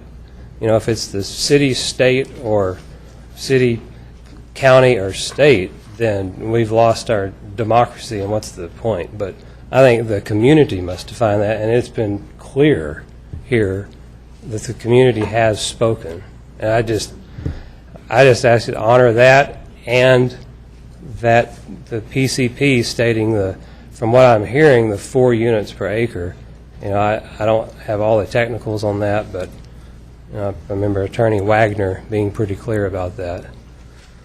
So the community has spoken, and I just hope you all hear that. Okay, what's the other side of this benefit? Well, developer Rowe over here, I'll hand it to him. It's a smart investment choice. It's a rural area. It's attractive. I've seen the plan. It's not just a block of apartments. So I'll hand it to him. It's attractive. But they also know it will fill up like that.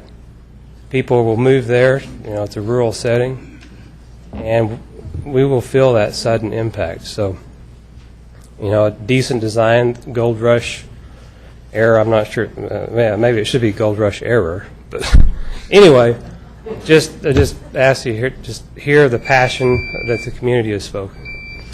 Thank you.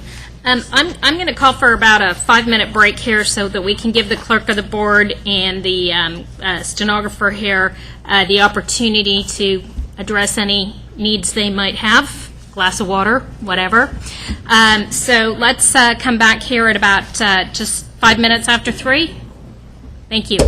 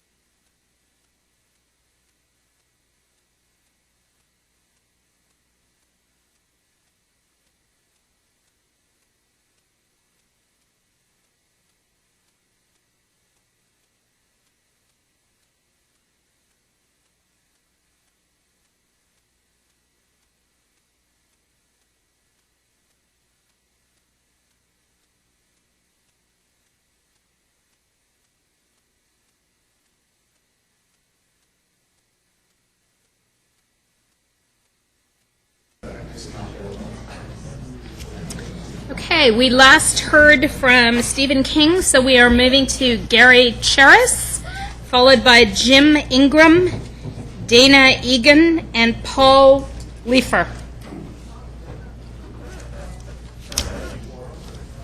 Good afternoon. Are we going to have Mr. Holmes back? He's our area guy. He's disappeared. I'm sorry. Should we wait for them to come back? Yeah, let's wait for him to come back in. Okay. And Mr. Euler?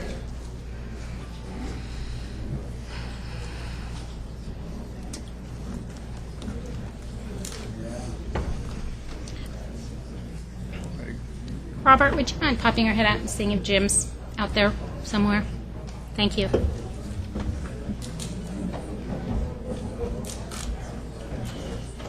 We'll track him down.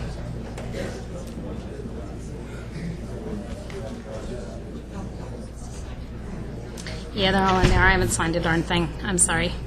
It may not even be till tomorrow.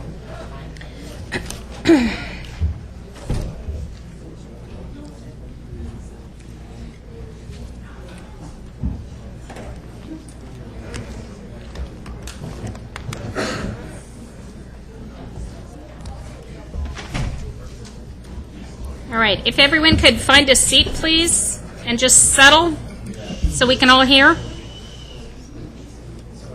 Settle. Settle down. Yeah. Okay, excellent. Thank you. Please proceed. My name is Gary Cheris. I'm a resident of Penron. And thank you to the board for hearing everybody speak. I know you guys don't get a lot of salary to do this, and it's very patient of you to do so. So thank you very much. I don't know if you know before you some credentials. Mr. Voley, who spoke, is actually the land acquisition man for a large corporation, and where he was speaking from a point of expertise when he said that this was not a good plan. And C.C. Stevens, he doesn't speak much, and when he does, he was a good representative for Penron. He spoke his heart, and it is the heart of the folks in Penron from what he said. We have an elephant in the room, and that elephant is one that everybody's kind of wondering, why has this project gotten so far with all the testimony, with all the facts? The facts are clear. This project should not move forward. It's a very easy conclusion to come to.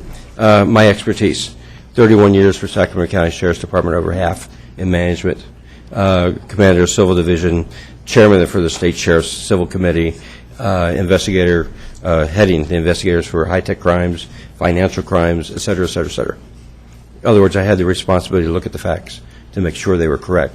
I look at the facts here. There's nothing here. If everyone could please silence their phones or turn them off. Thank you. There's nothing that's been presented here that would support this project moving forward. It would be incredibly ridiculous to see it move forward. When we investigate crimes, we have to understand, is there a crime? Has something occurred? Is there a victim? And if that's true, then who's the culprit? Well, the victims are everybody in the community of Penron, from what I've been hearing. I haven't heard anybody today, although I was been outside listening to the speaker, that said, yes, we want this project. Is there a crime? Well, the crime would be basically, or the offense would be trying to put this many units on the property that says 4 per acre. So now we have to look for a culprit, and people are wondering, why is this moving forward? Who's pushing this, and what's the reason for it? Now, I can't answer that question for you, nor would I try. A lot of people have their own opinion, and so forth, but it's up to you guys to decide. You know each other. You can't necessarily discuss things back and forth because of the Brown Act and so forth. But you know whether this project should move forward. And it's clear that it should not. You've had a lot of people come before you. I wish they would have told you what they've done in their lives to establish their credibility. That would have been important. We have credentials even on the side of developers. These guys really aren't the culprits so much. It's whoever is allowing this to occur. They're doing what they do, chase the money. Where can we do something and make money? My concern is, if you allow this to occur on Penron Road, what's going to happen in that whole general area? It's going to become apartment city, because if you approve one, you've got to approve them all. That's what's at stake here. And I know Mr. Euler, he is on the side of, he thinks it should go. Okay, that's fine, and he's entitled to his opinion. We would wholeheartedly disagree, but that's the way the process works in a democratic society.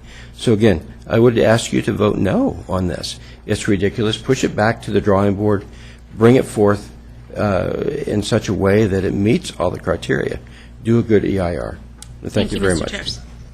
Jim Ingram, followed by Dana Egan, Paul Leifer, and Barry Fitzpatrick. My name is Jim Ingram, and I don't have anything new to say to you today. You've heard all the things that are in my heart, so I won't be redundant and bore you with it all. So in 1980, my wife Lorna and I bought 5 acres on Penron Estates Drive, and we built a log house and raised our 3 children and assorted farm animals, and we have really enjoyed this community. One thing I do know, we live in a country where we can vote, and which we all have the privilege of doing today. And by tomorrow morning, approximately 50% of this country is going to be upset. Yeah. And I'll guarantee you one thing. If you allow this to pass today, that 100% of the Penron community is going to be upset at you. Thank you. Thank you. Dana Egan, Paul Leifer, and Barry Fitzpatrick. Well, it's an honor to be speaking before you, and it's terrifying at the same time. You know, I agree with virtually everything that was said, and most of my thoughts on the subject have been spoken, and even the very last one. So thanks. I kept trying to come up with something else to say, and even that was taken. I disagree with the project. But I've been thinking as I've been sitting in the other room, thinking about and hearing folks. And, you know, I have to say, I really gained a fear. And I just have to push it back and trust you as my representatives that I'm not wasting my breath. I get a sense that it's already been, the decision's been made. And I hope to God I'm wrong, and I ask for your forgiveness if I've made that assumption wrongly. But, you know, it's ironic that today's November 6th. We have, like the gentleman said, 50% of the country pretty much, or 47% one way and 47% the other, or whatever. I really urge you to hear our voice, because I have children who are now coming to the age of voting, and I'm not really sure I can convince them that this process is worth it unless I feel that you've heard me and have not made your mind up prior to this. We can agree to disagree, but one thing I don't understand, one thing I would urge you in, is that we here are part of your constituency. There's other constituencies in San Diego. That's other people's responsibility. As far as I understand, when it's built, the money goes to San Diego. I could be wrong. You guys have a lot more knowledge about this in zoning, et cetera, than I understand. But I'm asking you to hear the voices. I'm asking you to reconsider. And nothing is in stone yet. Even zoning, things change, you know. And the last thing, today it's ironic that we're here in some ways. You know, you have Mitt Romney, you have Barack Obama. These guys have been campaigning for years. They fill stadiums with people who are on their side. They fill stadiums with people who agree with them. And each is counting numbers and each is looking. And it would look pretty funny if one of them showed up and there was 3 or 4 people. You could fit 3 or 4 people. You have a stadium here, essentially, that is full. You could probably fit, from what I've heard so far, if 10 more people come after me and they're all for this, you could fit them in the men's restroom. And so I'm asking you to listen and take into account, even if we're wrong. I think that's my buzzer. Thank you. It is. Thank you.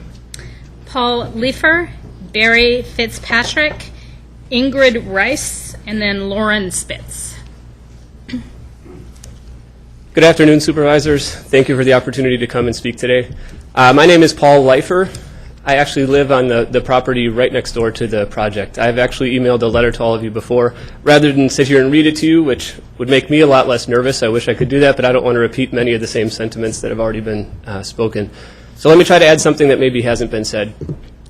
I live right next door on the property. This is the face of one of the people who will be directly affected by your decision today. I'm a father of 2 small children. I have a 6-year-old and a 4-year-old. I have my wife. I'm also the principal and teacher of a very small Christian school in Penron, which is also directly on the property right next to you, right next to the project that's being proposed. I'm very concerned. I have serious concerns for my family, for the safety of my family and my young kids. I have serious concerns that if this project goes through at the proposed density, there's going to be a lot of trespassing and possible vandalism that could happen on our property.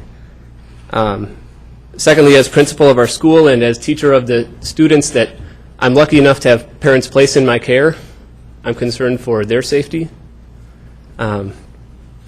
As Bob mentioned earlier, there are 2-story apartment buildings that are being proposed to be built right next to the fence, which overlooks our playground, our schoolyard, our sport court, where I have 5 through 13-year-olds running around and playing every day. Lord willing, nothing bad would ever happen, but that does give me some concern as someone who's been placed with the responsibility of making sure that the kids are safe and looked out for. So I do have some security concerns with the proposal at the current density. As a taxpaying citizen of Placer County, I agree with many of the sentiments that have been said here already about fiscal responsibility, about the interpretation of the density, which I understand. I'm not a lawyer, but I just don't understand how it can be interpreted that this is within relatively low density. I look around and I see our community in uproar. I've only lived here 7 years. I've never seen our community act like this, though, where they're so upset that this many of them would show up in such great numbers to let you know how we feel. So I ask you to please listen to them. When you make your decision today, it's a very important one, and I ask that you please consider the safety of my young family. I ask that you please consider the comfort of my students and the peace of mind that my school parents need and trust me with. And I ask you to please consider the voices that have already spoken here today. Thank you for your time. Thank you. Barry Fitzpatrick, Ingrid Rice, Lauren Spitz, and then Mike Giles.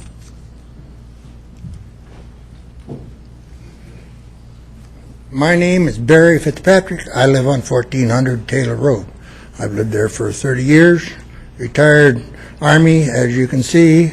I don't care about much anymore. I don't need to. But I'm suggesting that everybody in our area put up the Gladstone Purchase flag, if you guys know what that is. That's a little snake coiled up and said, "Don't tread on me." Now, somebody said that the utilities and everything were all there for these apartments. How come I just got a bill for $150 for fire? Because that's not covered.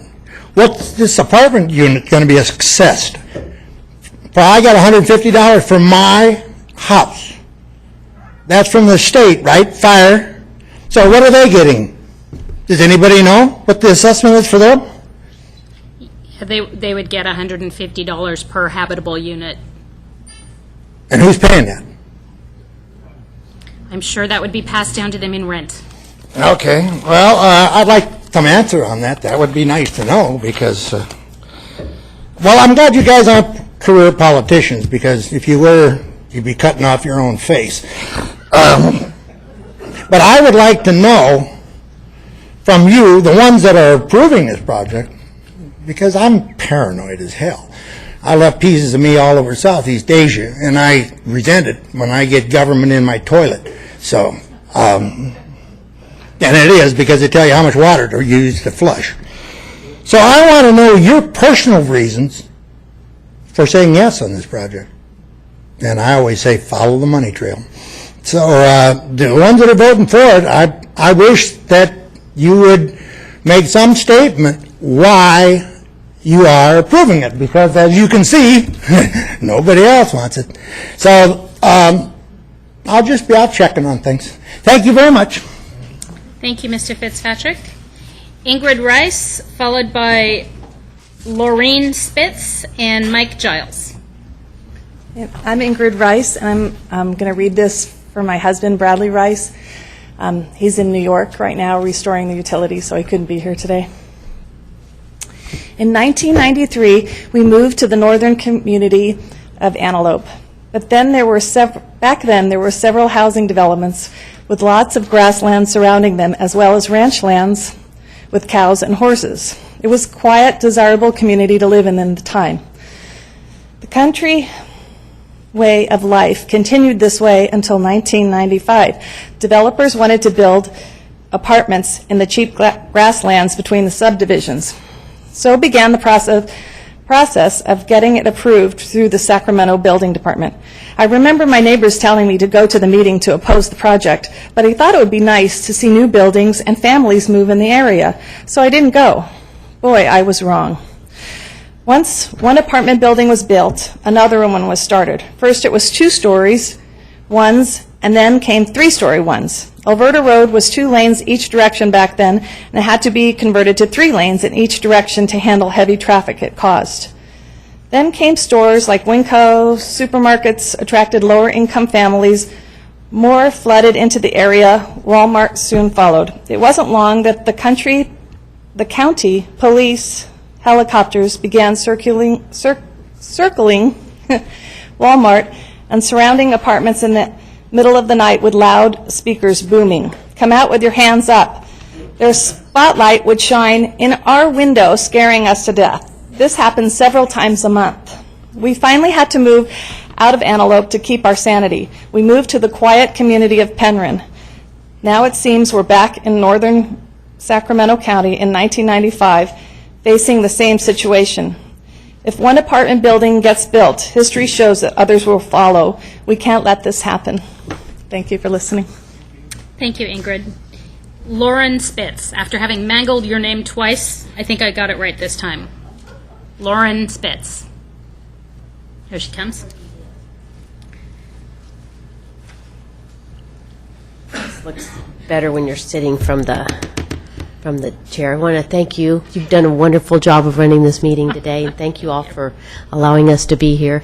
I will be referencing an email that I sent to everyone, and I said gentleman, I did not say councilwoman, sorry, supervisor woman. But it was an email sent on October 8th, and there were a number of things that I've brought up, and the one that I want to talk about is that the community plan is rural.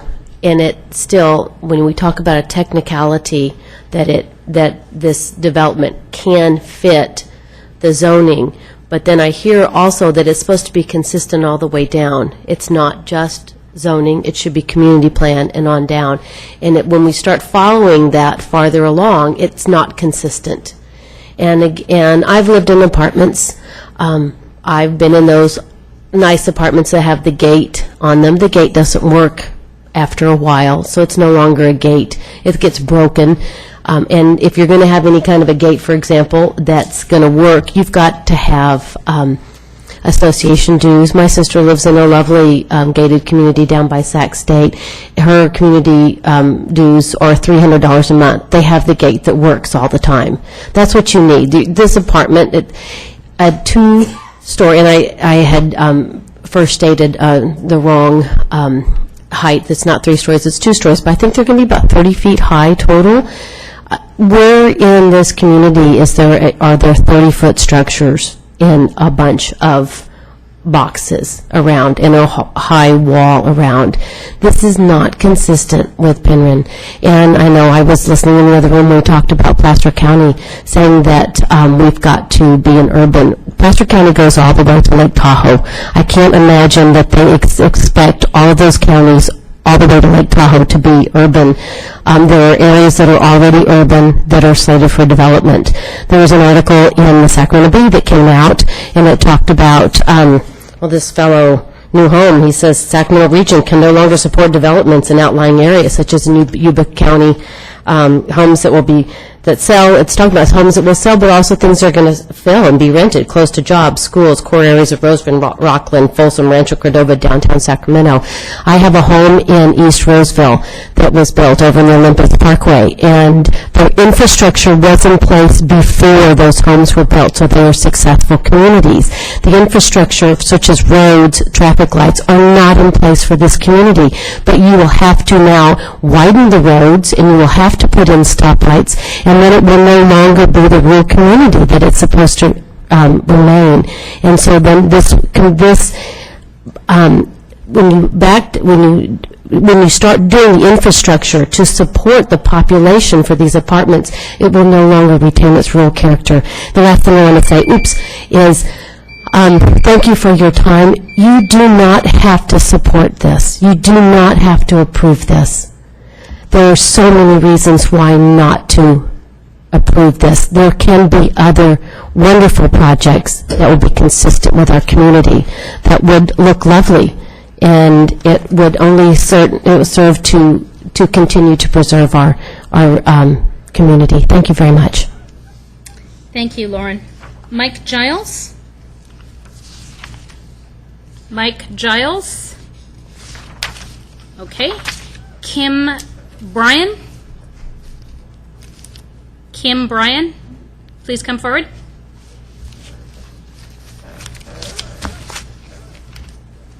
Hello.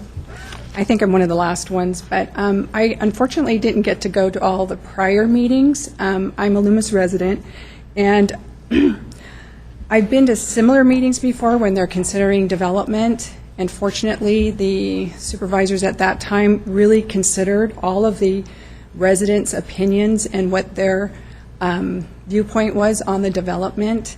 And everything I've read so far, the development doesn't fit the community. It just doesn't. It might fit San Diego, it might fit Roseville, it might fit maybe Granite Bay by their high school, but it doesn't fit Penron Loomis. And I know that's probably against maybe, I don't know if who's yes and who's no on the project here, but if, my little son over there is 8 years old, he goes to Loomis Grammar School. I would invite each and every one of you to stand in front of that school in the morning when people drop off and pick up, and in the afternoon. It is a bumper to bumper from Delaware High School all the way to Taylor's Burger Place by Horseshoe Bar, and then kids that on minimum day, they walk all the way to Rayleigh's, Burger King, and there's an accident waiting to happen with 300 units, and then is it 150 or 300? 150. Okay, I'm getting ahead of myself. Okay, so average, 2 cars per unit? And then how many high school drivers are there going to be in the apartment complex? How many small kids? Where are they going to do? There's not enough parks. You go to Rockland, you go to Roseville, and all those apartment complexes are near schools that have parks, and they have things to do. And then on top of it, if you drive on the weekends, I don't know if anybody here is a cyclist, but there are hundreds of cyclists going down King, down Taylor Road, sometimes Horseshoe Bar, and all the side streets. And that's their passion. That's what they do. And the roads cannot support that density, the 150 apartments plus all their drivers that come with it. And I'm asking, who's going to be responsible when a fatality happens after that apartment complex goes in? Who's going to be responsible? Is anyone here going to stare at a mother in their face and say, oops, I'm sorry? It's a realistic thing. There's been 2 fatalities in King Road already, and they were older people walking down King Road. So I'm asking each and every one of you to look at everyone here in the eye and be 100% confident that this development is not going to negatively impact any family in the Loomis, Penron, that whole community.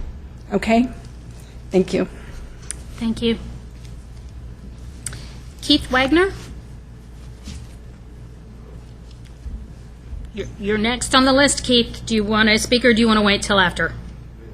Okay. Paul Costa?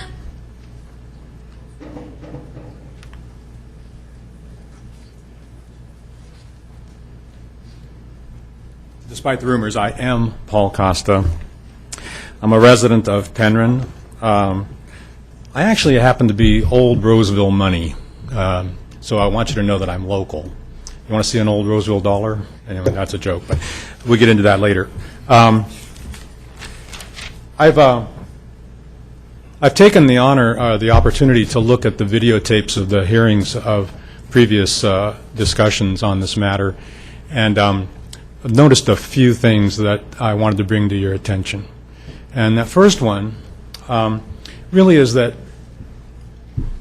I think this whole discussion, development, conflict, and all this thing, it's really brought a great thing to the surface. And the great thing to the surface is that all of us, including you, have done a wonderful job of managing and preserving and protecting the best natural resources that we have, and that is, in this case, Penron. And I haven't heard anybody of the supervisors or of the community saying that the community plan, the Horseshoe Bar Penron Community Plan, was an abstract or something that didn't represent the intention of preserving Penron to be what it is. We all of us citizens, all of us landowners that have property in the near vicinity of Penron Road, have had wonderful lives. We've had blessed lives. We've probably lived in many places around the world and had exotic experiences like my Army veteran friend was telling you. But the bottom line is that we all chose to invest our livelihood and our time in Penron and buying here and committing here. So what that creates, I'll get to that in a minute, but what that really is a vote of thanks to you for your work and your continuation on protecting those values, because obviously you've invested a lot into doing that too. You got us here. We're going to continue going forward. One thing about the thing that I just brought up here, the traffic situation in the Penron area and the Loomis and the Newcastle area, you really are to be commended for having bike lanes and appropriate sidings and markings for the tourists and the bicycles. I live on Rock Springs Road. Now, also in all those hearings that I was listening to, never heard Rock Springs Road mentioned. And it really should have been brought up, because Rock Springs Road hasn't had any developments. It hasn't been widened. It doesn't have any bike lane priorities, and it is the main artery from Auburn Folsom Road to Old English Colony, and which goes on out to Lincoln. There are hundreds of bicyclists on that road every week, and there are cement trucks and garbage trucks. Okay, so the side on the line in the road is a line in the decomposed granite of Penron. If you vote for this approval parchment, you're still on our side, because you're going to be here tomorrow. If you vote against it, you're still going to be on our side, and we're still going to be here tomorrow. And the discussion won't end. Thank you. Thank you, Mr. Costa. Scott Merrill, followed by Sharon Pastana and Ron McPherson.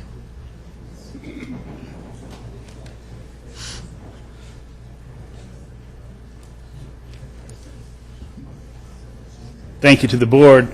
It is intimidating to be a voice in opposition to all of my neighbors. I'm for this apartment complex. Yeah. And some of my friends, I live on Penron Estates Road. In proximity, I drive by this place 3 or 4 times a day. Pardon me? I'm a 5th-generation Californian. My great-great-grandfather was Oliver Jackson. He was one of the first police chiefs of Sacramento. His brother, William Jackson, was the first curator of the Crocker Art Museum. I was married to a Democrat for many years. She passed away about 6 years ago. When Huffington was running against Feinstein, she got out of her sick bed just so she could go cancel my vote. So I'm used to having discourse and still love in a family, and hope that after all this is over, we can still love each other as neighbors. But one of the differences between developers and environmentalists is a very unique thing. A developer is someone who wants to build a cabin in Lake Tahoe. An environmentalist is someone who already has a cabin in Lake Tahoe, right? So I think here, the comments about apartment complexes show a lack of understanding of what a homogenous group we are here. I grew up in Berkeley and Oakland. I'm still a Raider fan, but I've lived in this county for a long time, and I'm appalled that people would not see that there's something quite wrong with saying people that have low incomes or might shop at Walmart still can't be good neighbors. I intend to be one of the very first residents of this apartment complex. I'm 60 years old. I'm a veteran of the United States Army. I didn't leave any pieces of my body over in Southeast Asia, thank goodness. And I respect those that did. But I'm still a citizen. And I love living here. There's a significant capital improvement. That's an awesome plan. So these people aren't just putting money up because they want to. They're doing it because they see something that's going to come out of it very beneficial. It allows a landowner to make the best use of his land according to the plans that are out there for him and all of the surrounding neighbors to look at. And I think that's part of what the freedom of our country is. I like the little girl that spoke about the trees and the baby deer. I think the trees and the baby deer are going to be gone if you put 4 units there or if you put 10 units there. I'm just taking a wild guess. But I still respect her coming up and having the voice to do that. And thank you very much for your time, the supervisors. Thank you. Sharon Pastana.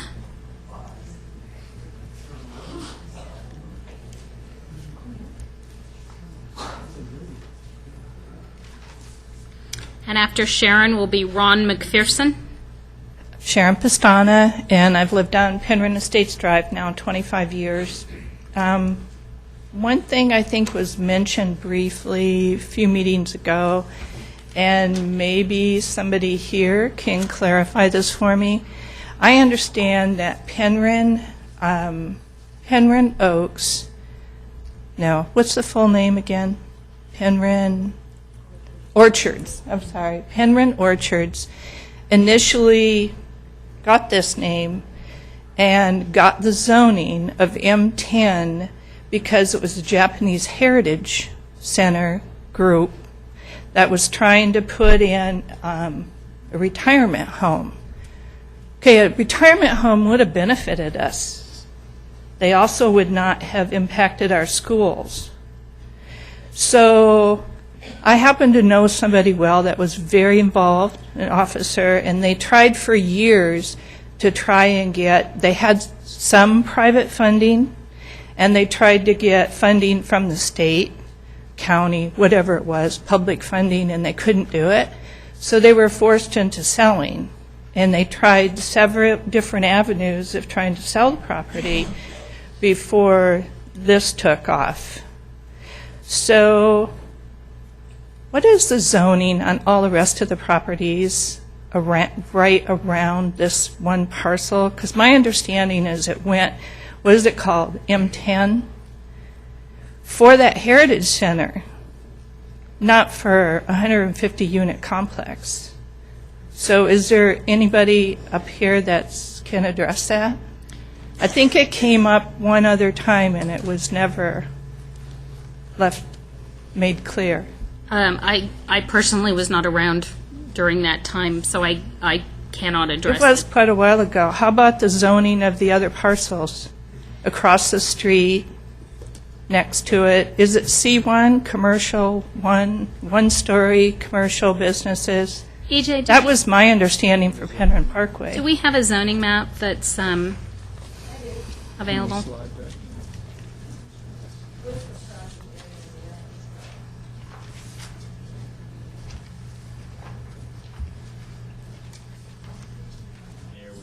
I know, there's a lot of pages. And like I said, my understanding was that this was a selective acreage zoned for a particular purpose. Do you want to just ask Greg to go to a certain slide? Slide 16 in my packet. Jeremy or Greg, can you go to slide 16, please? Oh, wait, we're almost there. Okay, there you go. So the zoning, the property has two zonings. 10 acres is zoned RMDO10, which is a residential multifamily zone with a density limitation of 10 units per acre. And then, of course, the other 5 acres is C1, which is a neighborhood commercial zone, which requires a use permit for any use that goes into that zoning. And EJ, if I'm not wrong, this map actually incorrectly reflects where the orchard project is. Yeah, this is, that little dashed line square should be over where the light blue RMDO10. You can probably clearly show where the 10 and 5 acres. Okay.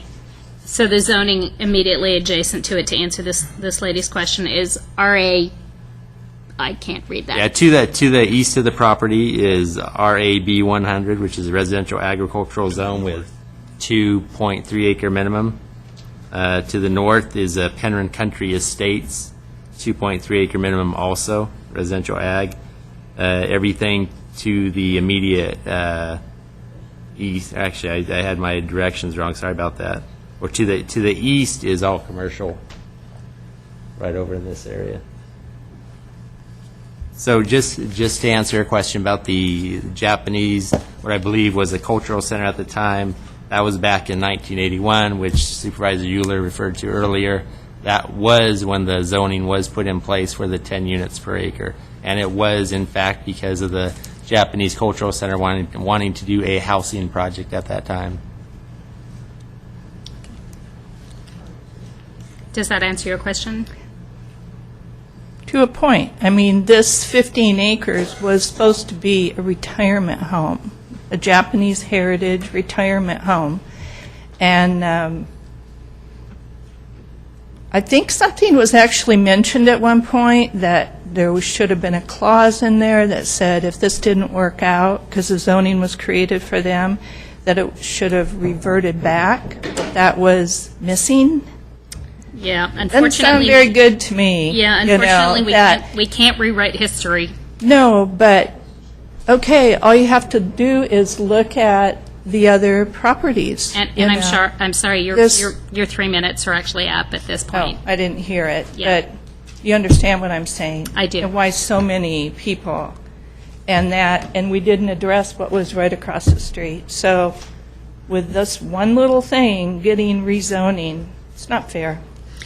Mr. Ron McPherson?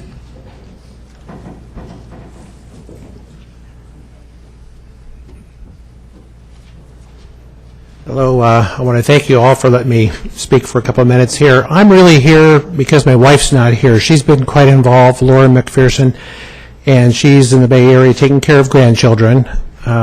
We moved, my wife and I and our children came here 33 years ago.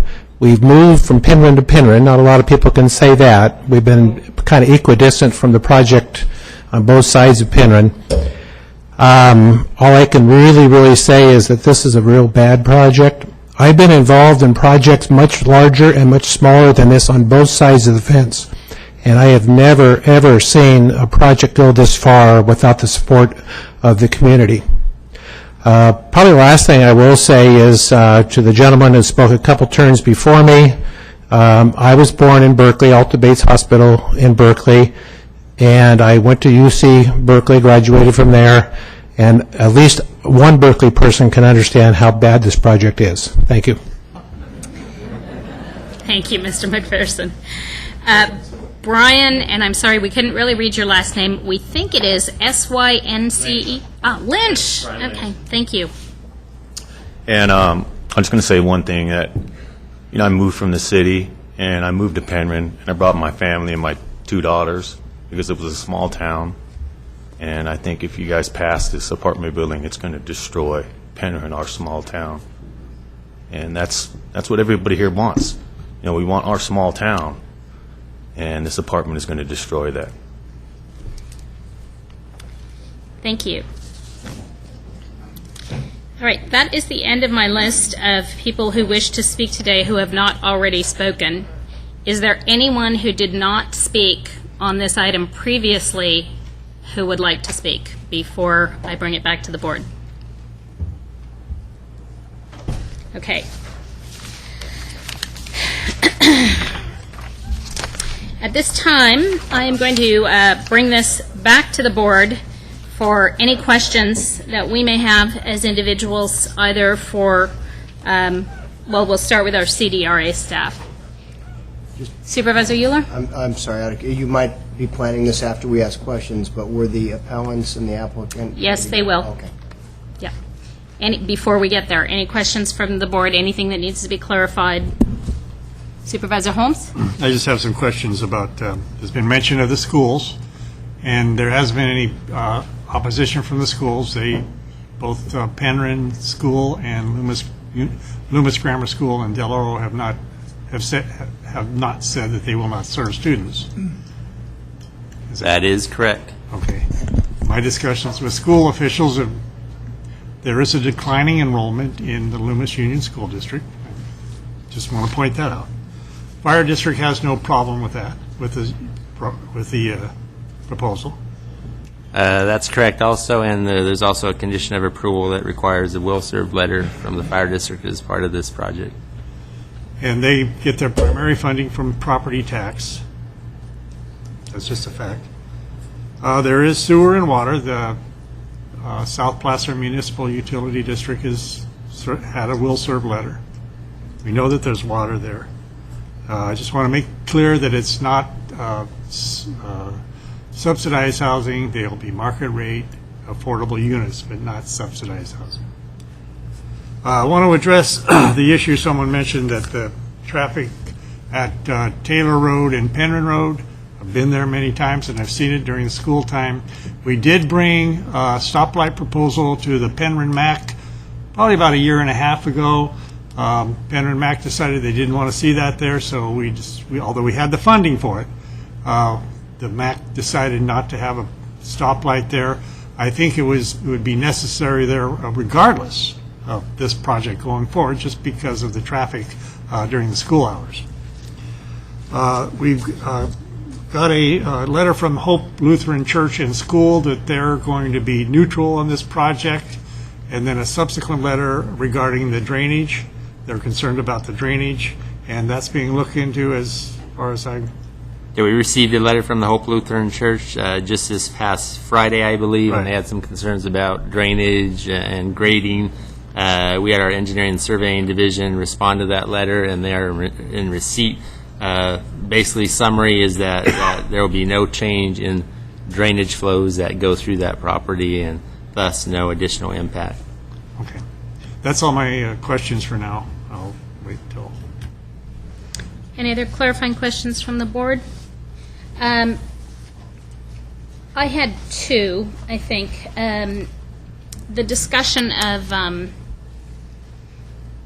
SB 375 and density and buses and bus routes and what the state requires in terms of development relating to the blueprint, I think Gary mentioned specifically. I just want to verify what I think I recall from the last meeting we had on this, which is they are putting in a bus stop, but there is no bus service to the area. So we expect, please, I am absolutely serious on this. I don't want any of that. I want to understand, do we have an expectation that there is some sort of alternative method of transportation for these folks than getting in their car and driving? I mean, do we have a realistic expectation for that? Ken Grimm, Department of Public Works. Yes, Ken Grimm, Department of Public Works. Just to be clear, Placer County Transit, which Department of Public Works does operate, does run a route down called our Taylor Road Shuttle route. Yes. It does go from Auburn Station, it goes down to Sierra College. It is on an every 2 hour, so as opposed to every hour, it goes every 2 hours. It does go down Taylor Road. It's also what we call a deviated route. And so that means people can call in, and we will go up to, be careful with the quote here, I think it's a quarter or a half mile off that route in order to even pick people up. So that is a current service that will continue. So as far as a bus stop on Penron Road, that would have to go off on the deviated route. There is no plan right now for any expanded service beyond that. That will depend on future needs of the community in the future. So just so I understand, the deviated route option would be available on an every 2-hour basis? Absolutely. To the residents of this complex. Okay, thank you. That's helpful. And then I just want to go back to this letter that everyone keeps referring to from 2007 about additional community benefits and not being able to support development at a specific density, which was the 10 per acre. Can you tell me what was the basis for that letter back in the day, and what has changed from then to now that says, okay, so back then we said 10 wasn't okay, right now we say it is? When the project was first submitted to the county for review, it was what staff would consider a lot and block type project. It was very geometric in design, linear, and there was nothing unique or different about it. There was a community meeting at the Portuguese Hall in Penron, and comments were made regarding the design of the project. Staff went back to the applicant and stated, as currently designed, staff cannot support this project. You need to provide additional amenities within this project. The project applicant went back, got a new design team who came in and designed the project, created more curvilinear design, provided additional open space, provided a creek corridor, maintained the creek corridor through the center of the site, and addressed issues that are in the community plan regarding design. And it was based upon that revised project that staff concluded it was a different project and one that staff could recommend to the Planning Commission, who ultimately recommended approval of the project. So then, if I understand, it was that opinion was based on design guidelines, not zoning, not underlying constraints on density, but on the actual project proposal itself. We as a county didn't like the specific proposal in terms of design, and therefore we said you need to go back and take another look at this? That's correct. Okay, thank you. Any other questions from board? Supervisor Euler? Yeah, Madam Chair, I just want to clarify one thing. Supervisor Holmes and I both sit on the Placer County Transportation Planning Agency, and much has been made of the fact that there isn't currently bus service. I'm sorry, I'll try to speak up. Much has been made of the fact that there isn't currently bus service here, and I'm glad that Mr. Grimm clarified that we do have the Taylor Road route. We on the Placer County Transportation Planning Agency are not in the habit of running buses where we don't yet have needs. We do, however, every year go through a study called an unmet needs assessment. And so every year, after projects get built or new needs arise in the community, we look at where we provide bus service, other transit in addition to bus, and we make adjustments to routes based on the needs as they arise, as things develop, as people move in. So, yeah, we don't have regularly scheduled bus service here. Could we in the future? Of course we could in the future, but that's just kind of how things go. You as taxpayers wouldn't be really happy if we spent our time running around to vacant parcels. It's not an effective use of our dollars. And believe me, Supervisor Euler, I do not disagree with that position. I just wanted to get a clarification on my understanding of what services did and did not exist there. Any other questions? Okay. At this point, I am going to give each of the appellants 5 minutes to come forward and bring up any comments or rebuttal or anything that they think they needed to address that we heard in the public hearing. So we will start with the Town of Loomis.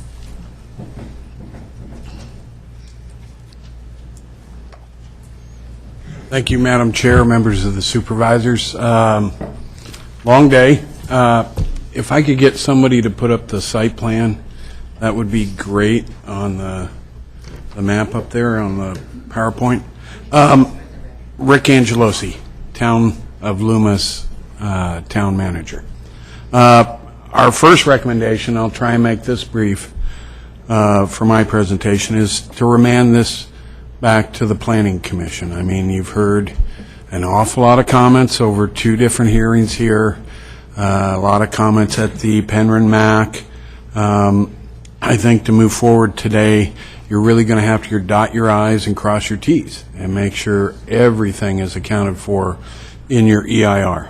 Failing that, I have a couple of concerns that the town previously raised, and I won't go completely through them. One would be your statements of overriding consideration. That's your job to say, we're going to ignore the significant environmental impacts, and we're going to do it for the following overriding benefits, be they social, economic, other benefits to the community.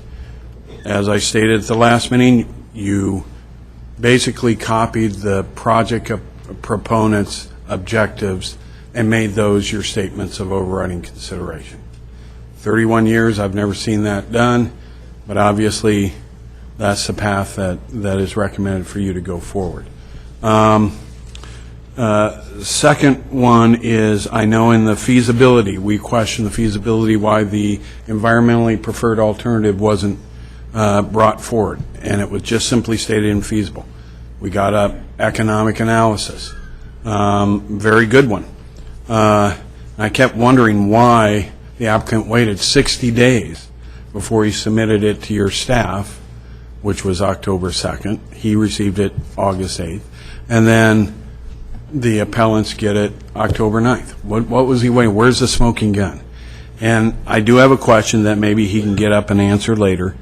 The one difference that made alternative B infeasible was $1 million was added in for a floodplain overcrossing. All alternatives have a floodplain overcrossing, so I'm not sure why it was moved or what the differentiation is. And that'd be good if I get an explanation, then I can sleep tonight. Traffic impacts, I brought up this site plan for a reason.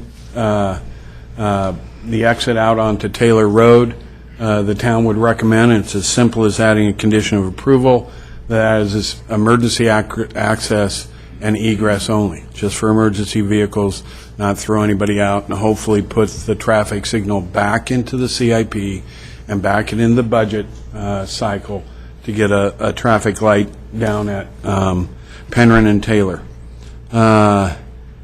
2, condition that the fair share of traffic mitigation fees be paid to the town of Loomis. We've discussed this before. I've discussed it with the applicant. It's a minuscule amount, not very big. They are fine with paying it for us.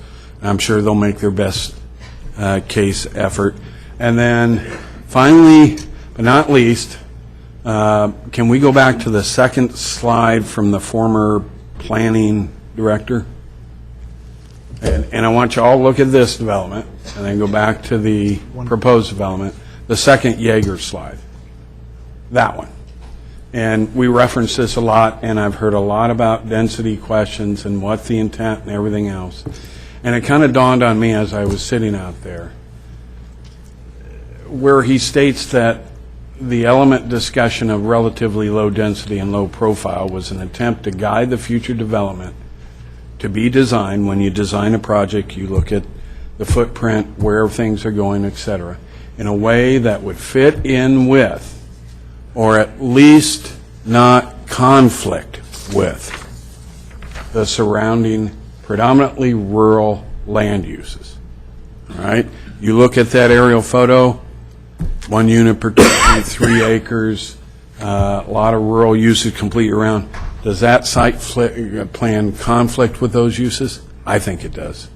But that's a comment we hadn't previously. It just kind of dawned on me reading that sentence. Anyway, thank you very much. I appreciate the opportunity. Carry on. Thank you, Rick. Keith, did you want to come forward and speak now for Stop 150?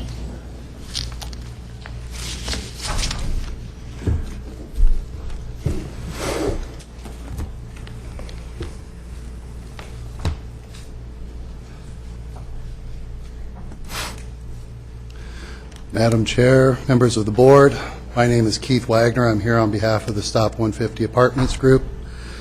We just heard a discussion about why the 2007 plan was rejected, why this plan is being accepted. They said the 2007 plan was a big block development of 150 apartments. This is the design that was rejected. Wall-to-wall apartments. This is the design that's in front of you today. You tell me what the difference is here. These are the same. There is no difference in terms of the density or the wall-to-wall development that this project proposes. The reason that it was rejected in 2007 is because the maximum allowable density on this parcel is 4 units per acre, and that's what the letter said. So we can sit here and dissemble today, or we can read the letter and read what it said. 4 units per acre. When the applicant's attorney stood up, he said that the input of the community was solicited here, and that's what we've culminated in, is this great public process. What the developer's attorney failed to tell you is that the MACs rejected this unanimously. That was your public input, just as you've had here. Rejected unanimously.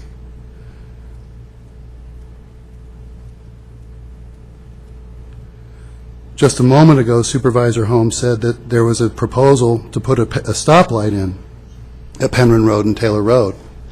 And that proposal was rejected because it was rejected by the community. Why isn't this proposal being rejected similarly? Are we listening to the community or are we not?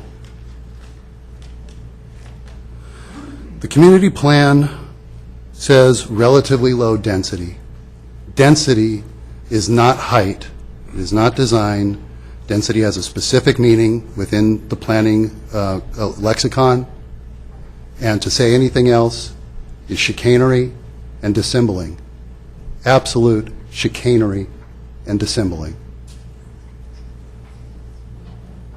The zoning of this county says that where there are conflicts between a community plan and the zoning, the community plan prevails. Relatively low density is stated in the Penron Community Plan.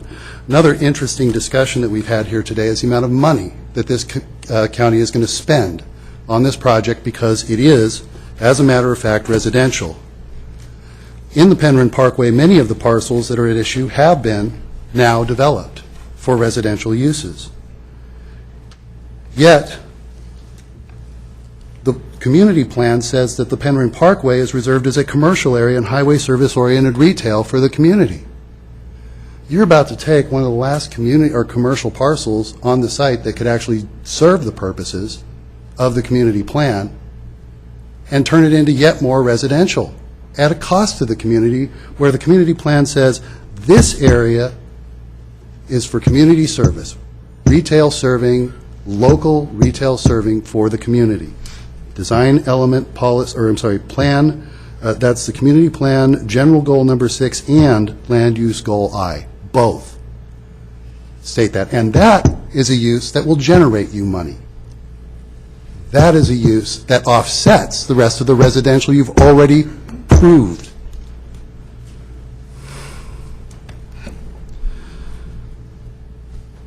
The project can't be approved because it violates the planning and zoning law. It violates your plans for this area. That is the Lesher decision. That is the Midway Orchards decision. Beyond the flat-out violation of the design or of the community's plans, the EIR that has been prepared is inadequate for all the reasons that have been stated by the town of Loomis and all the reasons that have been stated in our letter and all the reasons that have been presented by all of the people that have stood up here and talked to you about a range of impacts. Supervisor Duran mentioned that this project does not explain its cumulative impacts analysis in detail. And it was said of the Clover Valley project, which we have noted was not included, while the farther away residential projects have been included, that, well, Clover Valley wasn't included because traffic from that project won't exit onto Sierra College Boulevard. That's false. Clover Valley project is specifically designed to create the Clover Valley Parkway, which will connect that portion of the town or city of Rockland to Sierra College Boulevard through the town of Loomis. That was the major traffic conflict in that project. As far as SB 375 goes, a bus every 2 hours constitutes transit-oriented development. Nobody that is following SB 375 or the notions that are behind the SACOG blueprint or sustainable community strategies would buy that for a second, especially where there's not even a plan to provide that 2 hours of service. Mr. Wagner, if you could wrap up, please. My wrap-up for you is this. Community has spoken. They've told you what the appropriate thing to do is. That's the political decision that you have to make. What I'm here to tell you is that I'm a technician, and I look at the law, and I look at project proposals, and I can't tell you, sitting from Sacramento, whether this is a good or bad project. These people tell you about that. What I can tell you is that this project is illegal. As a technician and as a, Thank you. as a professional in planning and zoning law and CEQA, this project cannot be approved under the documents you've got. It must, at a minimum, be returned. I'm going to ask Mr. Loduca from the applicant to come forward. I believe it's Marcus. Are you going to be speaking? Thank you.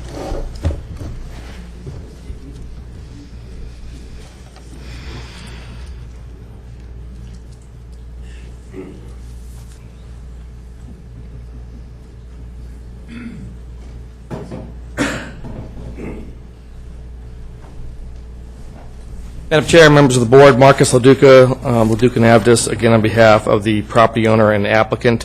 Just got a couple comments, and I'm actually going to ask CEQA counsel to address a couple issues that was raised, because she has far more expertise than I, but my comments will be very brief. I first want to respond to Rick Angeloci's question regarding the EPS alternatives analysis regarding the financial feasibility. The reason why that overcrossing is in there is because in those alternatives, you're crossing the swale. You have to have an overcrossing. With the proposed project, it's a culvert. So if you're preserving those areas as those alternatives call for, then in fact you are having an overcrossing as opposed to the culvert that we're building, and that's the difference in cost. So I did want to address that comment directly.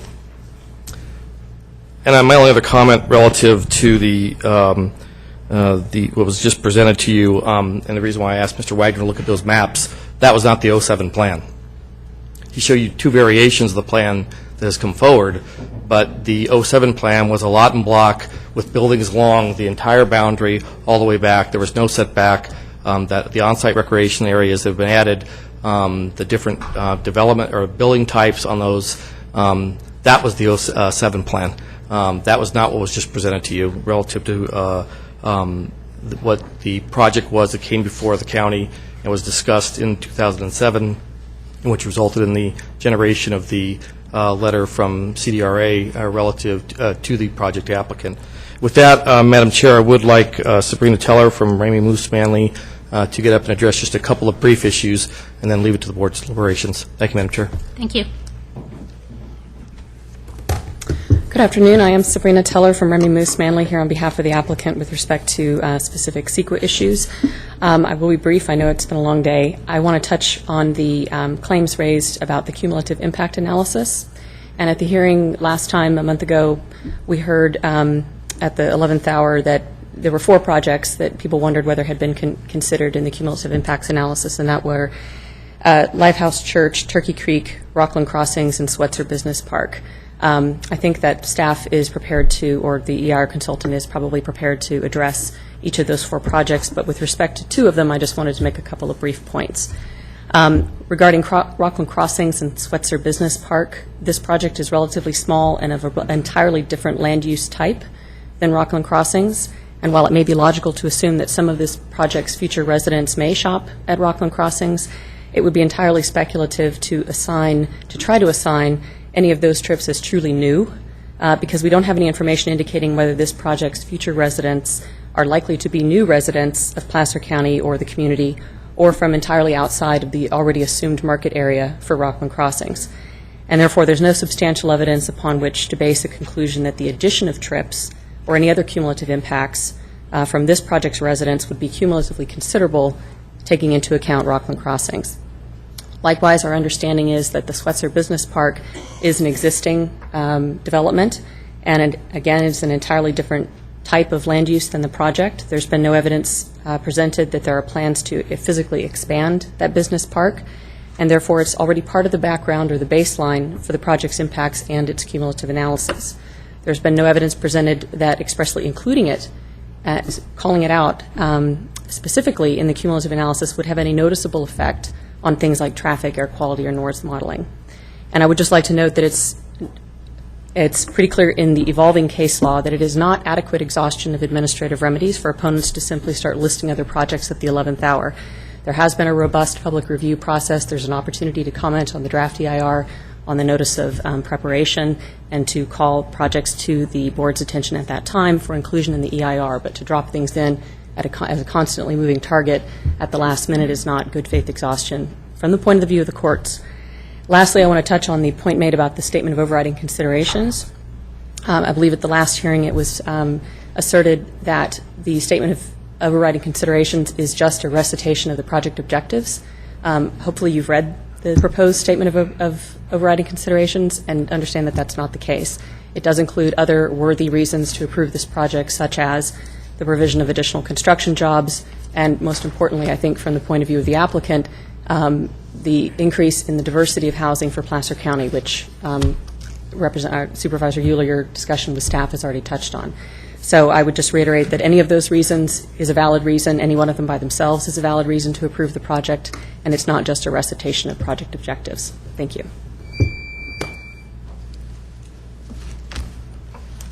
Good timing. All right. At this time, I am going to close the public portion of this hearing. And I'm sorry. County Council rightly asked me if staff has anything additional that they would like to add before I close the public portion of this hearing. Not at this time. Okay, am I good, Jerry? Okay. At this time, I'm going to close the public hearing and bring this back to our board for deliberation. Supervisor Holmes. Thank you, Madam Chair. This project is, since 2007, has hung on me like a cheap suit. We had a MAC meeting at the Penron Firehouse. It was very heated. Fortunately, we're in the fire station. At that time, I decided there were several projects, and I had a community workshop at the Portuguese Hall where all the projects were brought forward. The community had the chance to voice their concerns. Because of the outpouring at the Penron Firehouse, I had my aide, Ruth Alves, look for another site, so we started moving the Penron MAC meeting to the Loomis Veterans Hall, so it would accommodate more people and have a bit better structured meeting. And I've been to the meetings. I've heard comments. I've got tons of emails, tons of phone calls regarding this project. It comes down to the zoning and the conflict between the 4 units per acre and the 10 units per acre. And I'm having difficulty with that. The zoning was put in place in 1981 for the Japanese Heritage Center. I don't think it makes any difference who put the zoning in there. The zoning has stayed from 1981. It wasn't changed in 1988. And it wasn't changed in 1994 with the Placer County General Plan. But there's still a conflict. And what I would propose, if my board agrees, is to send it back to the Planning Commission, get some more certainty about the zoning. The way I read it right now, it's 10 units per acre, and that should stand. But I want to send it back to the Planning Commission, getting some more certainty. I want to have another study of the traffic, particularly Taylor Road and Penron Road. Again, that maybe that stoplight does warrant another look at it. Even if this project doesn't go in because of the traffic, because of the schools, Probably be another look at that should be taken care of. There's drainage. The town manager of Loomis has pointed out the drainage in the floodplain area needs to be looked at again. And then again, a little closer look at the fiscal analysis of the project. That would be my suggestion, to send it back to the Planning Commission for further review and further testimony. And I'll defer to my colleagues. Supervisor Wygant, you were next. Sure. So first of all, I want to thank everybody for their time and effort. These are obviously sometimes very difficult decisions, and I want to provide some perspective, partly because it'll frame my conclusions and where I am, and partly I think it's therapeutic. So if you'll all abide me, I'll try to be as concise as I possibly. It's Robert self-treating again. So two old guys. Kirk Euler was on the Board of Supervisors way back when this plan was adopted, but I was on the Planning Commission when the plan was adopted, and so I can at least provide my recollections of some of the things. Some of the things are more foggy, but clearly the zoning on part of this property was, I think, the result of the proposal by the Japanese community to have a retirement type of facility on that property, and the zoning simply stayed with the project. And during the hearings, there was a lot of discussion about things like design review and landscaping, so that they would have the opportunity to present a project that, in their view, would fit with the community. So that history, I think, is important to these deliberations. I have a need to say that, with our community plan adoption and with the totality of the county's general plan, I just want to reinforce some comments that I think were reflected by Kirk and by staff, which one is that overall it's very important for the board to make sure that we have sound fiscal planning as it relates to land development and as our communities change. But certain pockets will cost more money to serve than they provide in revenue, and other pockets, commercial, industrial, for example, will provide more revenue. But overall, it's critically important that we do a good job in making sure that our overall fiscal planning and implementation of that is sound. And in fact, I think at Placer County we've done an extremely good job of that, which is why our budget has been so solid comparatively since 2008. So with that, I frankly don't have any problems with an applicant going forward with a project and trying to maximize their profit. I think it's actually important that those mechanisms function, and I just kind of don't want that sort of disparaging perspective to be a part of our process as we make our final decisions. So on the other issue about a component of our land development trumping one or the other, my view of all of this is that you take all of them together and you walk through a process that gives each and all of us an opportunity to come to a particular conclusion. So clearly, from what I've heard, conversations I've had, I believe that the project fits the zoning and the community plan designation. It does not require a rezoning, or it doesn't require a general plan amendment. But for me, the center of all of that, though, is that the project also does require a conditional use permit, which provides the opportunity for the county to implement any conditions to bring the project up to a standard that is acceptable to us. And it is the most public process that is required of a project for review. So it brings in the community to the fullest extent possible. There are other processes you go through that are much more streamlined. And so we have on this site conditional use permit requirement with design review to ensure that we actually do enforce our policies. So what's left, but complements all of this, is essentially the community plan and the verbiage, particularly with regards to the Penron Parkway. And so for me, on this project, and mapping on to Jim's comments that he just said, if you look at basically the 2+ pages of the Penron Parkway elements in the community plan, this project does not, for me, meet those standards. And I want to give you some specific reasons why that's true. On page 80, there's a paragraph that says the intent behind designating a concise identifiable area on the plan map is to encourage compact commercial core, serve the overall Penron area. So those are in the intentions, part of the intentions of the community plan. Fred Yeager's, I think Kirk and I, interestingly, both explicitly agree with Fred's interpretation, but the subjective elements of all of this are going to result in different conclusions by different people. On page 81, some compelling comments for me. Penron Parkway is intended as a highway service-oriented retail area, which also allows for multiple family residential uses. Types of commercial activity that will meet the local residents' needs, as well as visitors, include specialty retail, neighborhood groceries, walk-in, so forth and so on, restaurants, plant nurseries. Another key component is element G, which as the Penron Parkway area develops, conditions that must be taken into consideration include visual impacts, buffering adjoining residential uses, etc. And it says, where multiple family residential is proposed, structures shall be clustered together in a way as to preserve the maximum amount of possible of undeveloped open space on the site. So, EJ, could you go to the, I think it was slide 5, the rendition of the project. So for me, whereas this project certainly is one that is consistent with the general plan designation, community plan designation, I should say, the zoning, and arguably consistent with the parkway elements, for me, I've been out on the site, and it is simply incompatible as proposed with the current uses and zoning that are out there. And you can see a project that fully maximizes its use to the property boundaries. There is not buffering on the project site, hardly at all, that tries to reflect compatibility visually with the surrounding uses. The 2 stories are, again, right up to the property line, adjacent to a significant wall.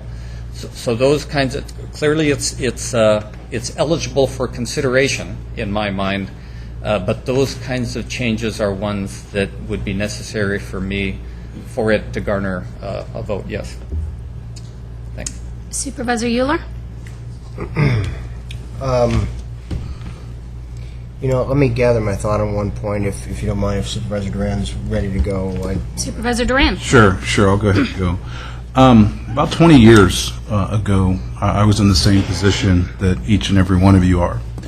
I lived in Roseville, and there was this really nice, probably, I think, 4 or 5 acre treed area, oak trees and wild grasses and some vernal pools. And we used to walk our dog out there. And probably a couple of years after I moved into the neighborhood, we got this notice from the city of Roseville that there was going to be an apartment complex that was going in there. And so myself and a couple of my other neighbors, just like you guys, got together and we talked about all the different things that could happen. All the we were looking at increased crime. We were looking at the same things you guys are looking at: increased traffic, smog, what's going to happen to the trees and the vernal pools, and all those kinds of things.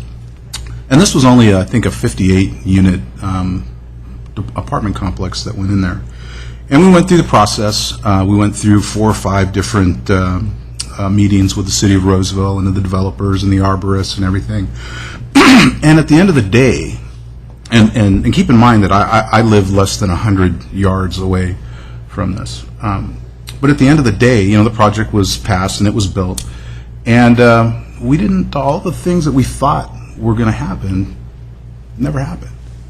The streets weren't congested. As a matter of fact, the one traffic sign that we did put up saved the life of a child because the traffic light that we put in slowed traffic down. So I understand your concerns, and I understand where you're coming from with regards to where you are in your rural community. I'll give you another example. For the first 12 years of my life, I spent 3 blocks from Florence and Normandy. How many of you are familiar with that? What happened in 1992? Yeah. It was Rodney King, and my grandfather drove through that intersection 45 minutes before all hell broke loose. I spent the rest of my life up in Reno, living out in the country, so I have a great appreciation for what you call home. So it's very difficult for me, as a supervisor. It's a very difficult situation. So I would just wanted to let you know my reference point and where I'm coming from. If I thought for a second that this project was going to destroy your community, I would be against it. I really would be. I don't see that happen. As a matter of fact, I see the people that do move into this project are going to look just like you. The only difference is that they're not going to be able to afford, $300,000 houses like you have due to a lot of things. Maybe they don't want it. Maybe they lost their homes, due to what's been going on with our economy. So in that respect, somebody came up here and talked about predictions and whether or not we could guarantee that this wouldn't happen or that wouldn't happen. We can't do that. But as a supervisor, it's my responsibility to take a look at the big landscape and try to determine, what is right for a particular area. And this particular development is kind of like that little cat that's kind of hanging on to this little string. But for me, it doesn't look like it's that out of character. All right, it doesn't look like that it's that out of character because that gateway is built for development, commercial area. And it's close to that. If it was any farther away, then I think I'd have a bigger concern than I do right now. That's kind of where I am. And it's interesting that we're having this discussion on a day where we ultimately are going to agree to disagree later tonight on many things. And that's the one thing that I appreciate about this job. And that's the one thing that I appreciate about this country as well, is that we can agree to disagree. And that's where I'm at. Supervisor Euler.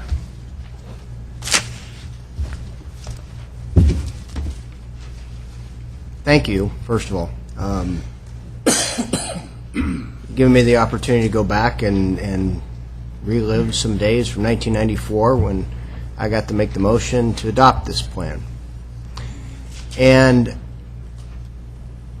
in retrospect, looking back at this, whatever the intention was when the piece was zoned in 1981, when the board then in 1988 acted to recertify that existing zoning, and then add language on top of it, which we see here today, that speaks to the design guideline element, which hadn't existed before. We didn't have a design guideline element before the 88 Loomis Basin Plan. And so let me put this in this context for those who are still perhaps confused about the issue of zoning and low density being applied when we talk about zoning versus low density being applied in the design element. Because it's being construed here that somehow the use of low density in the design element is meant to limit the number of units. Simple fact of the matter is that if it had been the intention of this board or the planning director at the time to limit the number of units, we would have just changed the zoning. We wouldn't have inserted some language hoping that at some point in the future somebody might be able to interpret some meaning of what we intended by virtue of the zoning. The board in 1988, I wasn't here then, but the board in 1988, if they had intended the design element to limit the number of units allowed under the zoning, they would have just changed the zoning. Our board in 1994, and I was here, if we had intended to limit the number of units allowed in the Placer Parkway by virtue of some amorphous language, we would have just changed the zoning. We didn't. As a matter of fact, in 1988, not only was the zoning not downzoned to match what is asserted the language means, and that's 4 units the acre, not only was the zoning not downzoned, a commercial overlay was added, which actually increased the intensity of the land use on part of this property. So not only did it go down to match what some folks say is the intent that would otherwise limit it to 4 units the acre, the intensity of the use allowed on this property actually went up. And our board acted again in 1994 to reaffirm that. I went back and I looked at the minutes of our meeting when we adopted this. There was exactly one comment, one, received by our board about the Placer Parkway. A gentleman named Kurt Miller, who was here earlier today on a different item, I don't see him here today, right now. He got up, and his only comment was, I think it's a shame to waste the available services on 1 acre lots. The lots that you designated 1 acre should be half acre. The only comment made to our Board of Supervisors about the the Penron Parkway, which establishes, the only comment made was, you guys need to add more density, not take away density. I believe, if we turn down a project applicant who acquired a piece of property entitled, isn't asking for anything other than what the plan allows, we will have devastated the opportunity to actually develop a Penron Parkway that is meaningful, because the message that we're sending to people who would otherwise want to invest in this community, in this area, is you can follow the rules. You can submit a project that's consistent with the plan. But if enough people stand up, we won't support you. That's a bad message to send, because very simply, my right as a property owner to exercise the entitlements I purchase should not be subject to the whims of my neighbors. Just shouldn't be. That's not how this country was built. You know, the lady got up and said that she went through the process of building her home over 2 years. What if when she called to get her building permit, planning department say, well, you know what, I'm sorry, you can't build there. Your neighbor's kind of like looking at your property the way that it is. She bought an entitled right. These people bought an entitled right consistent with the plan. There is no ambiguity. There is no question as to what the low density refers to in the design section. I think our board does a disservice to what was intended by the board when we adopted this plan in 1994. We certainly do a disservice to property rights in Placer County if we vote to deny this project. And I just, Robert, I don't see any way of looking at a project like this and saying that you met all the rules, you met all the tests, but I just think it's a very bad message to send if we ever want to see this area achieve what it was that you as a planning commissioner and I as a supervisor laid out back in 1994 when we adopted this plan. So I'm disappointed to hear that that's the direction we're going to go right now. Could I just make Supervisor Wygant? Yes. And for example, Kirk, I think it's just a different interpretation of the more subjective standards, but specifically, I think if you look at that map, element I, page 81, Penron Parkway, where multiple family residential is proposed, structures shall be clustered together in such a way as to preserve the maximum amount of possible undeveloped open space on site. And for me, 2-story projects up against a significant wall, or right up to the, it doesn't meet that more subjective perspective. So I don't, the rest I think we're okay on, but those are the kinds of things that to me actually are compelling as it relates to this proposal. Any other questions or comments from the board? Okay, my turn. I would support Supervisor Holmes' suggestion that this go back to the Planning Commission. And I would support that for many of the reasons that Supervisor Wygant already enumerated, so I'm really not going to waste a lot of time revisiting what Robert had to say. I share many of his concerns about the consistency between the various pieces that we look at, whether it's the general plan, the community plan, the underlying zoning, all those pieces. And so I think it is worth a look, particularly because of the conditional use permit associated with this. It is worth a look to take it back to the Planning Commission and make sure the things that Supervisor Holmes enumerated that concerned him are reviewed, are addressed, are available for additional public comment and input. Additionally, I personally would like to see what the 2007 project was. If it was not what we saw today, I would like to know what it is that we objected to and said we can only support 4 in that case. I've never actually seen it, so that would be very useful to me. If we go back to the Planning Commission, I would really like a better analysis of the traffic. I looked at those numbers of parents and kids who were going to drive to and from the schools, and I just laughed. People drive to and from the school, and I think the numbers that we have in the document right now are unrealistic, and so I think we need to revisit that. Robert used the word subjective, and I think that is largely what this decision to return it to the Planning Commission comes down to.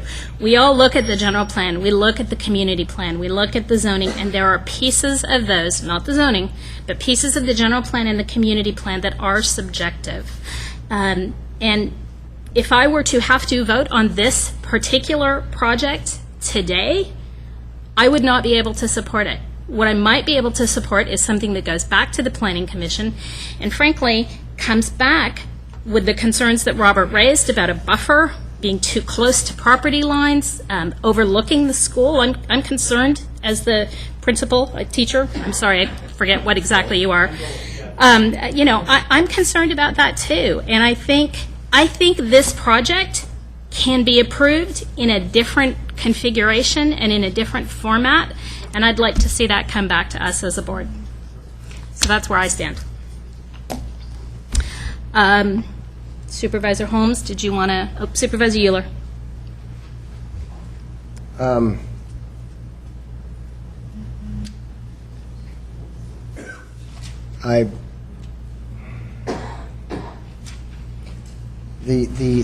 The notion of the design elements of the proximity of the buildings to certain pieces of property in the parcel property lines, those are, they're interesting topics for conversation. But simple fact of the matter is that our board did not sit through 6 hours of testimony that was focused on that. It was on the number. The stop 150. It's on the number. And if you can reconcile yourself to the fact that the number is allowed by this plan, then the design element is tangential. You can satisfy the design element perhaps by relocating some things, but the plan entitles the property owner to the number of, actually to more, to 212 is what we heard. And he's asking for 150, not 212. If it's the board's decision to send it back to the commission, I'm happy to do so, but I suspect we'll be hearing an awful lot of the very same concerns when it gets back to us after it goes back to the commission. And from the legal standpoint, and just so everybody knows in the audience, I am an attorney, just like Mr. LaDuca and the other gentleman that's representing the 150 folks. The reasoning for the 10 parcels per acre was explained to me, and I understand it, and I get it, and it's sound to me. But again, if it is the board's desire to take a look at it, I don't think we're going to get very far with determining that particular issue. I think it's going to be exactly what Supervisor Euler says, is that we're going to be looking at all of these other design element pieces that really don't answer the question about whether or not the 10 units per acre are consistent with the plan. We're not going to get there. And we will be back here at another 10-hour meeting to get through this. So, if that's a proposal that the board is putting forward, I'd like to hear from the applicant on his, because he's, under our rules, entitled to a decision today, and to send it back to the Planning Commission with no direction at all as to what should come back will just create another problem for the board. Supervisor Holmes, did you have something in mind for the Planning Commission specifically? Well, specifically, the conflict with the zoning, it's been addressed. There's two ways to look at it. I'd like to just have that clarified for me. Again, I appreciate Supervisor Euler's concerns. And again, the zoning has gone along with the property for 30-some years. But I think we need some clarification on that, so I feel more comfortable with it. The traffic issue is, again, something that needs to be looked at, particularly that traffic light at Taylor and Penron Road. And again, the drainage issue needs to be looked at. And then you had a concern about more open space on the... Yeah, my concern, fundamental goal of land use planning is to cluster compatible uses and separate incompatible uses. Additionally, you want to provide for the appropriate infrastructure and financing to make our communities develop in a way that we build good, positive communities. So normally, in my view, subjectively, you wouldn't see 10 acres or 10 units to the acre adjacent to 2 1/3 acre zoning. In my view, that's an incompatible contiguous use by definition. So frankly, one way for me to say it, as long as our traffic fees and our plans mitigate the impacts of the traffic as a result of the project, we're compliant with CEQA. County, in fact, has a great track record for not only complying with CEQA, but defending ourselves, so I'm not buying the fact that the project's illegal. It's a function of whether or not it meets the threshold of our community plan standards for me. So, as a bizarre extreme example, in some ways I guess I don't care if there are 1,000 units out there. If you can convince me that you could put 1,000 units out there and the people who live on the other side of that wall will feel like those land uses are compatible to what surrounds them. And the reality is, of course, you couldn't do that. So one way to crack that nut, I suppose, is to try to decrease the densities of the project. But if you can keep the densities of the project and have the project look and feel more compatible to the neighborhood, I'm open to hearing those arguments. And I think another measure of all of this is, I think it's a nicely designed project that does not fit here. If it were surrounded by zoning that was 4 units to the acre, we would in fact hear the same kind of controversies, Jack, that you experienced. And I agree with everything you said as a result of the project that was proposed in your neighborhood. But for me, this kind of a project surrounded by densities of 4 units to the acre is far more compatible than 2 1/3 units to the acre. And in my view, in my recollection, the Penron Parkway and the community plan in total, huge emphasis on the rural nature of it all, but looking for ways maybe to have some commercial stuff out there and or this Japanese retirement community in a way that actually would fit the area. So there are a lot of commercial projects that I can think of that could actually be an amenity to this project that people living next to it would actually enjoy and the people in the community would enjoy. But this simply doesn't fit that. For me, my subjective interpretation of the standards that we have, specifically as it relates to the discussion of the Penron Parkway in the community plan. Jerry, did you want to add something to that? Well, the problem that I have in returning this to the Planning Commission is community plan consistency findings are a matter where the board is the ultimate arbiter, not the Planning Commission. So to me, it saves no one any effort to return findings like that to the Planning Commission because they're also always subject to the boards. And what I'm hearing from Supervisor Euler is that he doesn't think he can make the findings on the conditional use permit. And it almost sounds like it's going back for a new application. Because I assume that if it goes that way, it'll have to have a new environmental review and it'll be a different project. If there's things that the board wants additional information on, they can continue this hearing and bring that stuff back and get those questions answered. But sending it back to the Planning Commission to design a new project. That's why I said I wanted to hear from the applicant. That just did not seem contemplated by our appeal rules. And that was my whole purpose of my statement, is that it doesn't seem like we're going to get where we need to get by sending it back to the Planning Commission. And it sounds to me, Robert, that you have said that this project, for the most part, I mean, the 10 parcels per acre is consistent with the plan. You have issues with design, right?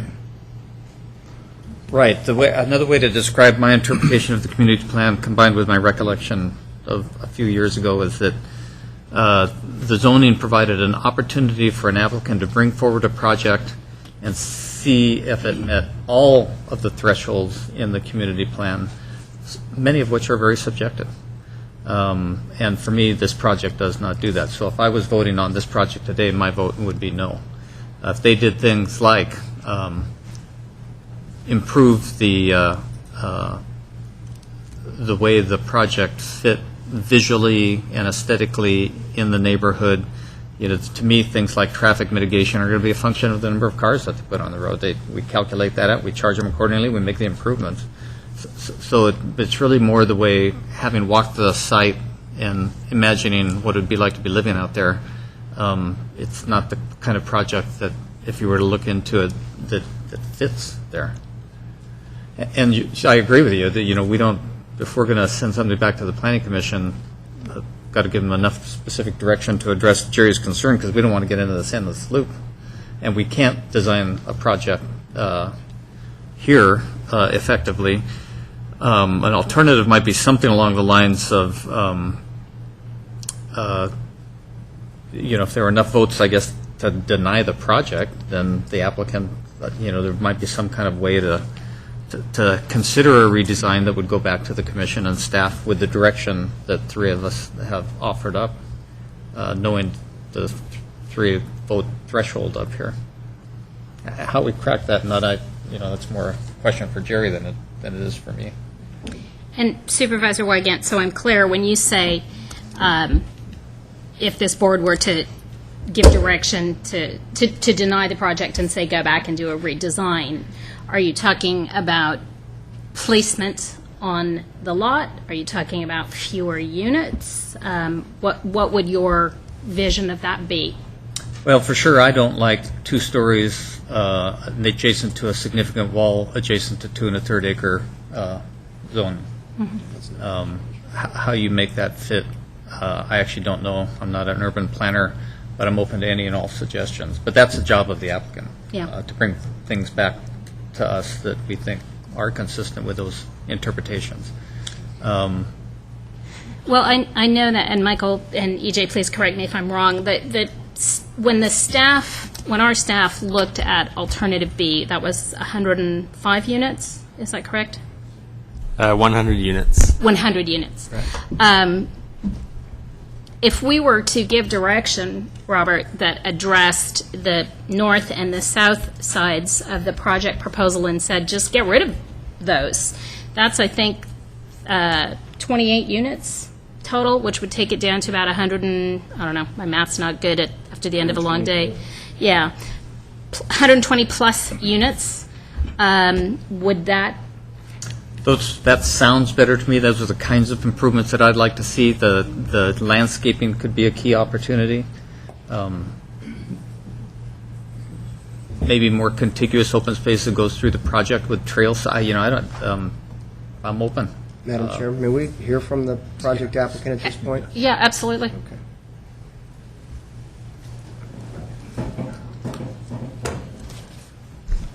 For the record, Marcus LaDuca on behalf of the applicant property owner. In terms of listening to the discussion here, I think there's somewhat of a third option that just got passingly referenced in terms of, because I do agree with County Council, and one, the Commission has already acted on zoning consistency. They found it consistent. So sending us back to Planning Commission for zoning consistency doesn't get you anywhere, because they've already made the determination, and I agree that it's the board's determination ultimately. The board has had projects in the past they did not send back to the commission, and looked at some of the comments relative to some of the design issues that came forward. It is here on a de novo hearing. We have heard what some of the comments got made and can address I think in design, take a cut at, try to address some of those issues. I don't think the zoning consistency, I mean, all the evidence in the record relative to your analysis of your staff and the determination of the Planning Commission, there aren't any issues there. On drainage, I think your staff answered the drainage issues. And actually, county standards make it better when you develop next to someone else because you have to have no more than 90% of pre-project flows. So when you develop a project, you're at 90%. So it's actually a benefit to adjacent property owners.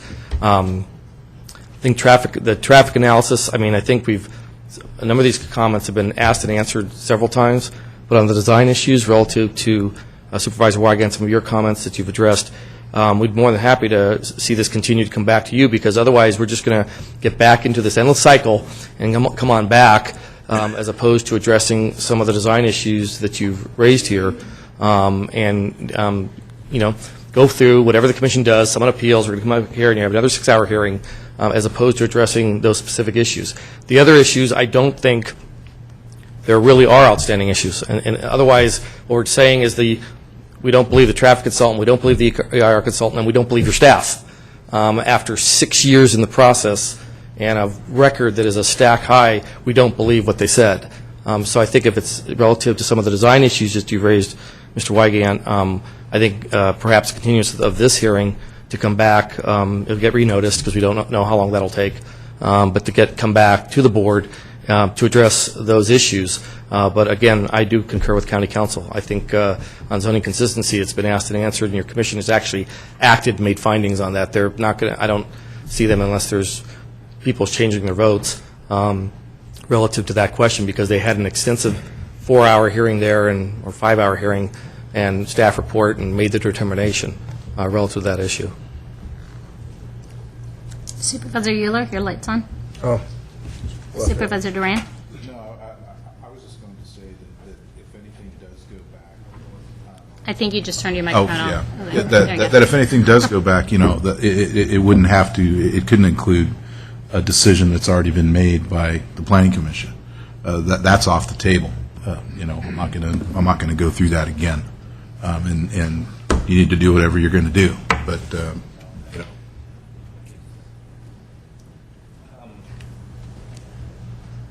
Yeah, maybe the best step, Jerry, would be to just continue the project, see what falls out of those discussions for a few weeks.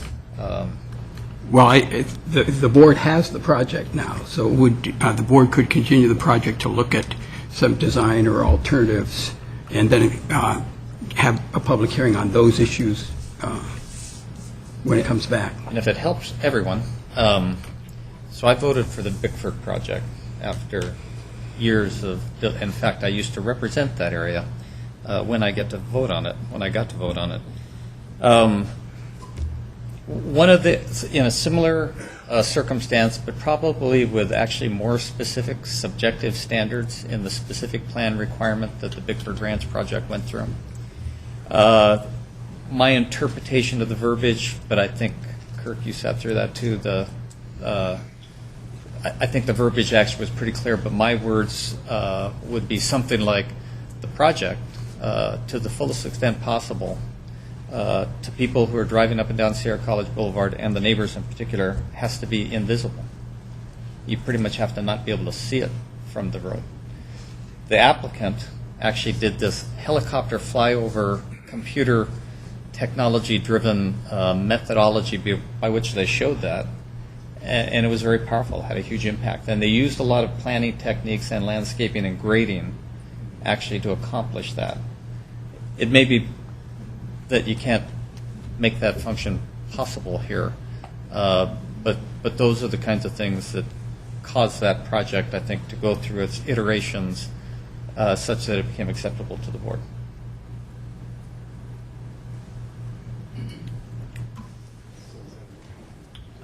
Yeah, move to continue the project. What do we have, like a month out? With the board's permission, staff would recommend, given the intensity of the comments here, that we go ahead and continue this off calendar to allow us sufficient time to respond to the issues. If we're ready to come back in 3 weeks, we'll still have adequate time to notice and come back. But I think it would be best to continue it off calendar at this point. So moved. Second. All right, we have a motion and a second to continue this item off calendar to a date to be determined in the future. All those in favor? Aye. Aye. Any opposed? Any abstentions? All right, motion carries. Ladies and gentlemen, thank you very much. We will, of course, keep you posted. And having completed all items, we stand adjourned.